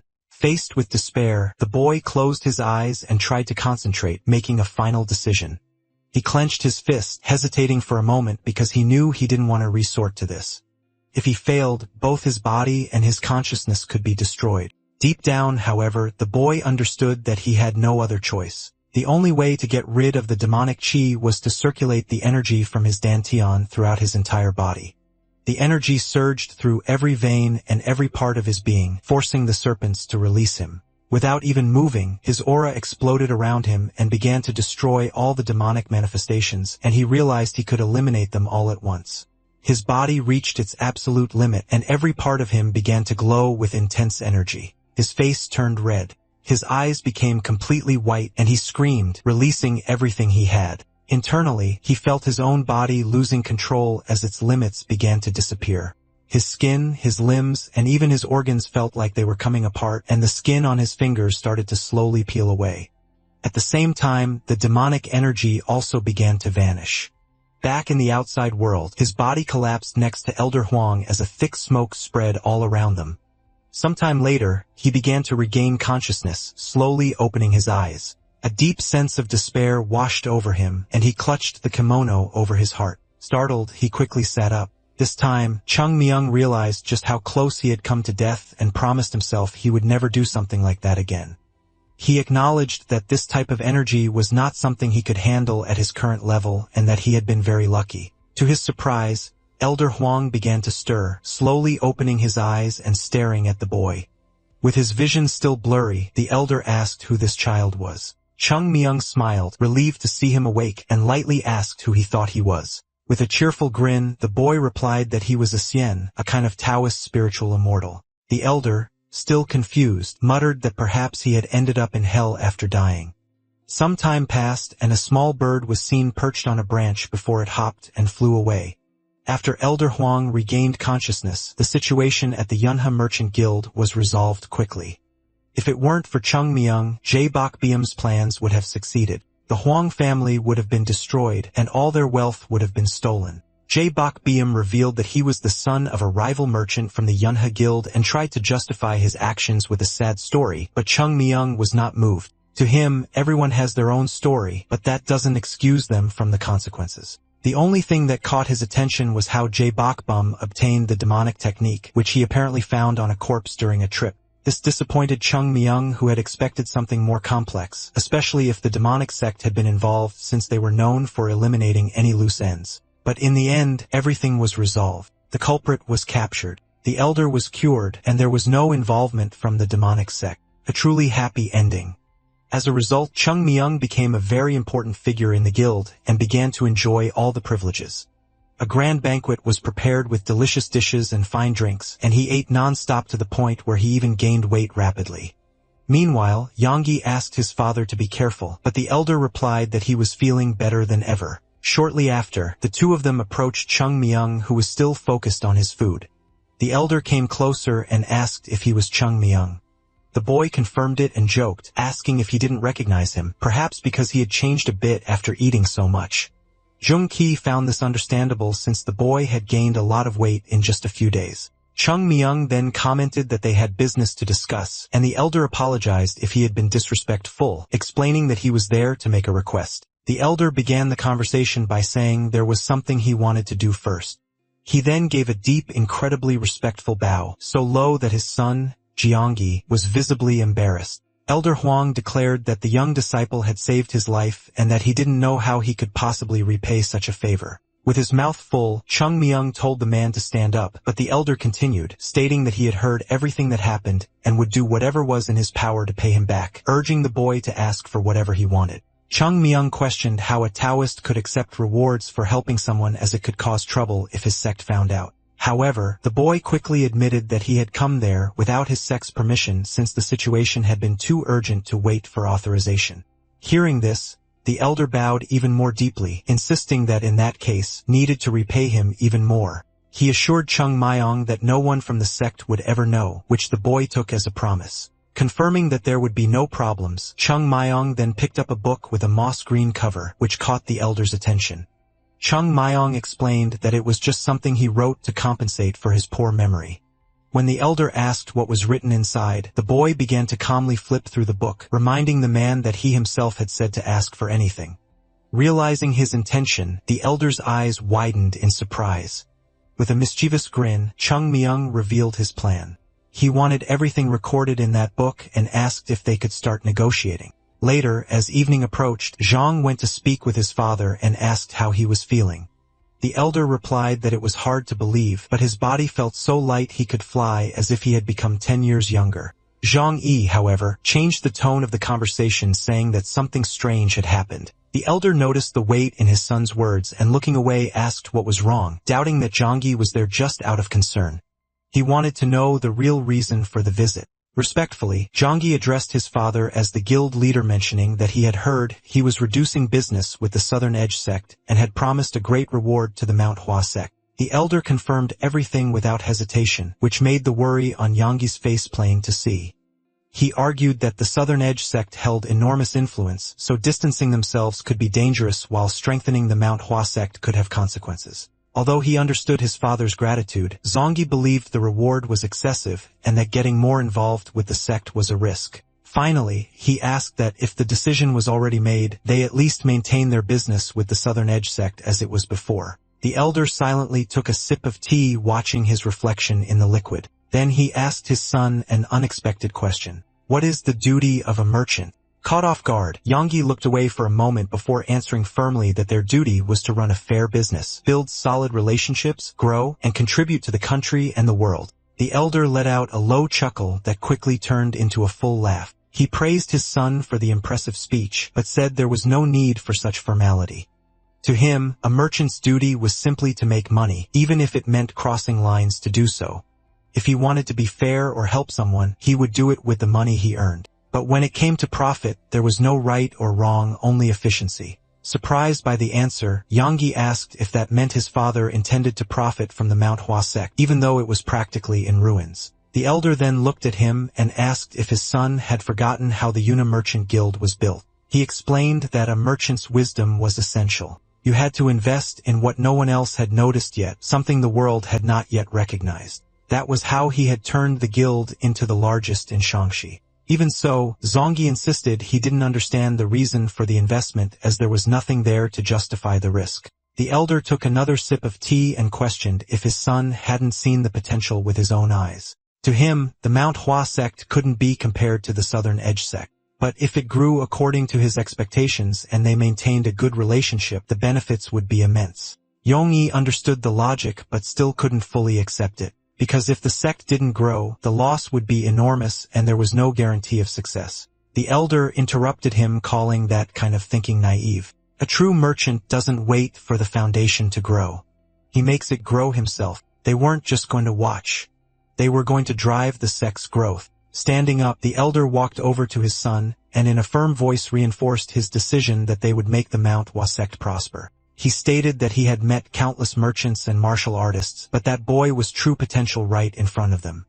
According to him, people like that were destined to command the world and couldn't be understood with an ordinary mindset. Placing a hand on Yonggi's shoulder, the elder told him not to try to understand now, but to just watch. If what they promised the boy became a strong bond, then the guild would suffer no loss. It was a small price to pay to make them close allies. Yonggi grew thoughtful and asked if it was really a small price. The elder looked at him seriously and then admitted that they had paid much more than they expected because the boy was extremely clever, greedy, and knew how to negotiate well. His father's expression drew a faint smile from Zongyi, who understood the decision wouldn't change. He decided to trust and follow the path the elder had chosen, even with some lingering doubts. With that, he resolved to act, saying he would work with his own hands to help the Manhwa sect grow. The elder watched his son in silence and said that was exactly what he wanted to hear. Meanwhile, far away, Chung Myong was lying down, staring at the ceiling and lost in thought. He figured the elder wouldn't give him so many treasures just out of gratitude and that there was surely some plan behind it. In the end, he concluded it didn't matter. Whatever the elder wanted from the Manhwa sect, he had no intention of giving in. If he were really a child, he might feel obligated to repay the favor. But as an old man in a young body, he was just too tired for that kind of thing. Suddenly, someone wearing the uniform of the Southern Edge sect approached, and Chung Myung immediately sensed their presence. The figure revealed himself to be Song Baek Lee, his expression serious and unfriendly. The protagonist then asked what he wanted. Without a word, Song Baek handed him a wooden sword and explained that he had no ill intentions, but he wanted to ask for another duel. With a firm voice and a determined gaze, Song Baek pleaded for a serious fight against Chung Myung. Song Baek declared that he knew he'd been tricked last time, but now he could settle things quickly. Hearing this, Chung Myung stood up, finding the situation strange. He countered by asking if it wasn't Song Baek himself who had done the deceiving, suggesting he was just trying to shift the blame. The young man then questioned why everything had to revolve around this duel. Song Baek replied seriously that his own humiliation didn't matter, as it was a result of his incompetence. What truly bothered him was something else entirely. He still couldn't understand what had happened to him during their last fight. Curious, Chung Myong looked at the young man and asked if he really wanted to fight again. Song Baek admitted that as hard as it was to believe, he already recognized that Chung Myong was stronger. However, he insisted that he desperately wanted to understand what had happened in their previous match. Chung Myung couldn't quite grasp it. Even knowing he was completely outmatched, the young man still wanted another round. He briefly thought that Song Baek just wanted to get beaten up again, but the situation also amused him. With a smile, the protagonist said that Song Baek would probably regret this, but the disciple from the Southern Edge sect just smiled back and insisted he wanted to fight anyway. Soon, the field was prepared for the duel, and the two stood apart facing each other directly. Song Baek began to reflect on how his opponent was clearly smaller, probably about 10 years younger, and yet from a generation ahead of him. Normally, a second-class disciple like himself could easily handle someone like that, but something felt wrong. His hands started to tremble as sweat dripped down his face and nervousness took over. An overwhelming pressure emanated from Chung Myong, making Song Baek feel as if he were standing before a true elder. This realization made Song Baek even more nervous. The pressure coming from the boy was so absurd that he thought he might be hallucinating. He even wondered if he was just imagining it, but he decided he had to confirm it with his own eyes. Meanwhile, Chung Myung calmly observed his opponent. To him, the situation looked promising. Even without showing fear, Song Baek kept his guard up as if facing a wild beast. This pleased the protagonist as he believed that the sharper someone's senses were, the greater their potential for growth. Chung Myong then tauntingly asked if his opponent was the type to mature late. He thought that with proper training, the young man could evolve far more than others and perhaps even become the greatest sword of the Southern Edge sect. With that in mind, Chung Myung decided to teach him a lesson. Extending his arm, he made a provocative gesture beckoning his opponent to advance. Song Baek gripped his wooden sword tightly and began to move it slowly, drawing circles in the air that cut through the wind. The technique was familiar, a kind of illusory sword style, but it was strange to see it used by someone from the Southern Edge sect. With a serious expression, Song Baek asked his opponent to be careful, acknowledging his own limitations and incompetence. Because of this, he decided to settle things quickly and go all out from the very beginning. Without hesitation, the young man charged forward with his sword, delivering a first horizontal slash through the air, followed by a second in the opposite direction. He then announced that he would use the 12 movements of the Winter Flower Sword technique. Chung Myung watched with interest, his expression changing slightly, no longer looking as carefree as before. As Song Baek charged forward, executing the 12 movements of the Winter Sword with precision, Chung Myung's reaction was simple and direct.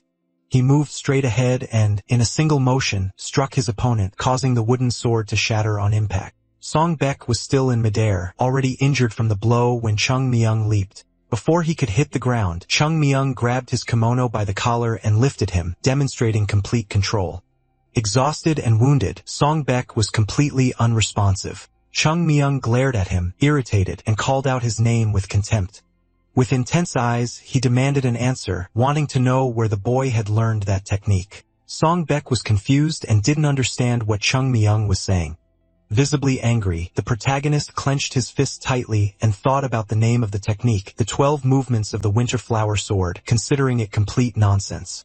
He knew the boy might be able to fool others, but not him, because he knew that art very well. It was the technique that carried the essence of Manhwa, a part of the legendary Plum Blossom Sword technique, the infinite plum blossoms, which had been lost even within his own sect and was now being used with utter disrespect. Song Baek could no longer move, his body completely exhausted. His hand trembled as he tried to react, and he thought about the immense difference in strength between them, wondering if the gap was really that large. The feeling was terrifying, like facing a true demon. His energy slowly drained away. His vision began to fail, and the young man felt he was about to faint, believing in that moment that he might actually die.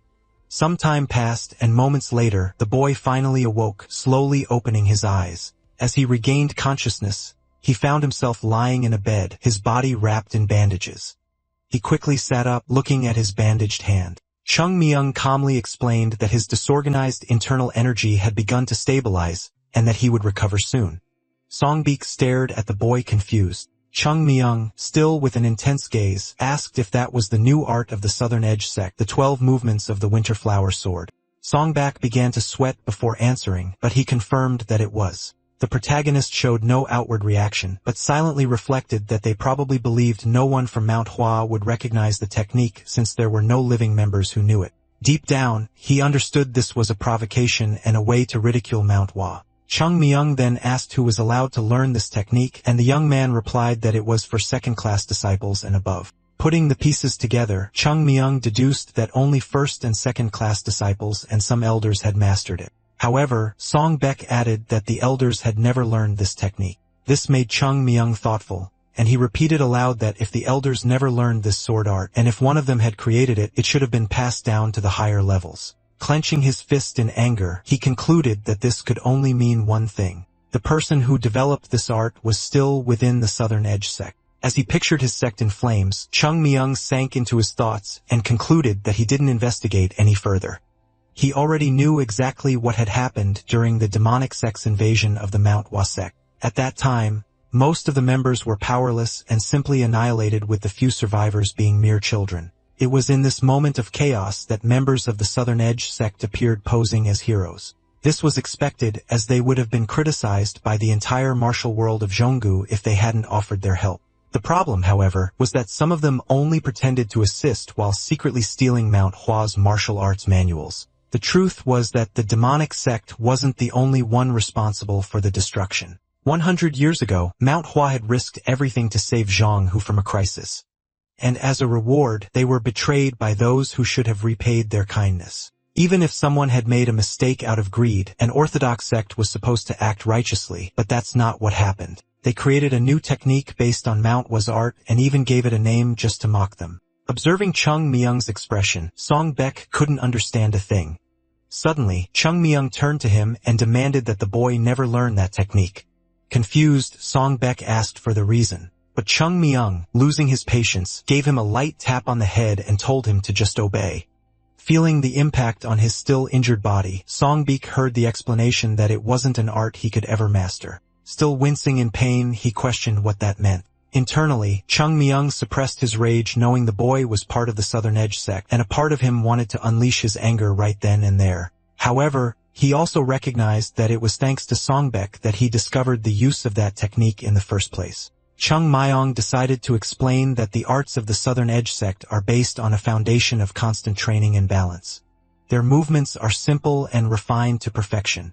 And although they seem slow at first, they become extremely powerful with practice. This new technique, however, didn't follow that principle. It was full of flashy but inefficient unnecessary movements that didn't match the sect's style at all. For that reason, Song Baek should abandon it immediately. After his explanation, Chung Myung stared at him with a firm, direct gaze and asked if he understood. Clearly, Song Baek didn't get it, which irritated Chung Myung, who couldn't believe someone from the Southern Edge sect didn't understand their own style. As Chung Myung wondered what to do, something clicked in his mind and a sudden realization dawned on him.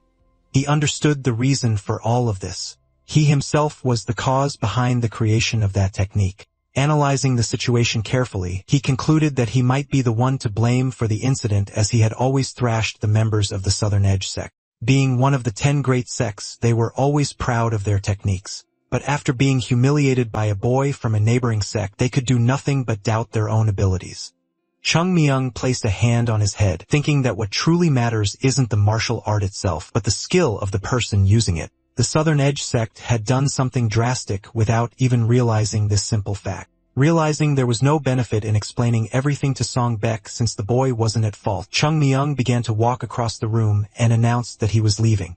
Song Baek asked him to wait, but the protagonist, without looking back, simply said that the young man should do as he was told, as he was the only one who could determine his own path. He added that the decision to use his advice or not was entirely up to Song Baek, as they were just words. The boy himself needed to discover what was necessary for his own growth and act accordingly. These words struck a deep chord with Song Baek. Though still injured, the young man swung one foot off the bed and quickly stood up. He then performed a formal bow with his hands in Chung Myung's direction, respectfully thanking him for his guidance. Seeing the boy's reaction, Chung Myung gave a cheerful smile and told him not to worry about it before closing the door behind him. Song Baek held his reverent pose even after Chung Myung had left, and a moment later he lowered his hands with a completely changed feeling, as if he had truly met a god. Outside, Chung Myung took a deep breath, thinking that if it were up to him, he would go to the Southern Edge sect right now and destroy everything. Remembering his master, he imagined what he would say in this situation, probably telling him to turn a blind eye. But Chung Myung was determined not to let this continue. He would become stronger as fast as he could, because in Zhonghu, the strongest are the ones who have a say in all decisions. The Southern Edge sect should be grateful to Mount Hua instead of provoking them, and for that, they would pay the price. Soon, they would come to know the full fury of their rival sect's strongest sword. Meanwhile, back at Mount Hua, two disciples were talking about how dark it was getting.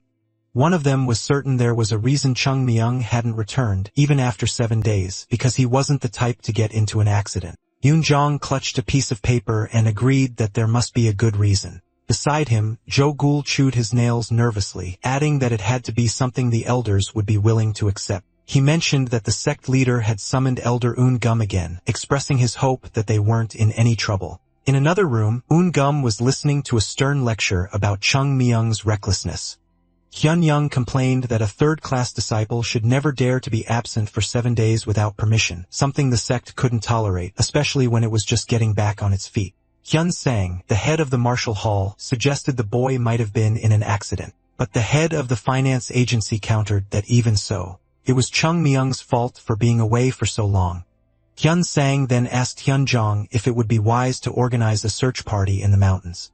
Furious, Hyun Jong asked the sect leader why he had allowed the boy to leave in the first place. Hyun Jong replied that the situation had warranted it, but Hyun Jong slammed his fist on the table, shouting that it was no excuse. He argued that rules were made to be followed in all situations and that this problem was big enough to shake the sect's very foundation, which shouldn't be giving special privileges to a third-class child. After listening to the complaints for a while, the sect leader told Hyun Young to say no more. Hyun Jong's firm and serious tone startled the man who stood up and admitted he had spoken out of turn. The leader sighed heavily, wondering if he had misjudged the boy, as Chung Myung wasn't someone who would get into trouble for no reason. Eun Jiam then stated that he would gather a group of disciples to form a search party. However, as he was detailing his plans, someone shouted from outside that he had returned, surprising everyone. The sect leader anxiously opened the door, asking who was back. His expression changed the very moment his eyes met the figure who had just arrived at the Mount Wasek. It was Chung Myung.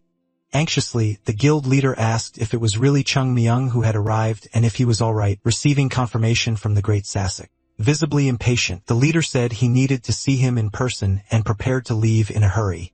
However, before he could go, Hyun Young called out asking him to wait a moment. The leader turned asking what the problem was. Calmly, Hyun Young explained that he understood the concern for the boy, noting that after everything Chung Young had done for the sect, it was impossible not to feel affection for him. Not fully understanding, the leader asked what his colleague meant. Hyun Young then urged Hyun Jong not to be too indulgent, reminding him that while rewards and punishments must be fair, the most important thing is to teach disciples to become righteous people. He argued that if the boy wasn't punished for his wrongdoing, he would never understand his mistake and would continue down the same path. Hyun Young concluded firmly that the more one cares for someone, the stricter they must be in guiding them, which made the leader sigh in apparent relief. With a sarcastic tone, Hyun Jong asked if his colleague truly thought he didn't know that. He told him not to worry, as no one there wanted to see the boy grow up correctly more than he did. He then announced that the young man's freedom would be restricted for 15 days. This, however, did not satisfy everyone. The great Sasek intervened immediately, declaring that such a light punishment was not enough. He stated that refusing to return was an extremely grave violation, and for that, the boy should be confined to the repentance building for 6 months. Surprised, the leader questioned if half a year wasn't an exaggeration, pointing out that the boy was still just a third-class disciple. Eun Gum then reinforced the argument, stating that the punishment must be proportional to the offense, and that if the leader didn't act, he would apply the necessary punishment himself. The atmosphere grew heavy and the leader asked for the opinions of the others, who all agreed that this was the correct course of action. Realizing he had little choice, Hyun Jong accepted the majority's decision, even though it was a difficult one to make. Eun Jiam also showed some discomfort, knowing deep down that enforcing such a punishment would not be easy. A short time later, near the grand gates of the sect, the protagonist approached slowly as the surrounding disciples greeted their leader. Chung Myung sensed that something was off as all the great leaders were gathered there and the mood was tense. Hyun Jong stared at him seriously. Chung Myung gave a respectful bow, but the leader continued to stare back without emotion. Then in a firm and direct tone, he called Chung Myung by name and demanded an explanation for why he had left the sect. Before Chung Myung could even answer, Hyun Young interjected, stating that as a third-class disciple, the boy had been incredibly reckless. He warned that if Chung Myung didn't have a valid justification, he would have to accept his punishment. The great sect leader added to the pressure, affirming that if the reason wasn't convincing, they would apply an appropriate penalty. The protagonist began to worry, feeling the weight of the situation. Suddenly, a voice cut through the tension, pleading for them to stop. The The leaders were startled, and Hyun Young's eyes widened as a figure slowly approached. It was the great elder Huang who asked them not to reprimand the child. With a gentle smile, the old man asked if everyone was well. Surprised, the leaders approached him, remarking that it had been a long time since they had last met. Hyun Jong recalled a recent letter stating that the elder's health was failing, and asked how he could possibly be there. The elder explained that it was all because of that young Taoist. Chung Myung was the one who had saved his life, and for that reason, he once again asked them not to be angry with the boy. He added that besides saving his life, the young man had also saved the Yunha Merchant Guild. Shrugging with a slight smile, Chung Myung confirmed the entire story. A moment later, one of the leaders asked if the protagonist had truly cured Elder Huang and demanded to know how he did it. Naturally, the boy began to speak about a plant called 5-een, which actually contains a deadly poison. He recalled his past as a beggar before joining the sect, explaining that beggars eat anything they can find and are therefore frequently poisoned. He continued saying that anyone who consumes this plant eventually dies, but there is a simple treatment. Just consume crushed radish.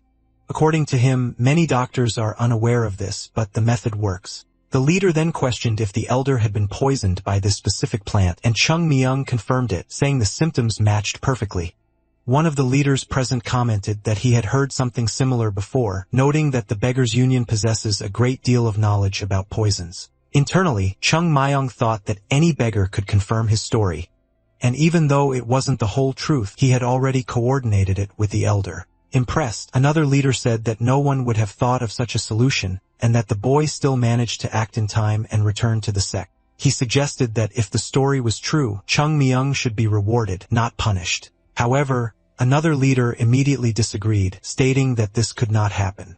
He argued that even though he did a good thing, the boy still disobeyed direct orders and committed a serious infraction. Therefore, the punishment could not be ignored, and he insisted that the sect leader must act correctly without turning a blind eye to the mistake. Hyunjong reflected on what his colleague said and then responded firmly, questioning what truly mattered, his orders or someone's life. He asked if they should praise a disciple for obeying even if it led to another person's death. Emphasizing that the Mount Hua sect is respectable and that saving lives must come first, he sarcastically asked if his own orders were more important than an honorable man. Faced with this, the man who had questioned him fell silent, realizing he was wrong and decided not to press the matter further.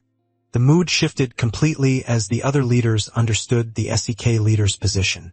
Hyunjong then rose slowly from his seat and walked over to Chung Myung. He called out to him firmly and the boy responded at once. The leader then bent down to the boy's level and surprisingly patted him on the head, praising him for what he had done. Chung Myung was visibly embarrassed by the gesture, finding it a bit strange and feeling inwardly offended that someone theoretically younger than him would act in such a way.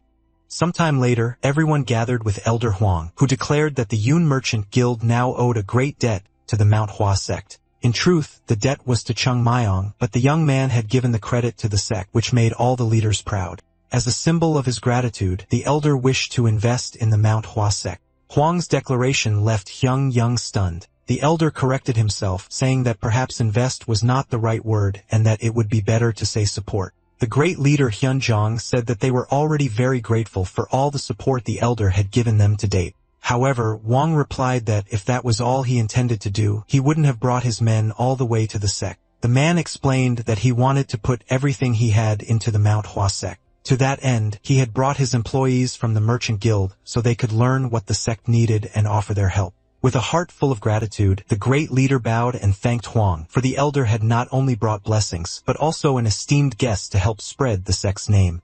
Filled with pride, Hyun Sang slapped Chung Myung hard on the back, telling him he did a great job. Trying to remain modest, the protagonist replied that he hadn't done much. The man insisted they were proud that he had saved someone, especially someone as important as Mr. Huang, and said it was as if Chung Myung was a lucky star for the sect. As soon as the Martial Hall leader walked away, someone else called out to the hero. It was the pension advisor, Un Jiam, who wore a serious expression. The man explained that while he knew the boy had done something incredible, it was a feat that could have been handled with more care, and he was definitely wrong for acting the way he did. The protagonist bowed and said he had been unable to think clearly. Continuing the scolding in a rigid manner, Un Jiam added that he had also disobeyed the sect leader. But as Chung Myung raised his eyes and calmly observed Eun Gum's face, he was surprised to see the man's mouth was pressed tight, as if he were holding back a laugh. Soon after, Eun Gum walked away, telling the boy to keep up the good work. The protagonist narrowed his eyes at such a bizarre scene. He overheard two leaders commenting that Mount was luck was returning. But deep down, he knew it was all thanks to him. He then wondered how he was supposed to revive the sect while having to rely on these novices. The boy looked up at the sky as if searching for someone, and then broke into a confident smile.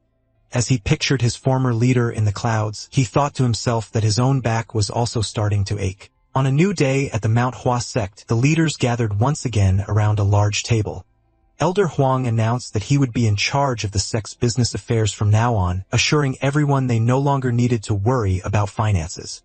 However, he laid out two conditions. The first was that the sect must not hoard money, but instead use it for its own development, a point the other leaders readily agreed with, acknowledging that Mount Hua was not yet in a position to accumulate wealth. Shortly after, the elder raised a second finger to present his next condition, that the third-class disciple Chung Myung be favored. Hyunjong found the term favored to be too vague, pointing out that Chung Myung already received unusual privileges for someone of his rank. This raised the question of what more could possibly be granted. In response, Hyun Sang suggested giving the boy access to the secret martial art manuals he had previously discovered. The proposal specifically referred to the Falling Petal Sword and the Seven Plum Blossoms Sword, with the idea that Chung Myung could learn them as soon as Hyun Sang finished his review.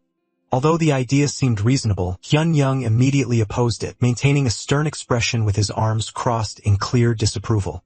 When asked about his opposition, the man in charge of finances stated that this shouldn't be treated as a reward. He argued that martial arts couldn't be a prize for someone who already practices them daily, considering it a mistake to view the situation that way. In his opinion, everyone there was far too focused on martial arts, and the reward should be something that involved a real cost or sacrifice. A tense silence fell over the room as everyone reflected on his words. Hyunjong found this change in attitude strange, recalling how the finance leader had previously insisted on punishments.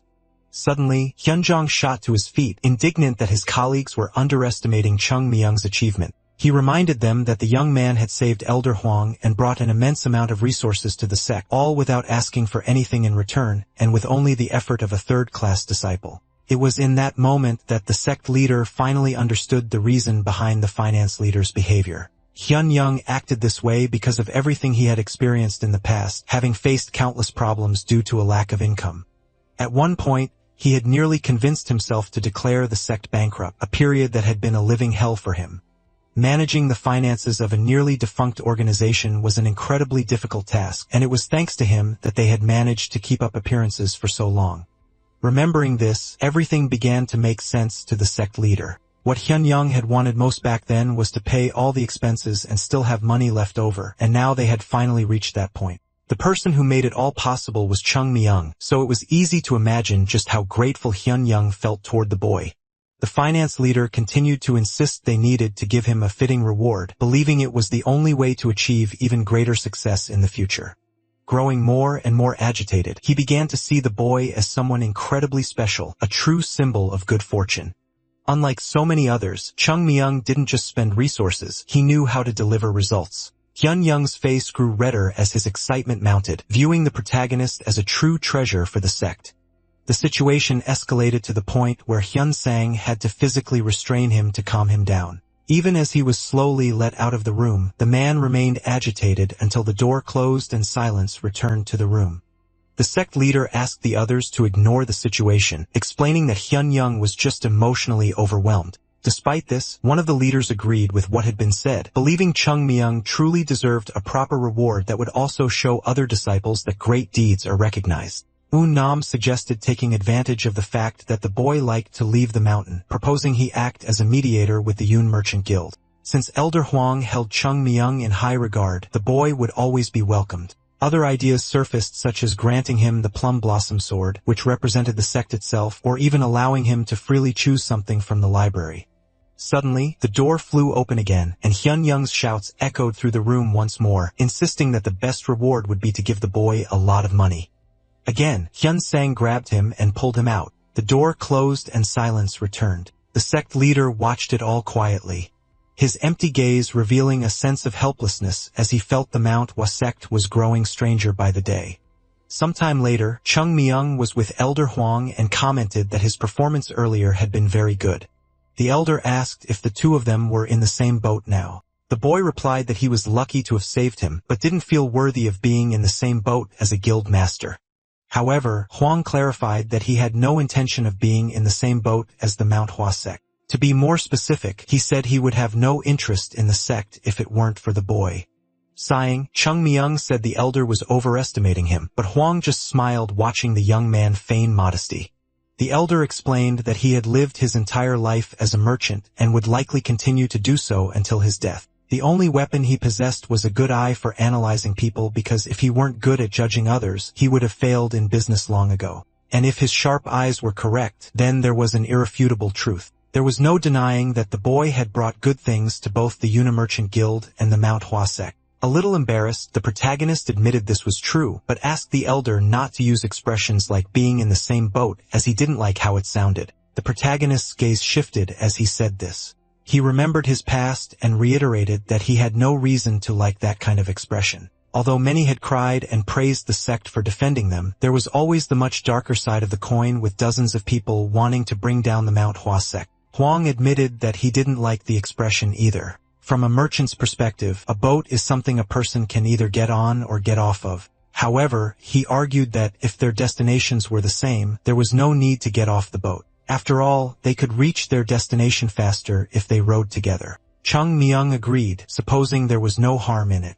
Huang thought that in any case, the Yun Merchant Guild had a good chance of benefiting from supporting the sect. But with the boy's help, it was guaranteed. The Manhwa sect had already taken over the young man's thoughts, and he had decided that as long as he lived, he would do everything to revitalize it, demonstrating incredible confidence. The elder once again assured that the Yuna Merchant Guild would do everything in its power to support the sect, and asked if the boy knew what that meant. Chung Myung promptly replied that it meant the elder had already decided to make the Southern Edge sect his enemy. The protagonist then questioned if the elder would end up asking for things they hadn't discussed, like a price for his support. But Huang guaranteed he wanted nothing in return. The two new partners smiled at each other, sealing the deal. Huang realized the boy was incredibly quick to catch on, and Chung Myung knew the elder was a shrewd merchant who might try to take advantage later. After this bittersweet moment, the elder called the protagonist's name again and told him he was exceptional, stating that there was probably no one in the world his age who could compare. Chung Myung didn't reply, but he thought to himself that the truth was there was no one in the world who would come back to life after dying.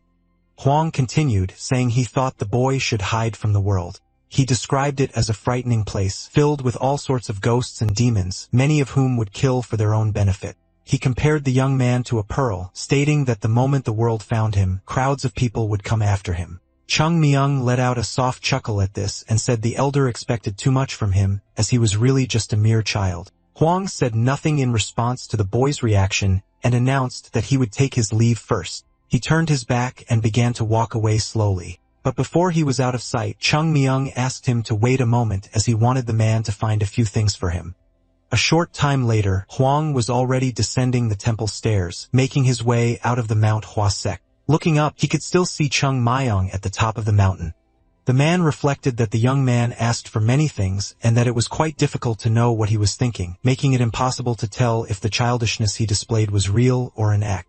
With everything that had been happening, he thought the Manhwa sect might even earn a new nickname, the Dragon's Cave. A dragon was living in the sect, and since Huang had discovered this before anyone else, using this information well could make the Unha Merchant Guild the best in the world. Zhang Yi approached his father and asked if the two of them had a good conversation. In a more serious voice, the father called his son's name and said that his opinion had changed a little. The boy's actions had given the elder new ideas, and it seemed there was still much to be done. He told his son they should start their journey back because now they needed to prepare the stage. Elder Huang began to climb into his carriage, settling in comfortably for the journey home. As he watched the scene unfold, Chung Myung reflected on the old saying that with age comes wisdom. He realized that Huang was on a completely different level compared to the elders of the Manhwa sect, likely because the man had lived a life of arguing and negotiating rather than following the path of an ordinary Taoist. Taking alongside to gather his thoughts, Chung Myung came to a conclusion. At the very least, he had managed to escape the poverty that had been the biggest obstacle preventing Mount Hua from returning to its former glory. With their financial issues resolved, it was no longer time to worry about the Southern Edge sect because the Mount Hua sect itself had completely lost its identity. Now was the time to dedicate all their efforts to improving their martial arts. The Yunha Merchant Guild proved to be incredibly powerful. In just a few days, the merchants accomplished what no disciple of the sect ever could, quickly stabilizing the businesses in the Waoem district and making it presentable and lively. Thanks to their efforts, Kyun Young was constantly smiling, wearing a serene expression like that of a Buddha. Stability had finally arrived after decades of misery, and the situation at the Mount Hua sect was as peaceful as a flowing river. However, there were some people who were not enjoying such peaceful times. One of the boys was training relentlessly, doing push-ups until his arms gave out while he screamed in agony, his body drenched in sweat. With a cynical expression, Chung Myung simply told him to do one more, claiming that nobody had ever died from it. Suddenly, Chung Myung, who had been observing, fell as if the platform he was sitting on had collapsed. It turned out he had been sitting on a large rock that the disciple was lifting with every single push-up. With a sly grin, he watched Joe restart his count of the absurdly difficult push-ups. The young man's muscles screaming with effort under the immense weight. Meanwhile, Yoon Jong, who was standing in front of them, watched the whole thing with a sense of awe. As happy as he was for his friend's progress, he found the situation a bit strange. He remembered Chung Myung's warning that all the senior disciples would be strengthening their bodies together every dawn. At first, this had scared Yoon Jong a little as he wasn't sure if simple physical training would be effective. After all, the Mount Hua 6 sword arts were based on swift and precise variations, and he worried that a method focused solely on increasing physical strength might actually hinder his technique. To his surprise, something incredible happened after they began. The stronger their bodies became, the faster and sharper their sword movements grew. This transformation did not go unnoticed, and as the days passed, the training actually started to become enjoyable. In the past, all the disciples wanted to stop the morning training, but now they wanted to train more and more. Instead of complaining, they encouraged one another, making bets and holding competitions during their sessions. Despite the positive results, Yoon Jong began to notice a problem. With each training session, the disciples gained more and more muscle to the point where they themselves wanted to add more challenges and increase the difficulty. Because of this, the Mount Hua sect was starting to look like a den of mountain bandits. As the young men began to wrap up, commenting that they would finish soon to grab coffee before the morning's main practice, Yoon Jong asked Jo Gul if Chung Myung had shown up again. Jo Gul replied that their leader hadn't appeared for training lately. In fact, the disciples hadn't seen him since they began their strengthening sessions. They knew Chung Myung wasn't just sleeping in his room since he was always the first to wake up, which made them wonder where he could be. Jo Gul guessed that the young man might have gone to the Yunha Merchant Guild, concluding that Chung Myung seemed to be the busiest person in the entire sect. At the entrance to the White Plum Blossom dormitory, Jo Gul asked his senior if he could feel how much stronger they had all become. Yoon Jong argued that strength was relative and that since everyone had gotten stronger together, it was difficult to measure. Even so, he believed they were at least twice as good as before. While carrying stones on his back, Jo Gul questioned if it was really only twice, but his senior told him to put the rocks down. Yoon Jong then admitted that while it was hard to say for sure, he thought he could now defeat 3 versions of his past self. Surprisingly, Joggle said that still wasn't enough. He reminded everyone that the conference between the Southern Edge sect and the Mount Hua sect was approaching. And because of that, the disciples needed to become even stronger. They had to become much more powerful to successfully get through the conference. Yoon Jong smiled at his junior's words and said that as soon as Chung Myung returned, he would ask the boy to train them even harder. As the morning progressed and the sun began to rise, the 2 disciples finished their conversation. Far away, Chung Myung was just waking up. He sat up in his bed and let out a deep yawn, still looking a bit sleepy. A short time later, before the sun had even risen, he was already walking alone.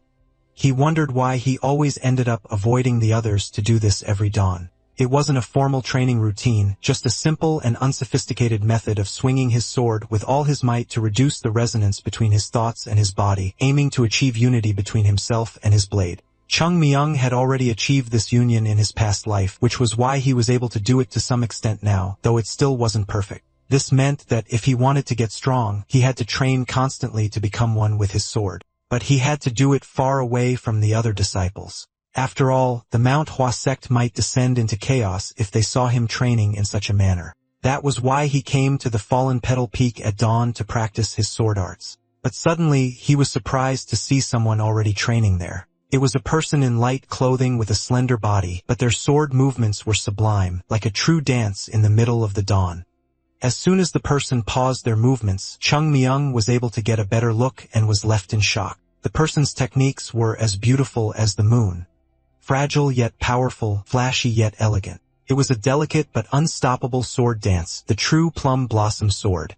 The young man never imagined he would see the sword dance of the sect's ancient arts, especially performed by a girl under the moonlight. The old techniques, which were not supposed to be seen by anyone, were now being used right before his eyes.